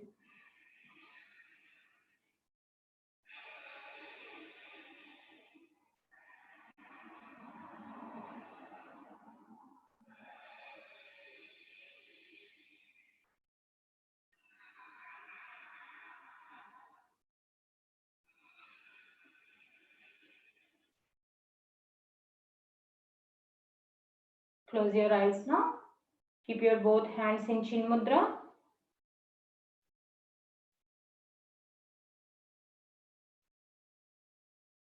Experience the energy in your body. Experience each and every cell got oxygenated, energized. Feel the vitality in your body and mind. Mainly these two pranayamas, Kapalabhati and Bhastrika, it removes tamas gunas within us.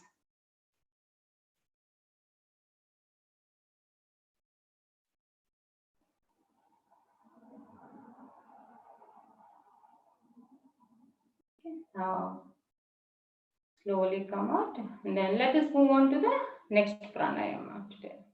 So for next pranayama, let us practice Vibhagya pranayama, sectional breathing.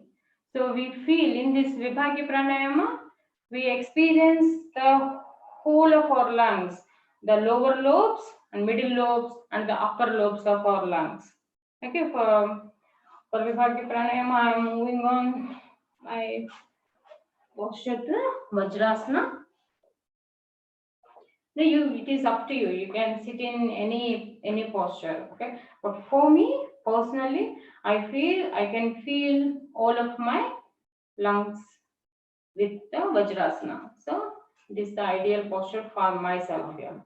So let us practice. Let us keep our both hands in Chin Mudra, facing them, place them on your thighs, facing to the sky. And inhale to your both nostrils deeply and expand your abdomen.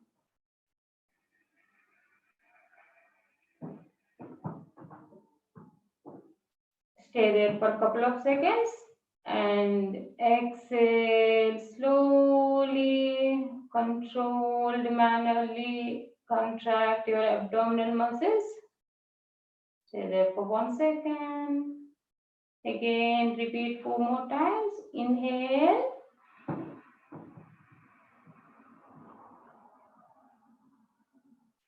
Exhale.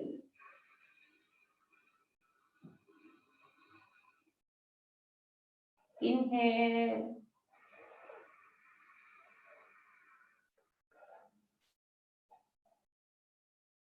Exhale.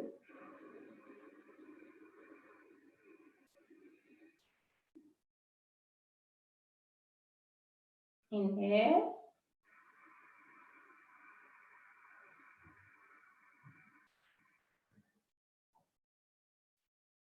Exhale.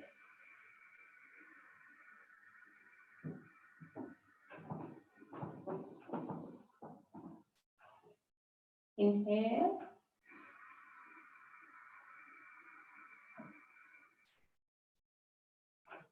Exhale.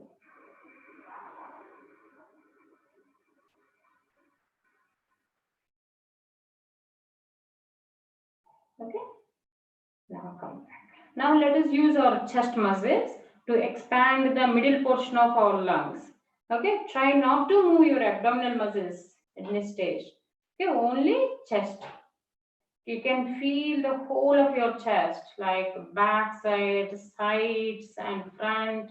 So you can literally feel your chest is going forward and outwards. Okay, let us start. Inhale deeply.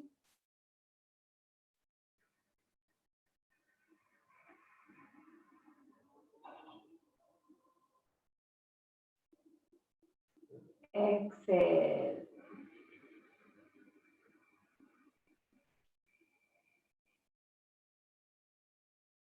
Inhale.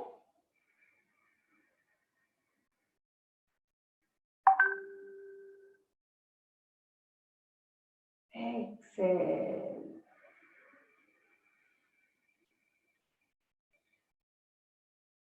Inhale.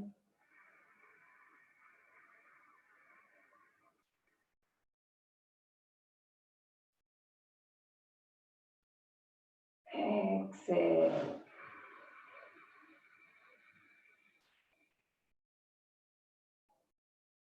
One more time. Inhale.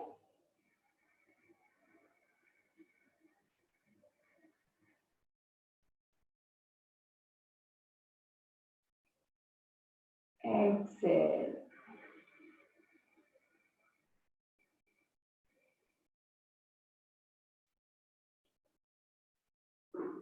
Okay. Now the upper part of our lungs, clavicular breathing. Okay. Now let us do. While inhaling, consciously raise the shoulders, not physically. Don't raise like that. Okay. Consciously, with your breathing, raise your shoulders upwards and outwards. Okay. Close your eyes and keep your both hands in Adi Mudra. Keep your both thumbs inside your palm and close your fingers and place them down on your thighs. And then let us do. Inhale.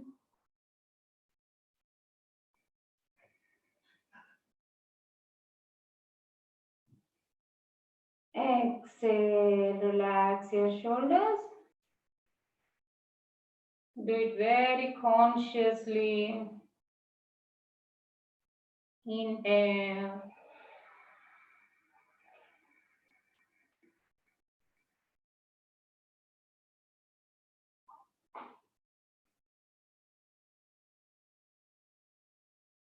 Exhale.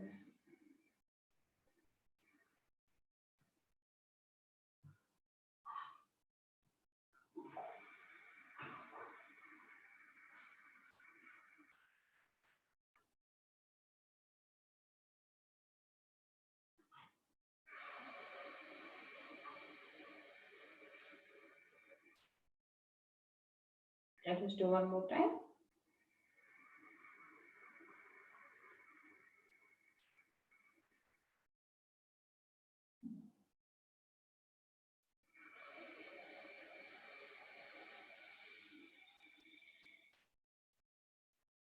Okay. Have you experienced the three parts of our lungs? The lower portion, which is mostly near our diaphragm. It is the vast area, the back of our lungs, and the bottom of our lungs is the most surface area it covers. So it is better always if you use that part, we can use more part of our lungs and we can get the more oxygen into our body, and obviously the functioning of our body will improve.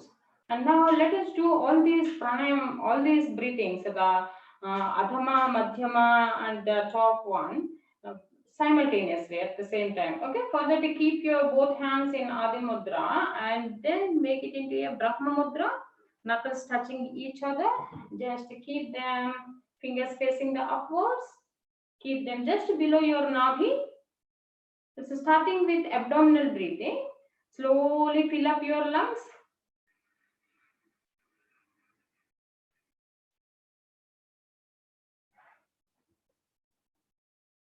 While exhaling, again contract first abdominal muscles. Exhale.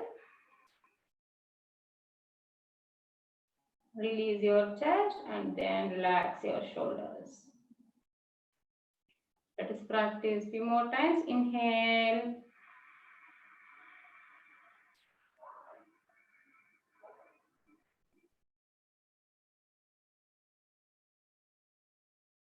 Exhale.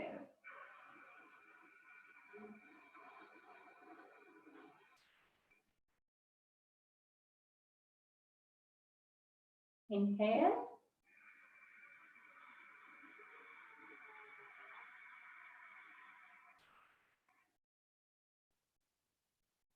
Exhale.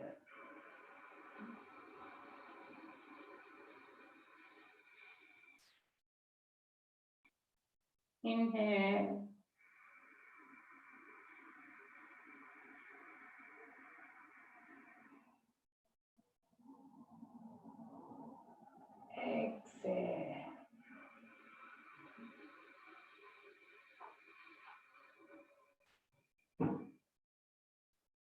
if you practice this yogic breathing regularly, you can feel the changes in your body within few days. Like if we do it regularly for 21 days, you can literally feel the vitality in your body.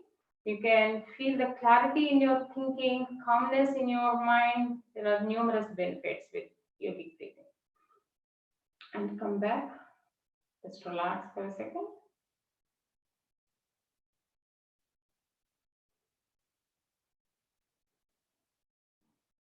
Now I'm going to go to Siddhasana. For Siddhasana, ladies, fold your left leg first. Keep your heel in the center of the body, closer to perineum, and right leg on top of your left leg. And for gents, it's on the other way around. First right leg and then the left leg. And keep your both hands in Chin Mudra. Let us going to practice. Let's go to practice Anulom Vilom Pranayama, Nadi Siddhi Pranayama. This is also called. Okay, for that, you keep your left hand in Chin Mudra and right hand in Nasika Mudra. Fold your index finger and middle finger. Keep them in the center of your palm. And then first close your right nostril with your thumb. Inhale through your left nostril.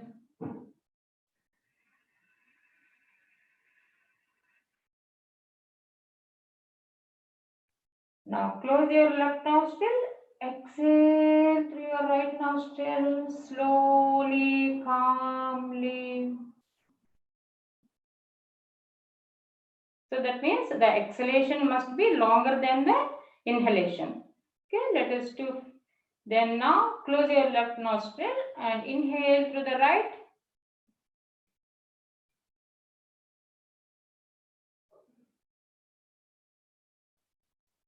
Close your right nostril, exhale through the left.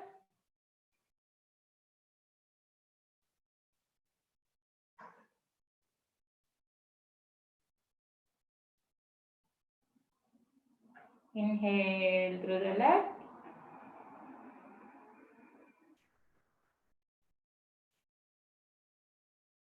Exhale through the right.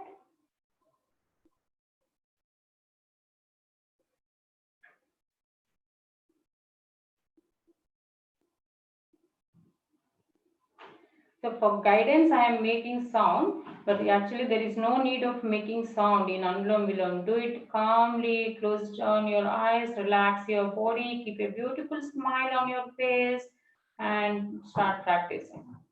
Inhale through your right nostril.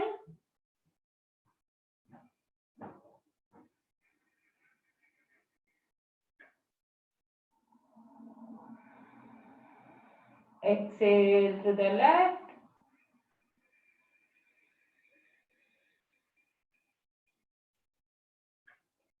So I have done 2 rounds of Anulom Vilom. So in each round of Anulom Vilom, 1 exhalation and 1 inhalation through your nostrils. So 1 inhalation, 1 exhalation through both your nostrils. That is 1 round. Okay, let us practice few more rounds. Inhale through your left.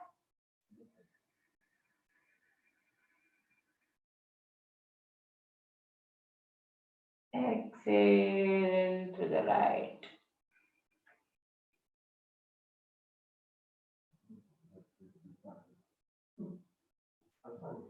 Inhale through the right.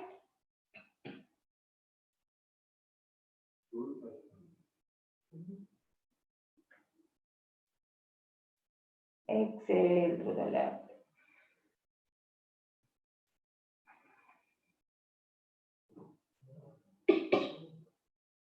Sorry, excuse me. Inhale through the left.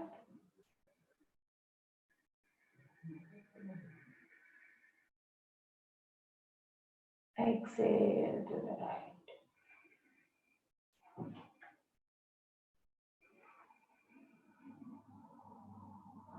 Inhale to the right.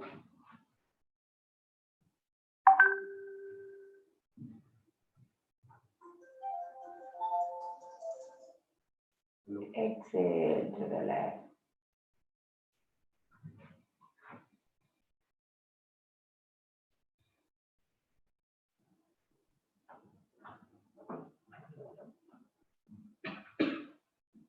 come back. Both hands in Chin Mudra. Inhale deeply through your both nostrils.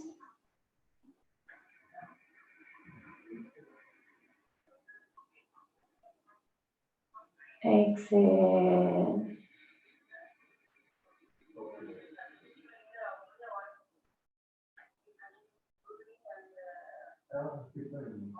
Inhale.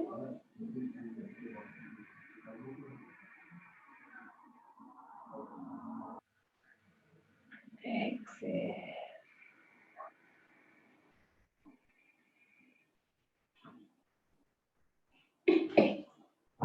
Let's see the time. Yeah, there are so many other pranayamas are also there, but due to the time restrictions, we will conclude now. Thank you so much for joining Manavata's this wonderful program, 24 hours Yoga Diksha. And we have learned so many things from so many great participants today. And thank you everyone. Thank you for this opportunity for me. Thank you. Have a good day, everyone. Sarve jana sukhino bhavantu. Samasta loka sukhino bhavantu. Om Shanti. Thank you, Srilata. Okay. Next in line we have Amit, who's going to do some breathing and losing exercises. Amit has been associated with Manavata for the last 2 years, and he's also a qualified yoga instructor. And I welcome Amit to take over the session from here. Thank you. Namaste all.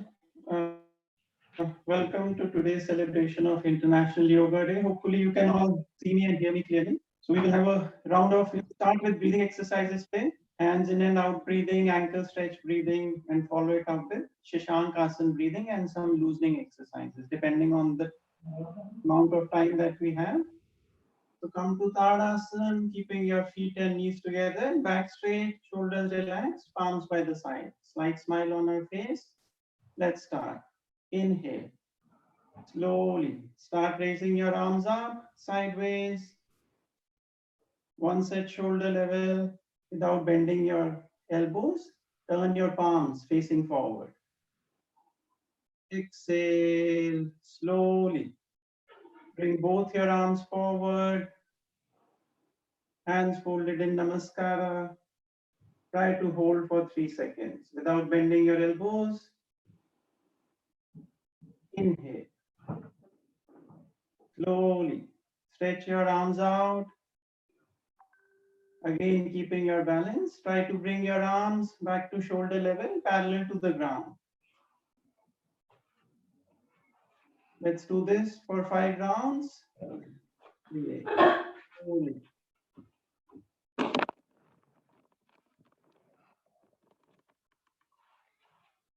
Hold. Inhale. Very useful exercise to improve the breathing, opens up the chest, also useful for the shoulders and the elbows. Exhale.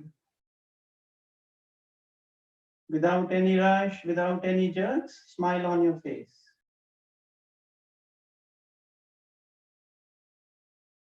Inhale.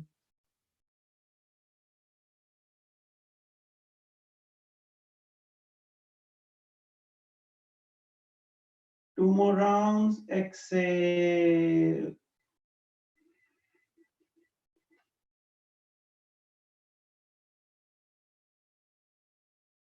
Inhale.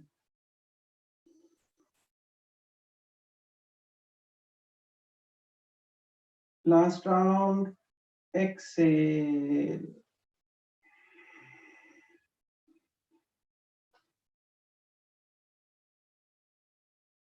And inhale. Breathing exercises. Once at shoulder level, turn your palms down slowly. While exhaling, bring both your arms down sideways. Back to Sthiti and relax in Sthilatadasana. Take a deep breath. And then let's move on to some ankle stretch. Breathing exercises. So come back to Sthiti.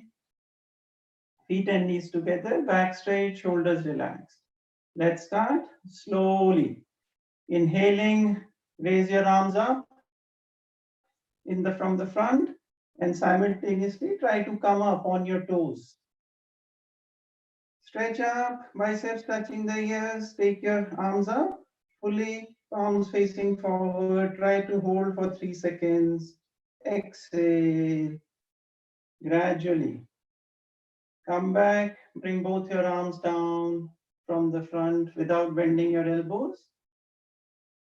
Palms back on your thighs, heels touching the ground, back to Sthiti. So let's do this 5 times with full focus. It's also a balancing exercise, so please try to keep your balance. You can try to focus at one point in the front. Inhale. Again, without any rush, without any jerks, stretch up. Try to hold. Exhale. Slowly. Bring both your arms down without bending your elbows. Palms on your thighs. 3 more rounds. Inhale.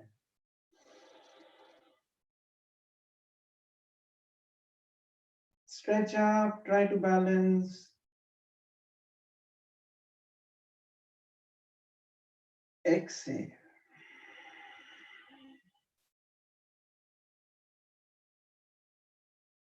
Feet on the ground, palms on your thighs. Last 2 rounds with full focus. Try to inhale as deeply as possible. Inhale.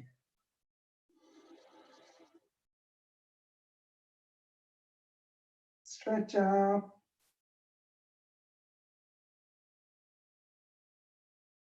Exhale.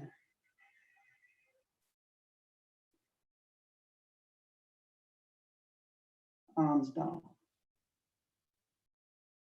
Last round. Inhale.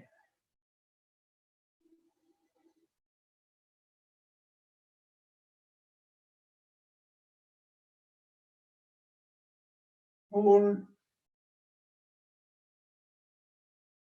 Exhale.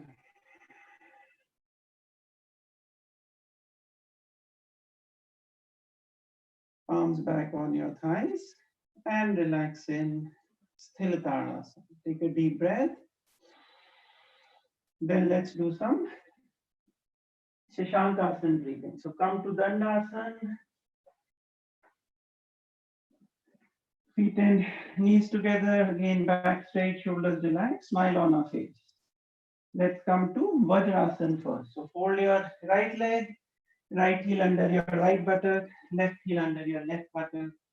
Try to sit with your back straight, buttocks on your heels. Vajrasana in itself a very useful asana. Especially after heavy meals, try to sit in Vajrasana for 5 to 7 minutes every day. Very useful for indigestion and also useful for calf muscles, hamstrings, and the knees. So let's move on to Shashankasana breathing. Fold your right hand in Adi Mudra. So thumb touching the palm, folded by 4 fingers. Take both your arms back. Try to hold your right wrist with your left hand and feel your pulse if you can. Now slowly, while inhaling, raise your neck up. Exhale, bend forward without any rush, without any jerks. Try to feel your abdomen resting on your thighs first, then your chest. And if you can, bend further, then please try to touch your forehead on the ground. In front of your knees, you can try to keep your knees together if you're finding it easier. Otherwise, you can spread your knees out slightly. Hold for 3 seconds. Inhale. Slowly. come up, keeping your back straight, look up, fill up your lungs, open up your chest. Exhale. Bend forward without raising your buttocks from your heels, keeping your knees together. Bending further, try to bring your forehead to touch the ground. Hold. And try to pull your tummy in after exhaling your chest in. Inhale.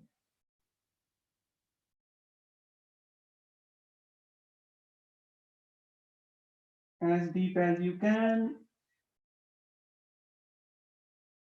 Exhale.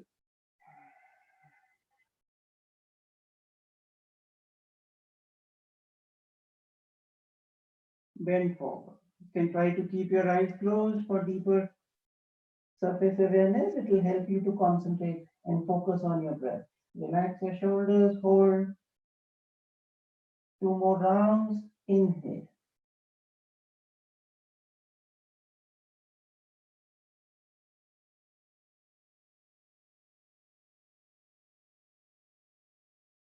Exhale.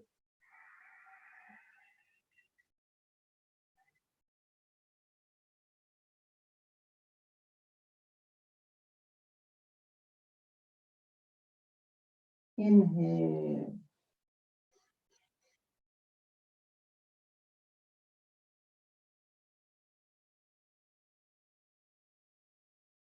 Exhale.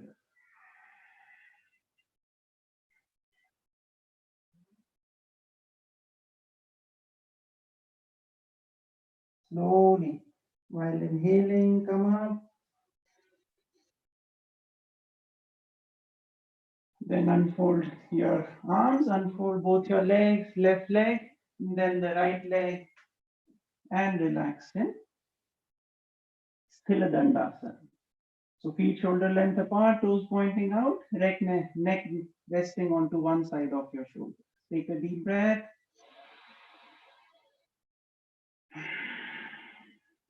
Then let's move on to some loosening and stretching exercise. Let's start with Pavan Muktasana. So lie down on your back,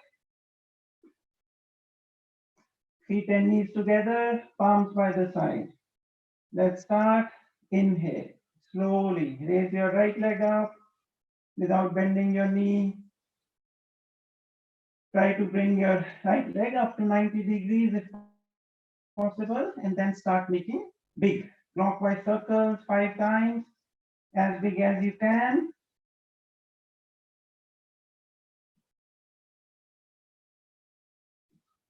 Try not to bend your knee. And then 5 times anti-clockwise. Useful exercise in the morning to get rid of any excess gas from the tummy. Useful for indigestion, any constipation problems. Slowly bring your leg up to 90 degrees. Exhale. Right leg down 45 degrees. And then gradually come back to the ground. Take a deep breath. Then let's do the left leg. Inhale. Left leg up 45 degrees and then 90 degrees. Let's start making big clockwise circles 5 times, as big as you can. Try to draw the circle with your left leg.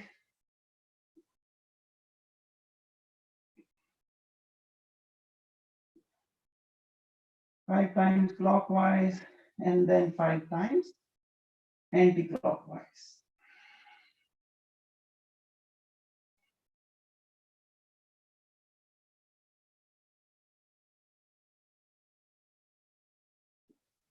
Slowly bring your left leg up 90 degrees. Exhale. Gradually bring your left leg down 45 degrees and come back to Sthiti. Now let's start with both the legs together. Inhale. Both the legs up 45 degrees and then 90 degrees. Exhale forcefully. Try to lock your arms around your knees, chin close to both the knees, or if you can, try to touch your chin on your knees and start rocking forwards and backwards. Giving good massage to your back. While coming up, try to lightly touch your toes on the ground 8 to 10 times, keeping your knees together.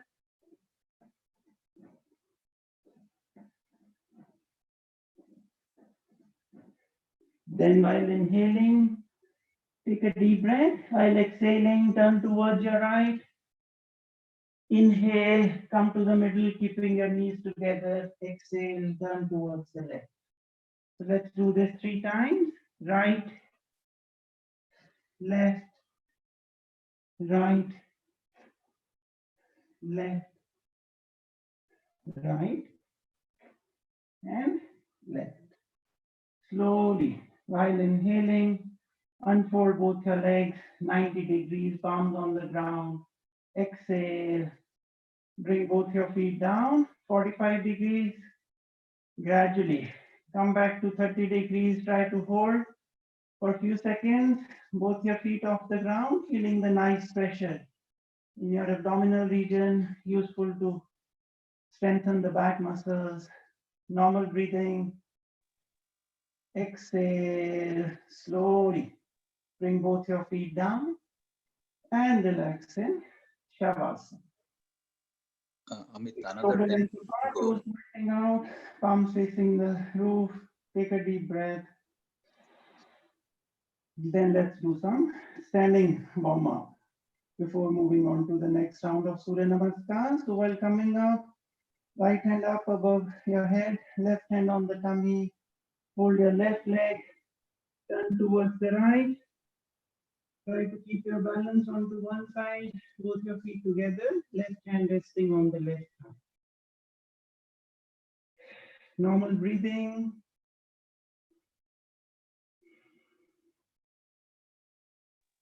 Then slowly another take it 10 minutes to to go. left palm, Want to then speed the up right palm. Come up. Another 10 minutes to go. You might want to speed up a bit. Oh, Vamsi is taking over now. Sure. Yeah, we have to start with the fast warm up. Hands into a fist, close to your chest. Let's start by jogging on the spot.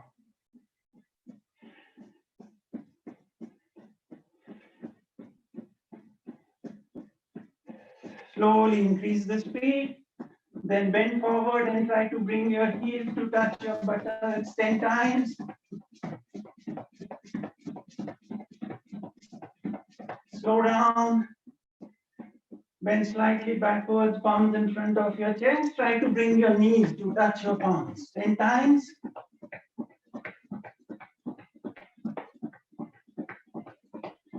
Slow down. Jogging on the spot.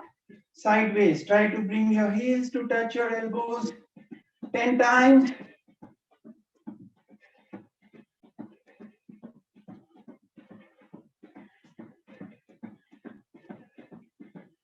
Slow down and gradually come to a halt. Let's do Mukh. Bend your knees slightly, palms on your knees. Try to focus at one point in the front. Inhale through your nose. Fully exhale through the mouth. 8 to 10 times.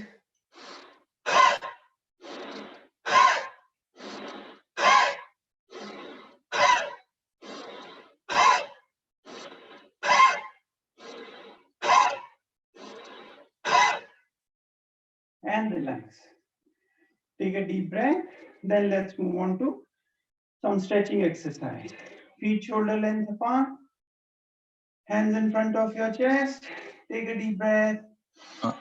Amit, another 2 minutes to go. Vamshi will take over after that. Sure. Yeah, probably the last stretching for today. Yeah. Okay, thank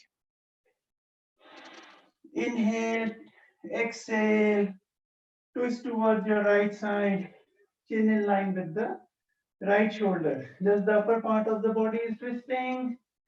Inhale, come to the middle.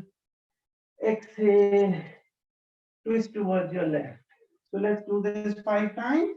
Right, left, right, left, right, left, right, left, right, left. Inhale, come to the middle, relax. Arms down. Last stretching for today, upwards and downward bending. Inhale. Keeping your feet shoulder length apart, both your arms up, look up. Biceps touching the ears, palms facing the roof. Exhale. Slowly. Bend forward, arms by the side of your knees, let the head hang freely without bending your knees. So let's do this 5 times. Inhale. Exhale. Exhale. Last 2 rounds.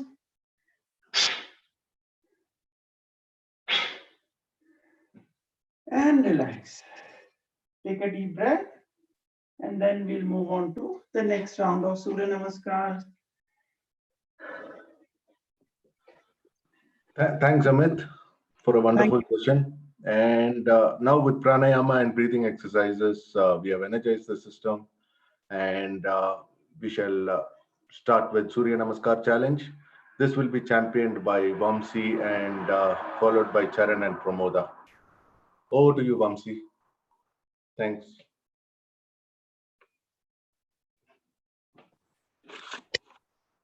Vamsi. Yeah, hi.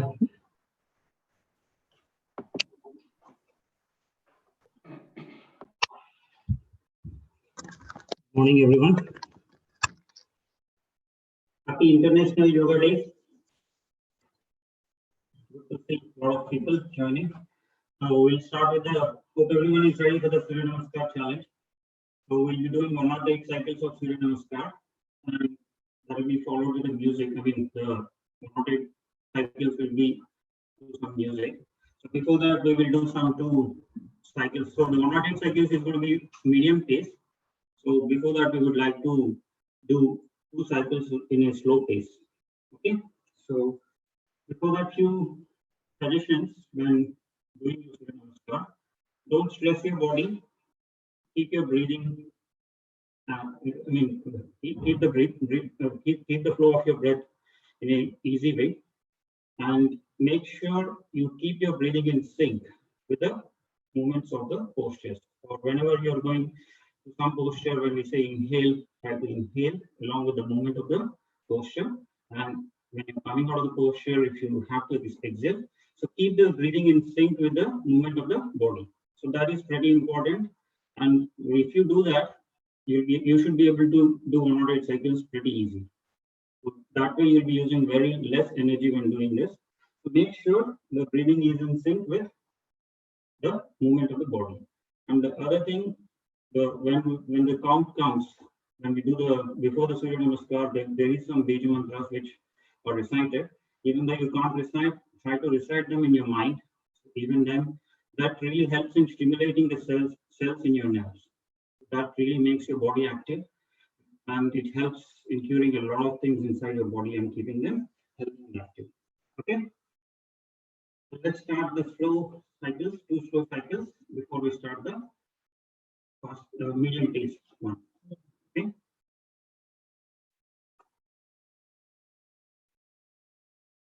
Let's start with the prayer for the sun god. Hiranmayena patrena satyasyapi hitam mukam tattvam bhushanna pavrano satyadharmaye drishyaye. Om Bhram Mitraya Namaha. 1. While inhaling, slowly stretch your hands up, look up, and bend your trunk backwards. So when you're doing slowly, once you're in the posture, breathe normally.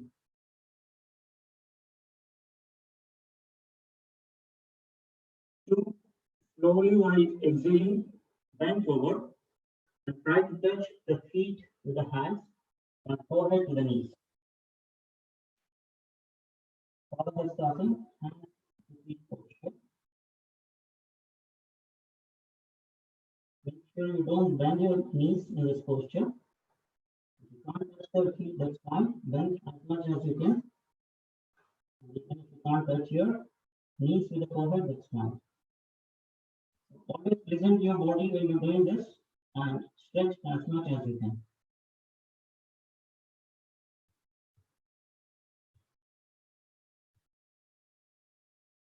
Three, slowly while inhaling, kick your right leg backwards, right knee on the ground, left leg perpendicular to the ground, palms beside your left leg, and look up. Chalanasana, horse riding posture. So you should not put too much weight on your palms. The posture, breathe. Four, slowly take your left leg back, besides the right leg. Try to get both feet flat on the ground.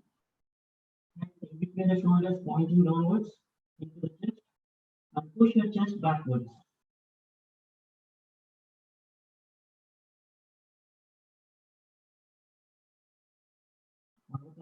Mountain posture.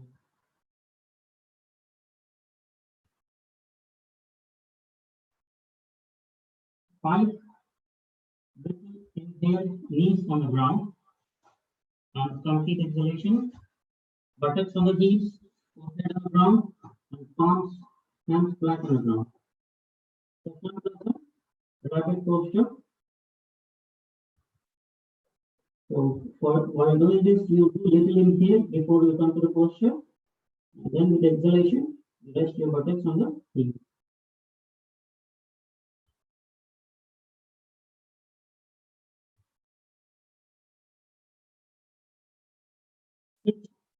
While exhaling, complete exhalation, move your body forwards, chin and chest on the ground.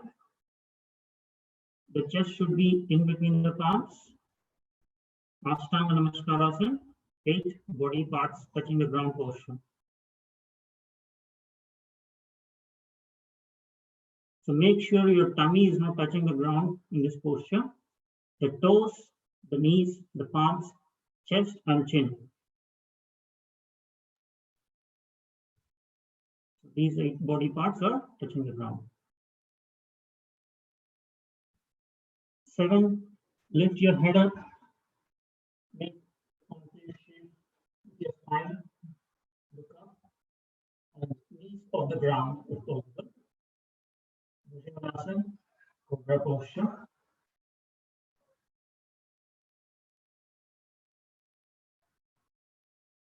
8.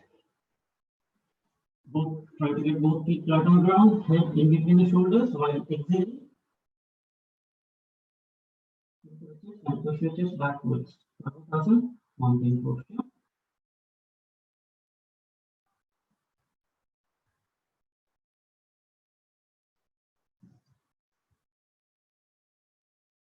9, get your right leg forward in between the palms. Keep it perpendicular to the ground. Left knee on the ground and look up. Chalanasana, horse riding posture.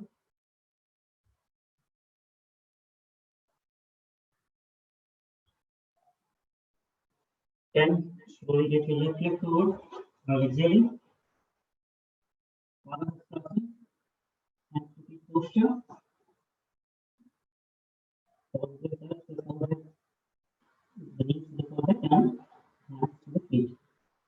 Make sure you don't bend your knees.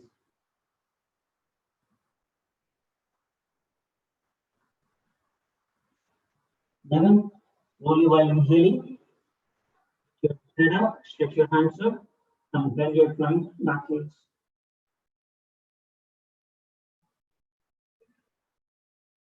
When you're doing slowly, and going into the posture, you have to inhale or exhale, but once you're in the posture, make sure you breathe. Well, you have to move slowly. More round up.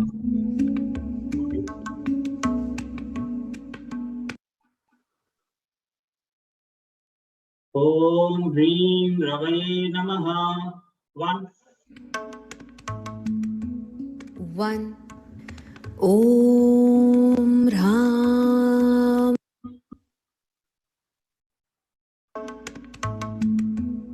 One.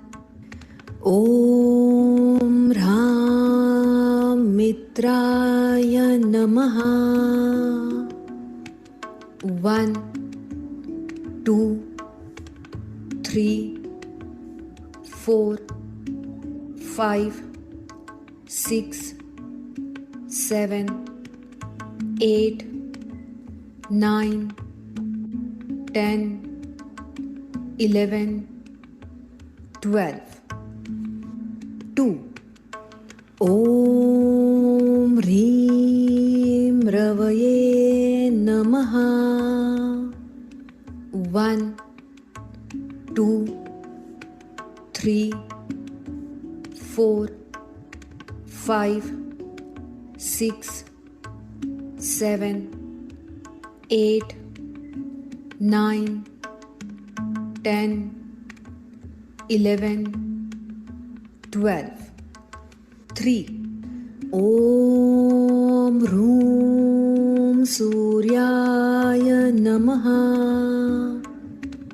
1, 2, 3, 4, 5, 6, 7, 8, 9, 10, 11, 12. 4. Om Hreem Bhanave Namaha. 1, 2, 3, 4, 5, 6, 7, 8, 9, 10, 11, 12. 5. Om Hraum Khagaye Namaha. 1, 2, 3, 4, 5, 6, 7, 8, 9, 10, 11, 12. 6. Om Rah Pushne Namaha. 1, 2, 3, 4, 5, 6, 7, 8, 9, 10, 11, 12. 7. Om Ram Hiranyagarbhaya Namaha. 1, 2, 3, 4, 5, 6, 7, 8, 9, 10, 11, 12. 8. Om Reem Mariche Namaha. 1, 2, 3, 4, 5, 6, 7, 8, 9, 10, 11, 12. 9. Om Room Adityaya Namaha. 1, 2, 3, 4, 5, 6, 7, 8, 9, 10, 11, 12. 10. Om Hreem Savitre Namaha. 1, 2, 3, 4, 5, 6, 7, 8, 9, 10, 11, 12. 11. Om Ram Arikaya Namaha. 1, 2, 3, 4, 5, 6, 7, 8, 9, 10, 11, 12. 12. Om Rah Bhaskaraya Namaha. 1, 2, 3, 4, 5, 6, 7, 8, 9, 10, 11, 12. 13. Om Ram Mitraya Namaha. 1, 2, 3, 4, 5, 6, 7, 8, 9, 10, 11, 12. 14. Om Reem Ravaye Namaha. 1, 2, 3, 4, 5, 6, 7, 8, 9, 10, 11, 12. 15. Om Room Suryaya Namaha. 1, 2, 3, 4, 5, 6, 7, 8, 9, 10, 11, 12. 16. Om Hreem Bhanave Namaha. 1, 2, 3, 4, 5, 6, 7, 8, 9, 10, 11, 12. 17. Om Raum Khagaye Namaha. 1, 2, 3, 4, 5, 6, 7, 8, 9, 10, 11, 12. 18. Om Rah Ushne Namaha. 1, 2, 3, 4, 5, 6, 7, 8, 9, 10, 11, 12. 19. Om Rah Ushne Namaha. 1, 2, 3, 4, 5, 6, 7, 8, 9, 10, 11, 12. 20. Om Rah Ushne Namaha. 1, 2, 3, 4, 5, 6, 7, 8, 9, 10, 11, 12. 19. Om Ram Hiranyagarbhaya Namaha.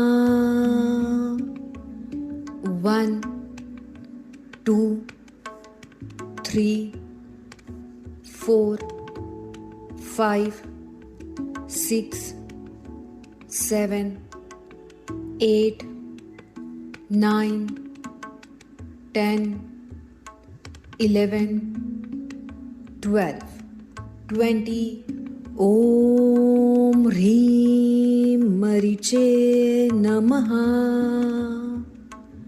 1, 2, 3, 4, 5, 6, 7, 8, 9, 10, 11, 12, 21.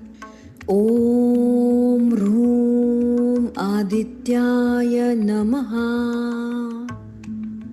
1, 2, 3, 4, 5, 6, 7, 8, 9, 10, 11, 12, 22. Om Hreem Savitre Namaha. 1, 2, 3, 4, 5, 6, 7, 8, 9, 10, 11, 12, 23. Om Ram Arikaya Namaha. 1, 2, 3, 4, 5, 6, 7, 8, 9, 10, 11, 12, 24. Om Rah Bhaskaraya Namaha.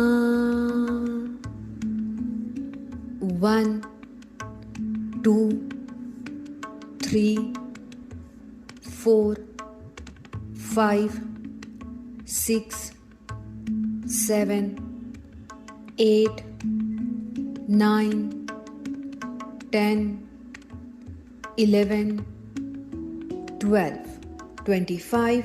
Om Ram Mitraya Namaha. 1, 2, 3, 4, 5, 6, 7, 8, 9, 10, 11, 12, 26. Om Hreem Ravaye Namaha. 1, 2, 3, 4, 5, 6, 7, 8, 9, 10, 11, 12, 27. Om